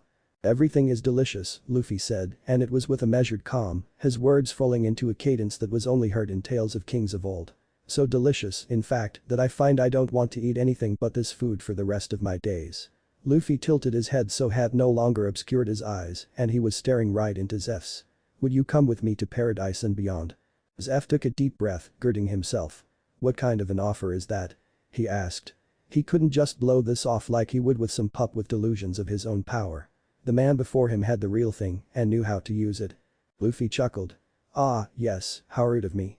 He leaned back in his seat and crossed his arms. The world seemed to narrow down until only Luffy and Zeph existed. "You've had a good run, no one with eyes can deny that.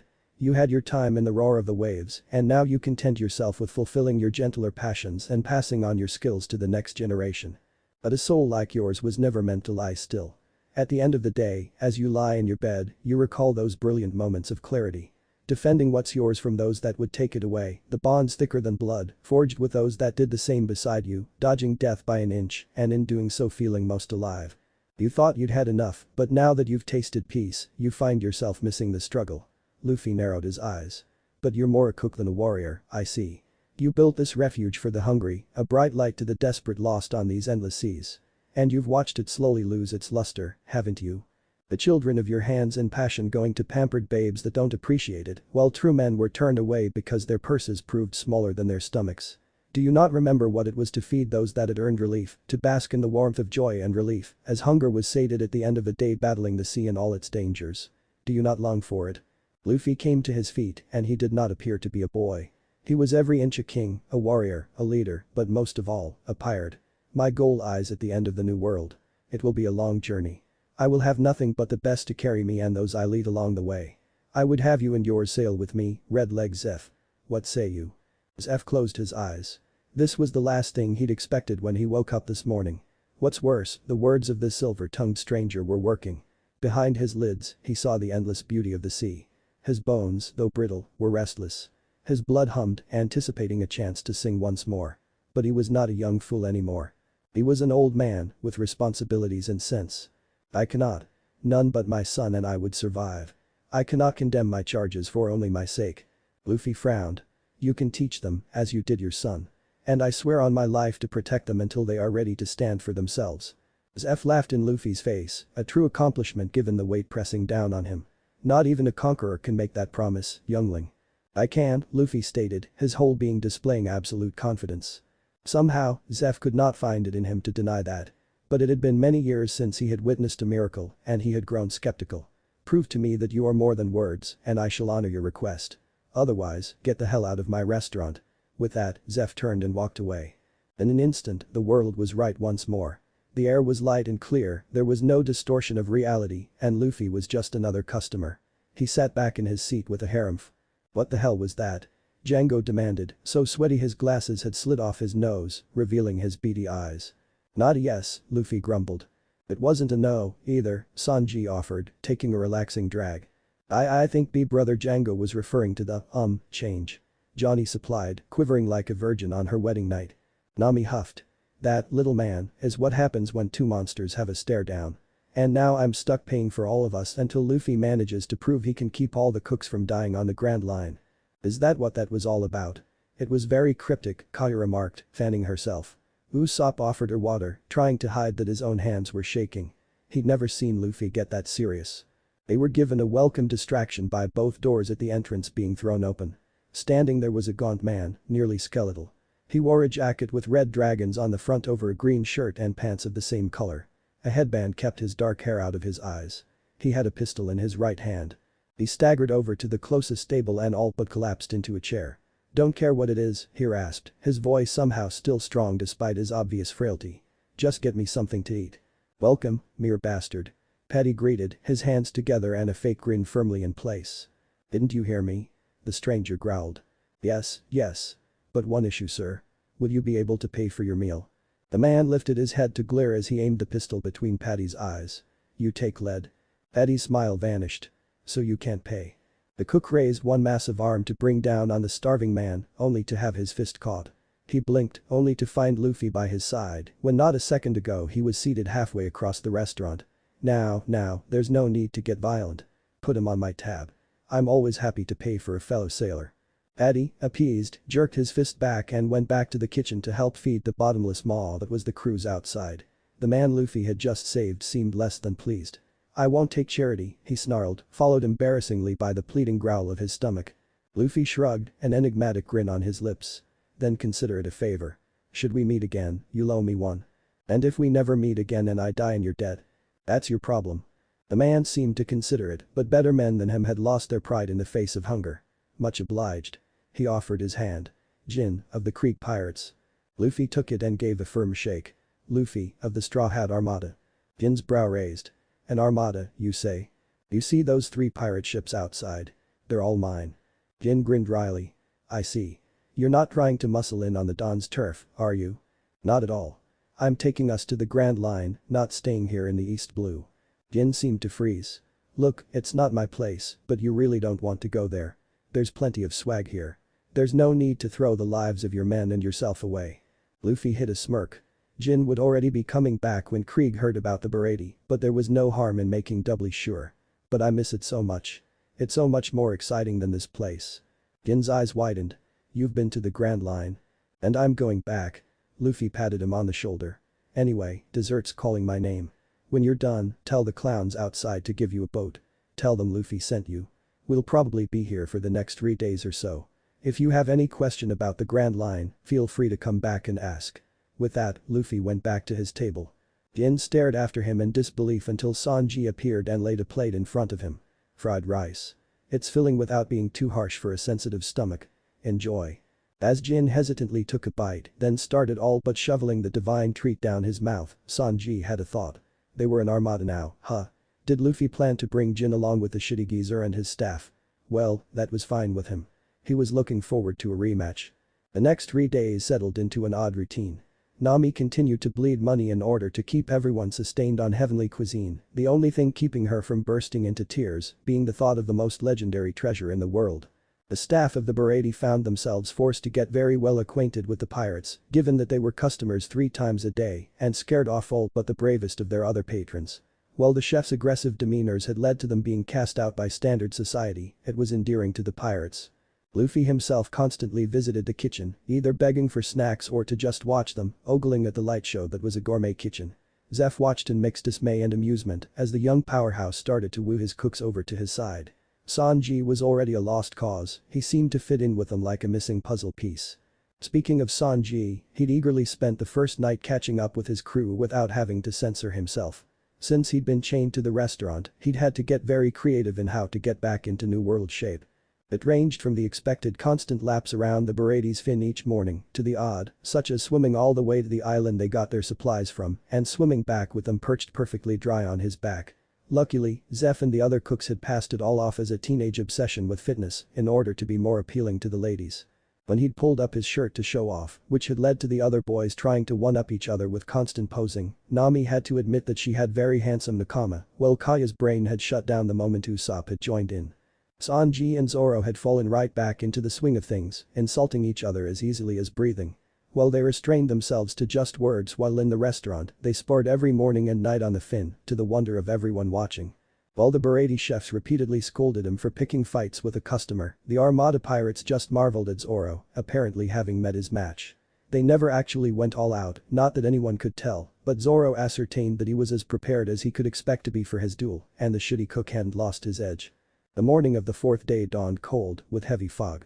"Yes." Nami crowed, confusing all the crew in the midst of their morning training. "Today's the day. Luffy, you better not F this up. I'm not paying for another breakfast." Yes, Nami, Luffy replied contritely, raising some suspicions among the crew as to who exactly ran the armada. Sanji paused and taking out the garbage, his eyes locked on some point in the distance. He'd practiced his observation too. They'll be here soon. And he's right behind them. He turned to look at Zoro, who was calmly meditating. Oi. You ready for today, national treasure? Born ready, dartboard, Zoro shot back. Later, when everyone was lounging either on deck or in the Baratie, sadly without food, given Nami's edict, Gaiman looked up from leading the back rub circle among the pets, his right index finger coming up. Something is not right, he intoned. He rushed to the railing, peering out into the fog. He'd been the lookout on his old crew, and his eyes were sharp. They pierced the gloom, and he shouted out as loud as his shrunken form could manage. Sail ho. Luffy perked up. Showtime. A few non-pirate morning customers spotted the flag fluttering above the approaching shadow and lost their marbles. It's the Don Krieg pirates. The Herglasses on the flag show that our time is up. Run away. Arn, the third most senior cook and Patty's best friend, seemed disturbed. I doubt the Jin guy gave such a glowing review that the Don himself wanted to come eat. This won't end well, I can tell. He paused to slap Patty. You were going to beat up a Krieg pirate, you moron. Oh come on. Patty defended. What are the odds he would have come here to defend one man? He's got 5,000 of them. Actually, there's only 100 on that ship, Luffy corrected, appearing calm as a Hindu cow. Not that I'm surprised. Look how torn up that ship is. Everyone paused before taking a second look. Now that the fog was burning off, it was clear that the massive galleon was heavily damaged. It showed the standard wear of a storm, albeit on a heavier scale than any man there had seen, but there were also odd marks in the wood, as if some huge monster had clawed at it. A short ginger pirate with a black cat's by the name of Oliver quirked a brow. Is it just me, or do those odd marks look like they were made with a sword? Don't be ridiculous. Protested Patty, while the other black cats and Kabaji saw it too. Zoro grinned smugly.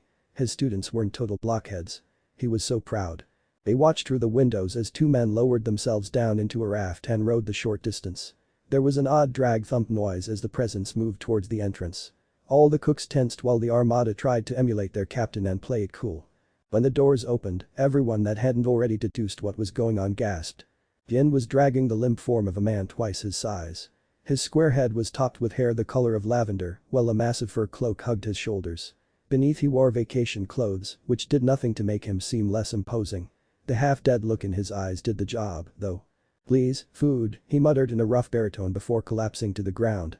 He seemed to muster the energy to put his hands on the ground, making his collapse a prostration. I beg you, food and water I leave and take scraps please. Jin appeared to be near tears. Don, please. Someone as great as you shouldn't have to beg. He turned to face the cooks. Please, you have to feed him. We have money of our own this time, so that makes us customers right? Are you kidding? Patty asked, disgusted. That's Don Krieg. We're not going to give him so much as a glass of water. Hey, someone, call the Marines. They'll never get another chance like this. Addy, you disappoint me, Luffy said before Jin could protest. Excuse me, Luffy-sama. Patty was confused and also for some reason cold like he'd just walked into the meat locker. While not as high as traitors and those that harm the ones I love, hypocrites are pretty up there on my shit list, Luffy explained. When it was just Jin, your issue was that he didn't have money. Again he comes before you, this time with money, and you refuse him again. A man's nothing if he doesn't stick to his word, and yours seems alarmingly fickle. That's not it. Patty protested. He felt like a child getting scolded by a parent and about as ashamed. Luffy worked fast. It's just that that's Don Krieg. You can't trust him at all. He started out as a marine, then killed his captain and made it a pirate ship. He'd frequently sail into a bay waving marine colors or a flag of surrender, only to attack when everyone let their guards down. He's notorious for doing whatever it takes to get what he wants, and he's violent besides. If we feed him, he'll get strong enough and might attack the restaurant. As a chef, I thought you'd have learned this most basic lesson. No one deserves to starve. Luffy smirked. Sanji knows that, unlike you. Eh? Patty's confusion was interrupted by a kick that could crush boulders landed on the back of his head.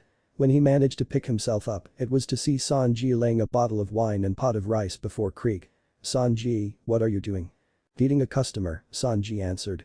He gave Jin a grin, which was returned with endless gratitude, then retreated to Luffy's side. Not that he couldn't dodge it, but he didn't see the point in being in arm's reach when Krieg recovered. Krieg was finished eating in minutes. He took a second to let it settle and then burst to his feet, an arrogant grin on his face. That was delicious. And this boat is pretty nice. No one would suspect it of being dangerous. I'll take it. Jin gaped at his leader. But Don. That's not what you promised. You said you'd just come for the food. Krieg backhanded his loyal underling like he was a dog. Sanji's eyes narrowed. Shut up, Jin. Don't question me. The man looked up to glare at the cooks. He cocked a thumb over his shoulder. I have about 100 men still alive back on my ship. They all need food and water. Get cracking, cooks. Paddy scoffed. Yeah, right. The moment we feed them, they'll take over the ship. He didn't learn a damn thing, Luffy grumbled. Don't worry, he's a hopeless student, Sanji assured. Paddy swaggered over to a hidden compartment by the stairs. This is the Sabaody. We fight off pirates every week. We're prepared for these kinds of situations. The Popeye ripoff spun on his heel, leveling a cannon humorously modeled after a crawfish at the unamused Krieg. Here's dessert. Syrup meatball. There was a blast and the entrance was covered with smoke. Paddy, sure he'd won, tossed the gun aside. He went down easy. Buggy gulped. I've heard that enough times on the other end of things to know it probably isn't true. Good thing Luffy's here. I hear bad things about the Don. I hear ya, Captain, Moji muttered. Sure enough, the smoke cleared to reveal Krieg standing there unharmed. What? The cook shouted. That dessert sucked. Krieg ripped off the tatters of his floral print shirt to reveal gleaming gold plate armor. He pulled pistols from his hip and several hidden compartments in the armor opened up to reveal more. This is the price of defying me. Die. Without further ado, he fired. The cooks shut their eyes and screamed, certain they were about to die. The deafening thunder of gunshots filled the room. Yet, strangely, none of them felt any pain. When it ended and their ears were ringing, they cautiously opened their eyes, wondering if they'd just been insanely lucky. Instead, they saw Luffy standing before Krieg, his hands cupped in front of him. Hey? Who are you? Krieg asked. Smirking, Luffy opened his hands. Dozens of bullets slipped from his fingers to clatter against the floor. Multiple jaws crashed through the floor. Sorry about that. I understand you're pissed. But I'm afraid these cooks are mine. The details are still being ironed out, but they're as good as my nakama. So I couldn't just let you fill them full of holes, you see. Luffy-sama. The cooks cried out in awe. From the top of the stairs, Zeph paused in dragging his sack of food and raised a brow. This was interesting. Krieg sneered, somehow failing to realize the caught bullets meant this man was freakishly fast if nothing else. What do I care if they're your nakama? I'm the greatest. Therefore, mine is the only opinion that matters. Look. He pulled off his gloves, revealing diamond-studded gauntlets. Nami promptly began to drool. She hadn't seen those last time. The hardest diamond-enforced punch. The finest Woot's steel alloy armor. The most weapons. A 50-ship fleet. This is power.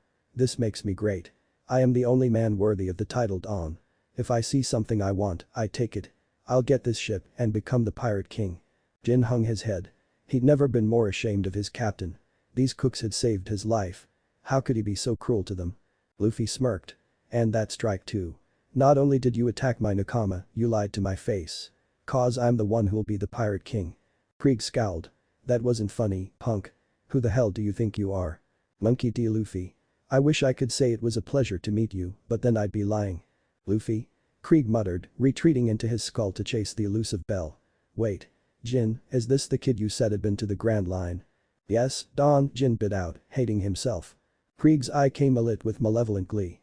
Ah, then you're the other thing I came here for. You're going to tell me the secret of getting through that blasted sea. Come with me without a fight and you won't get hurt. And that strike 3. That does it. I'm going to kick your ass, Luffy stated like it was simple as taking out the trash. He cracked his neck to the side. Krieg ground his teeth. And how's a pipsqueak like you going to hurt the great Don Krieg? But this, Luffy answered, raising his right index finger and holding in front of his face. One finger, you must be joking. Krieg threw back his head and laughed, overcome by the hilarity that only he could see. Luffy's eyes narrowed. Armament. Hardening. His finger became a glossy black, to the shock of the cooks and the anticipation of his crew. As he pulled back his fist, the words his gramps had said when he started to teach this went through his head. A bullet isn't needed to pierce the human body. Without hardening, Luffy had dubbed this attack sniper. But hardening, in keeping with the animal theme of naming his attacks, it was called Gomu Gomu no Boar Tusk. Luffy shouted, sending his finger forward with lethal force, his arm stretching until his digit slid into Krieg's heart through the intervening layers like they were thin air. The Woot's armor shattered like fine glass while Krieg's chest seemed to collapse, as if he'd been hit with a wrecking ball. The man, already dead, fell backwards, gravity removing Luffy's finger from his chest. It dripped red as the body hit the ground with a dull thud. Jin watched in shock as Luffy pulled back his stretched hand and cleaned the blood off with a napkin. He leaned down to lay his ear next to his Don's face. He heard no breathing. The strongest man he'd ever met, the man he'd dedicated his life to, had just been killed with one finger. "Boy, Jin!" Luffy shouted. Jin looked up, feeling like his whole world was teetering on the edge of a cliff. "Remember that favor you owe me? I'm calling you on it. I want you to take command of the rest of your crew and join my armada. What do you say?" Luffy grinned like everything was going to be alright. Jin took a second that lasted an eternity. He thought of all Krieg had done, and he'd never seen him more clearly. He was vain, he was cruel, he was a coward. Then he thought of Luffy, the man who had given food to a stranger, who had defended men who weren't even his yet, and who had made Krieg look as threatening as a baby. He gulped and leapt off the edge. "I, Jin, commander of the Krieg pirates, pledge my life and my men to Monkey D. Luffy and the Straw Hat Armada," he shouted, bowing before his new captain. "What would you have me do, Don Luffy?" Luffy contemplated how that sounded. It had a nice ring, and if it made Jin more comfortable to use the title, who was he to object? "You're going to lead your new crewmates onto the ship to bring all my injured Nakama in here to get some grub. Hop to it, men." "Yes, Captain Luffy," shouted all the armada men, rushing out the door taking Jin with them. That done, Luffy turned to look at Zeph. He smiled cheekily and tilted hat back. "So, have I proved myself enough, red-leg Zeph?" Zeph cast an eye from the overawed, unharmed faces of his cooks to the corpse of one of the toughest pirates in East Blue. He shook his head. "I knew that sea would never let me go. Men." The staff of Sabaody leapt to their feet. "From this moment on, we're out of the restaurant business." They gaped. Could the owner really mean? "From now on, we're caterers. And our sole client. The Straw Hat Armada." As one, the cooks cheered. "AN. And they all lived happily ever joint death glare from Zoro and Mihik. Never mind, my mistake, moving on. Changes pants." The 100 men were soon seated, though they looked more like zombie mannequins than customers. That soon changed as Zeph had his men distribute the meals he'd already cooked. In a matter of minutes, they were revived. They took the news that Krieg was dead and that Luffy was the new Don fairly well. In their minds, they'd already been minnows following a big fish. Now they'd just follow a bigger fish. Though this new one was much friendlier than the last, mingling among them and learning each of their names and things about them. "Jin, Captain, are we really going back to the Grand Line?" one brave soul of the renamed Don Pirates asked. That caused all conversation to stop. "You guys have been to the Grand Line?" Siam asked. Jin shivered. "How do you think our ship got so damaged? It was a nightmare. A week of nothing but storms.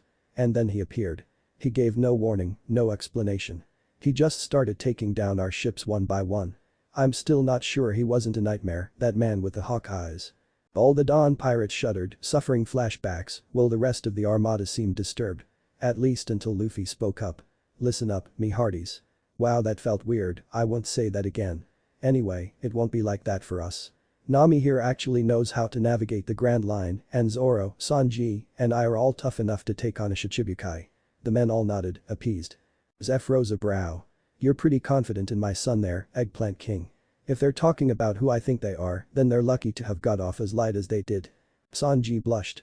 He still wasn't used to Zeph openly acknowledging his adopted status. It was usually just little Eggplant. Luffy just shrugged. "Sanji's going to be my personal chef and stay on my ship, so of course he's up to my standards. And you're right, it is the guy you're talking about. And we can take him on. Least I hope so, or else today's the day Zoro dies." "That won't happen," Zoro stated. "He would win. It was that simple." "Wait, today?" Pearl asked, who had made fast friends with Bucci, being the only other person of a certain size in the armada. Luffy cocked his head. "Oh, didn't you know? He followed you guys here. He'll show up right about now." True to his word, there was an almighty tearing sound and then the galleon sunk like a stone into the sea. "Everyone, to your ships. New guys, just stay put. Pull up anchors or we'll sink." Nami roared above the noise. While the Don pirates dealt with attacks of PTSD, the other 4 crews were quick to obey. Suddenly all those drills Nami made them do didn't seem so pointless. 10 minutes later, much more exhausted, the ships were all okay and the ocean had calmed. "What's that?" Larry asked, looking at something in the distance. Zeph noticed and paled. "That's him. One of the Shichibukai. The greatest swordsman in the world. Hawk eyes, Mihik." The name spread like a disease among the armada. They flocked to the rails or the windows to eye the slowly approaching legend. There, clear as day, was the dread Dracula Mihik. He sat in his tiny raft, just big enough to hold him, shaped like a coffin. Candles that gave off a strange green flame were placed at each vertex. His legs were crossed with his palms laid atop. He looked for all the world like an ordinary man out for a jaunt, were it not for the massive blade on his back or the unearthly color and sharpness of his eyes. As he sailed past the remains of the dreadnought saber towards the Sabaody, one of the Dawn pirates with more balls than brains shouted out, "You. Why did you follow us back? Would you come after us in the first place?" The man spoke up enough to be heard, but no more, as if it wasn't worth the effort. "For fun. You bastard." The poor pirate shouted, the faces of his friends this man had so casually killed flashing before him. He raised up his pistols and fired, crying out like a winded animal. In a move so fast few caught it, Mihik drew his sword, brought it around to point at the incoming bullets, and twisted his wrist as the bullets passed the tip of the blade. They both landed harmlessly in the water. Mihik placed his blade back in its harness as if nothing had happened. The shooter looked down at his guns in confusion. "I was sure my aim was good." He redirected them with his sword. The distraught man looked up to see Zoro, his bandana already tied, his arms free of his robe. "Just stay put, little frog. I'll avenge your nakama for you." "Wait, green hair, 3 swords, are we nakama with Rorano Zoro?" one of the other Dawn pirates asked. "You bet you are. Now shush. Zoro-sensei is about to fight Mihik-san. You don't want to miss a second." Kabaji whispered harshly. "Your sword has a beautiful voice. It sings when you hold it. You've obviously taken very good care of it," Zoro called out. Mihik looked up, suddenly alert. This man's voice wasn't a whisper like he'd expected. It was a roar as proud and vicious as a tiger. Not unlike his own. He maintained his cool calm as always. Of course. To a true swordsman, his blade is wife, child, and teacher. They are the instruments of our will, giving us power over life and death, and deserve the utmost respect. Zoro grinned and vanished. He reappeared on the nearest piece of wreckage to Mihik. Those unused to such speed flinched, while the rest leaned forward, the anticipation reaching toxic levels. "Would you test your blade against mine?" There was an almost manic gleam in Zoro's eyes. Mihik surveyed his latest challenger. Unlike so many before him, he was a true swordsman. He could feel it. For the first time in what seemed like forever, his blood quickened. "What makes you challenge me?" "Arrogance, greed, a death wish." Zoro drew Wado and pointed it at Mihik challengingly. "An oath sworn on the memory of a rival. I bet my life and honor on surpassing you. Now, with you here, I finally get to see if I win." Mihik threw his head back and laughed. He laughed loud and strong like he'd heard the best joke of his life. It made some of the spectators nervous as it kept going and going. When he finally calmed, he hopped from his boat to land opposite Zoro. "How interesting. Never in my wildest dreams could I have imagined finding a proper match in the sea. Very well then. Let us see which of us has the greater conviction." Zoro grinned as he got his blades into position. Mihik did the same, drawing Yoru and holding it in a simple stance. And for an endless moment, that's all they did. They just stood there, facing each other. Each remained still, seeking the tensing of certain muscles, the twitch of an eye that would betray the other's intention, neither willing to make the first move. The very air started to shake, as if it could not handle the weight of these two monsters. "They haven't even done anything and I'm already shaking. Is this what a duel between true swordsmen is like?" Gucci whispered. "Few of those have happened throughout all of history, and fewer still can claim to have witnessed them," Zeph breathed. "Men, all of you pay attention. This is a battle that will go down in history. Don't waste this gift." Luffy's lips twitched up from their worried line. "Make me proud, Zoro." "An. Not to blur the fourth wall too much, but I highly recommend you listen to One Winged Angel while reading what comes next." In a blur of steel, Zoro rushed forward quick as a striking snake. He brought all 3 blades down in a diagonal slash that would turn Mihik into sashimi. His target tilted his blade to catch them, and the force of the impact generated gale force winds. The sky split above them, clouds fleeing from the clash of titans. Ripples spread out for miles, sending droplets into the air where they seemed to hang suspended in the air. Some of the unsuspecting witnesses were blown off their feet into the ocean, but their fellows paid no notice. In the time it took to notice the aftereffects of the first attack, the duelers had already finished the next 100. Neither moved their feet more than a few inches, yet their bodies twisted and jabbed so swiftly there seemed to be a dozen combatants. Zoro's 3 blades seemed to have minds of their own, striking from every angle, flowing like liquid death through the air, an unstoppable force. Each time they were met the adamantine pillar of the best crafted sword the world had ever seen. It blocked every advance, seemingly moving before the next attack even started, reflecting all force as if they were pebbles thrown by children, the immovable object. As the blades clashed, sparks did not fly. That was beneath such masters. Full-fledged flames were born at each movement of steel against steel, flying off into the air and dying within seconds, like the ghosts of each heartbeat that fueled the monsters at battle. Zoro and Mihik seemed to be in the heart of their own sun. "Egan. Mihik shouted, twisting Yoru to catch the next attack on the flat of his blade and then pushing Zoro away with the full strength of his body. Zoro was sent flying ass over to Kettle as the air cleared around Mihik. Instead of crashing, Zoro caught his feet on the piece of wreckage listing skyward he was hurling towards a millisecond before he hit. He left a crater, but for an instant momentum overcame gravity and despite being horizontal he was grounded. Santoryu. Senhichiju pound ho. 3-sword style. 1080-pound cannon, he roared. A swirling vortex of opaque wind sprung into being, coming at Mihik with all the speed and ferocity of a charging rhino. Yet the man was already gone, perched atop a mast rising out of the water like the spear of a maritime god. The chunk of ship they'd been standing on was reduced to dust fine as sand by Zoro's attack. Zoro stuck Yubashiri in the wood as gravity reclaimed him and swung on it like a monkey to land atop hunk of deck he was on. He eyed Mihik across the distance, grinning like a madman.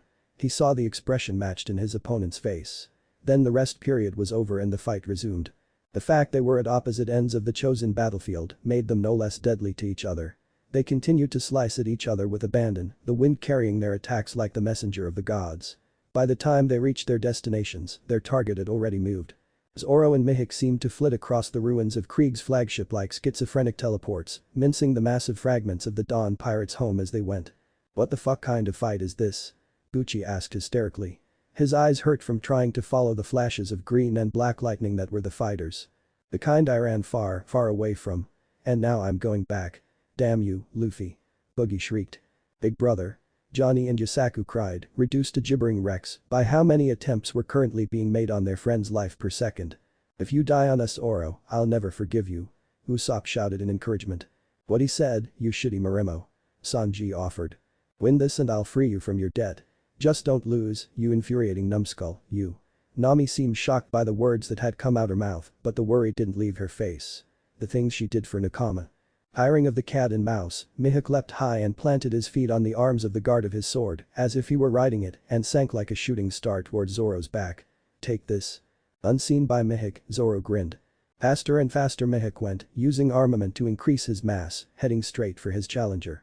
At the last possible moment, Zoro turned, the curving tip of Yoru touching nothing but air as the green head twisted.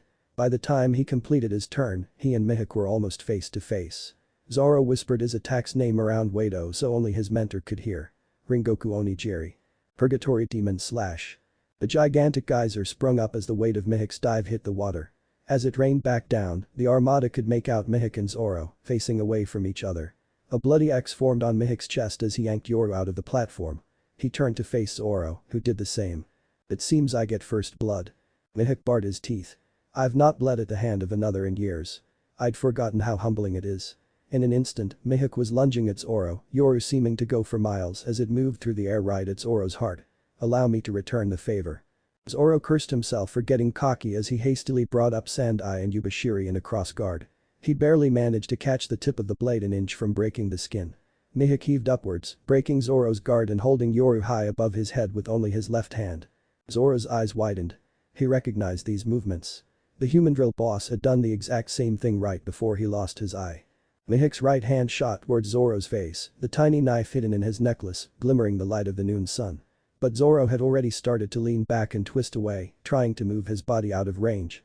The end result was, instead of permanently losing his left eye, he got a cut that ran up his cheek to his temple, catching on the corner of his socket.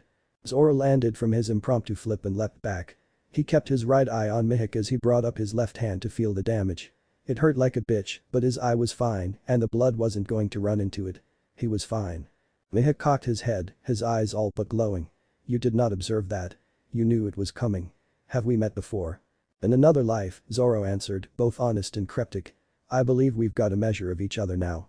Let's not play around anymore." With that, the power of Zoro's will and determination crossed a barrier between the spiritual and physical, manifesting as 2 heads, 4 arms, and 2 copies of each of his swords. Kiki Kayatoryu. Asura. Demon Aura 9-sword style. Asura. Mihik raised a brow while those watching gaped at the unnatural display. Zoro meanwhile adjusted to the odd awareness and strain of this form. Once he started learning Haki, he realized he'd been using observation, albeit badly, as early as Arabasta. But he'd never suspected, or rather not questioned until Mihik brought it up in the original timeline, that his trump card was one of the more advanced applications of armament. More commonly known as Eidolon, it went beyond simply augmenting like hardening and gave special properties unique to the person using it. Most impressive. Mihik grinned and assumed a tall proud stance. I'll return the favor. In an instant, Mihik seemed to catch fire. But unlike normal flame, with a yellow heart and orange edges, this was green and purple. In the shadows of the unearthly blaze, Mihik's eyes blazed like fire opals. The lines of his face seemed leaner, gaunter, like he was a zombie, and his teeth had morphed into fangs. With his massive black blade and short knife, he appeared to be a god of death. The real fight starts now, Luffy said, his face impassive. Please tell me you're joking, Kaya begged, huddled in the safety of Usopp's arms. She couldn't have imagined human beings capable of this level of conflict. Her answer came as they moved. Mihik slashed from his left to right shoulder.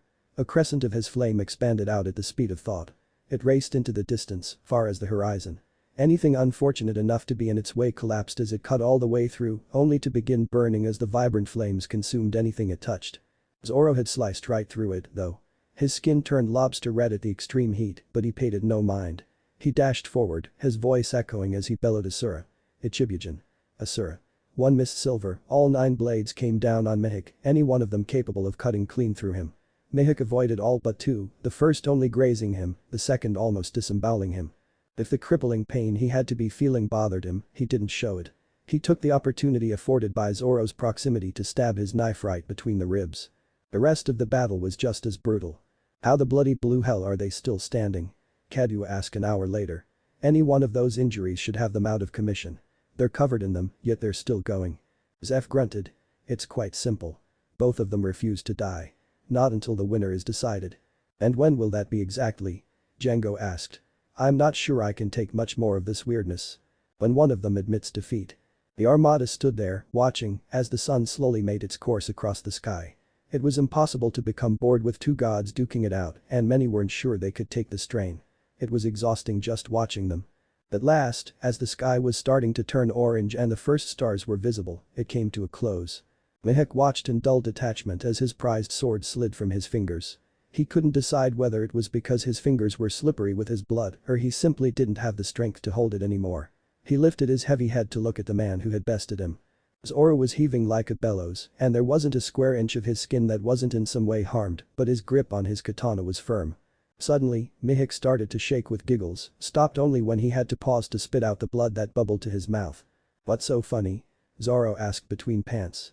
It occurs to me that I do not know your name, Mihik wheezed out. Zoro somehow found the strength to grin. Hirano Zoro. Mihik's eyes twinkled. A fine, strong name. It is an honor to die by your hand, Hirano Zoro. The honor was mine. Zoro insisted. Indeed. Mihik fell to his knees, but he stayed upright. He brought up a trembling hand to stroke the bit of his intestines that had slipped from a gash in his abdomen. It would seem the first part is taken care of.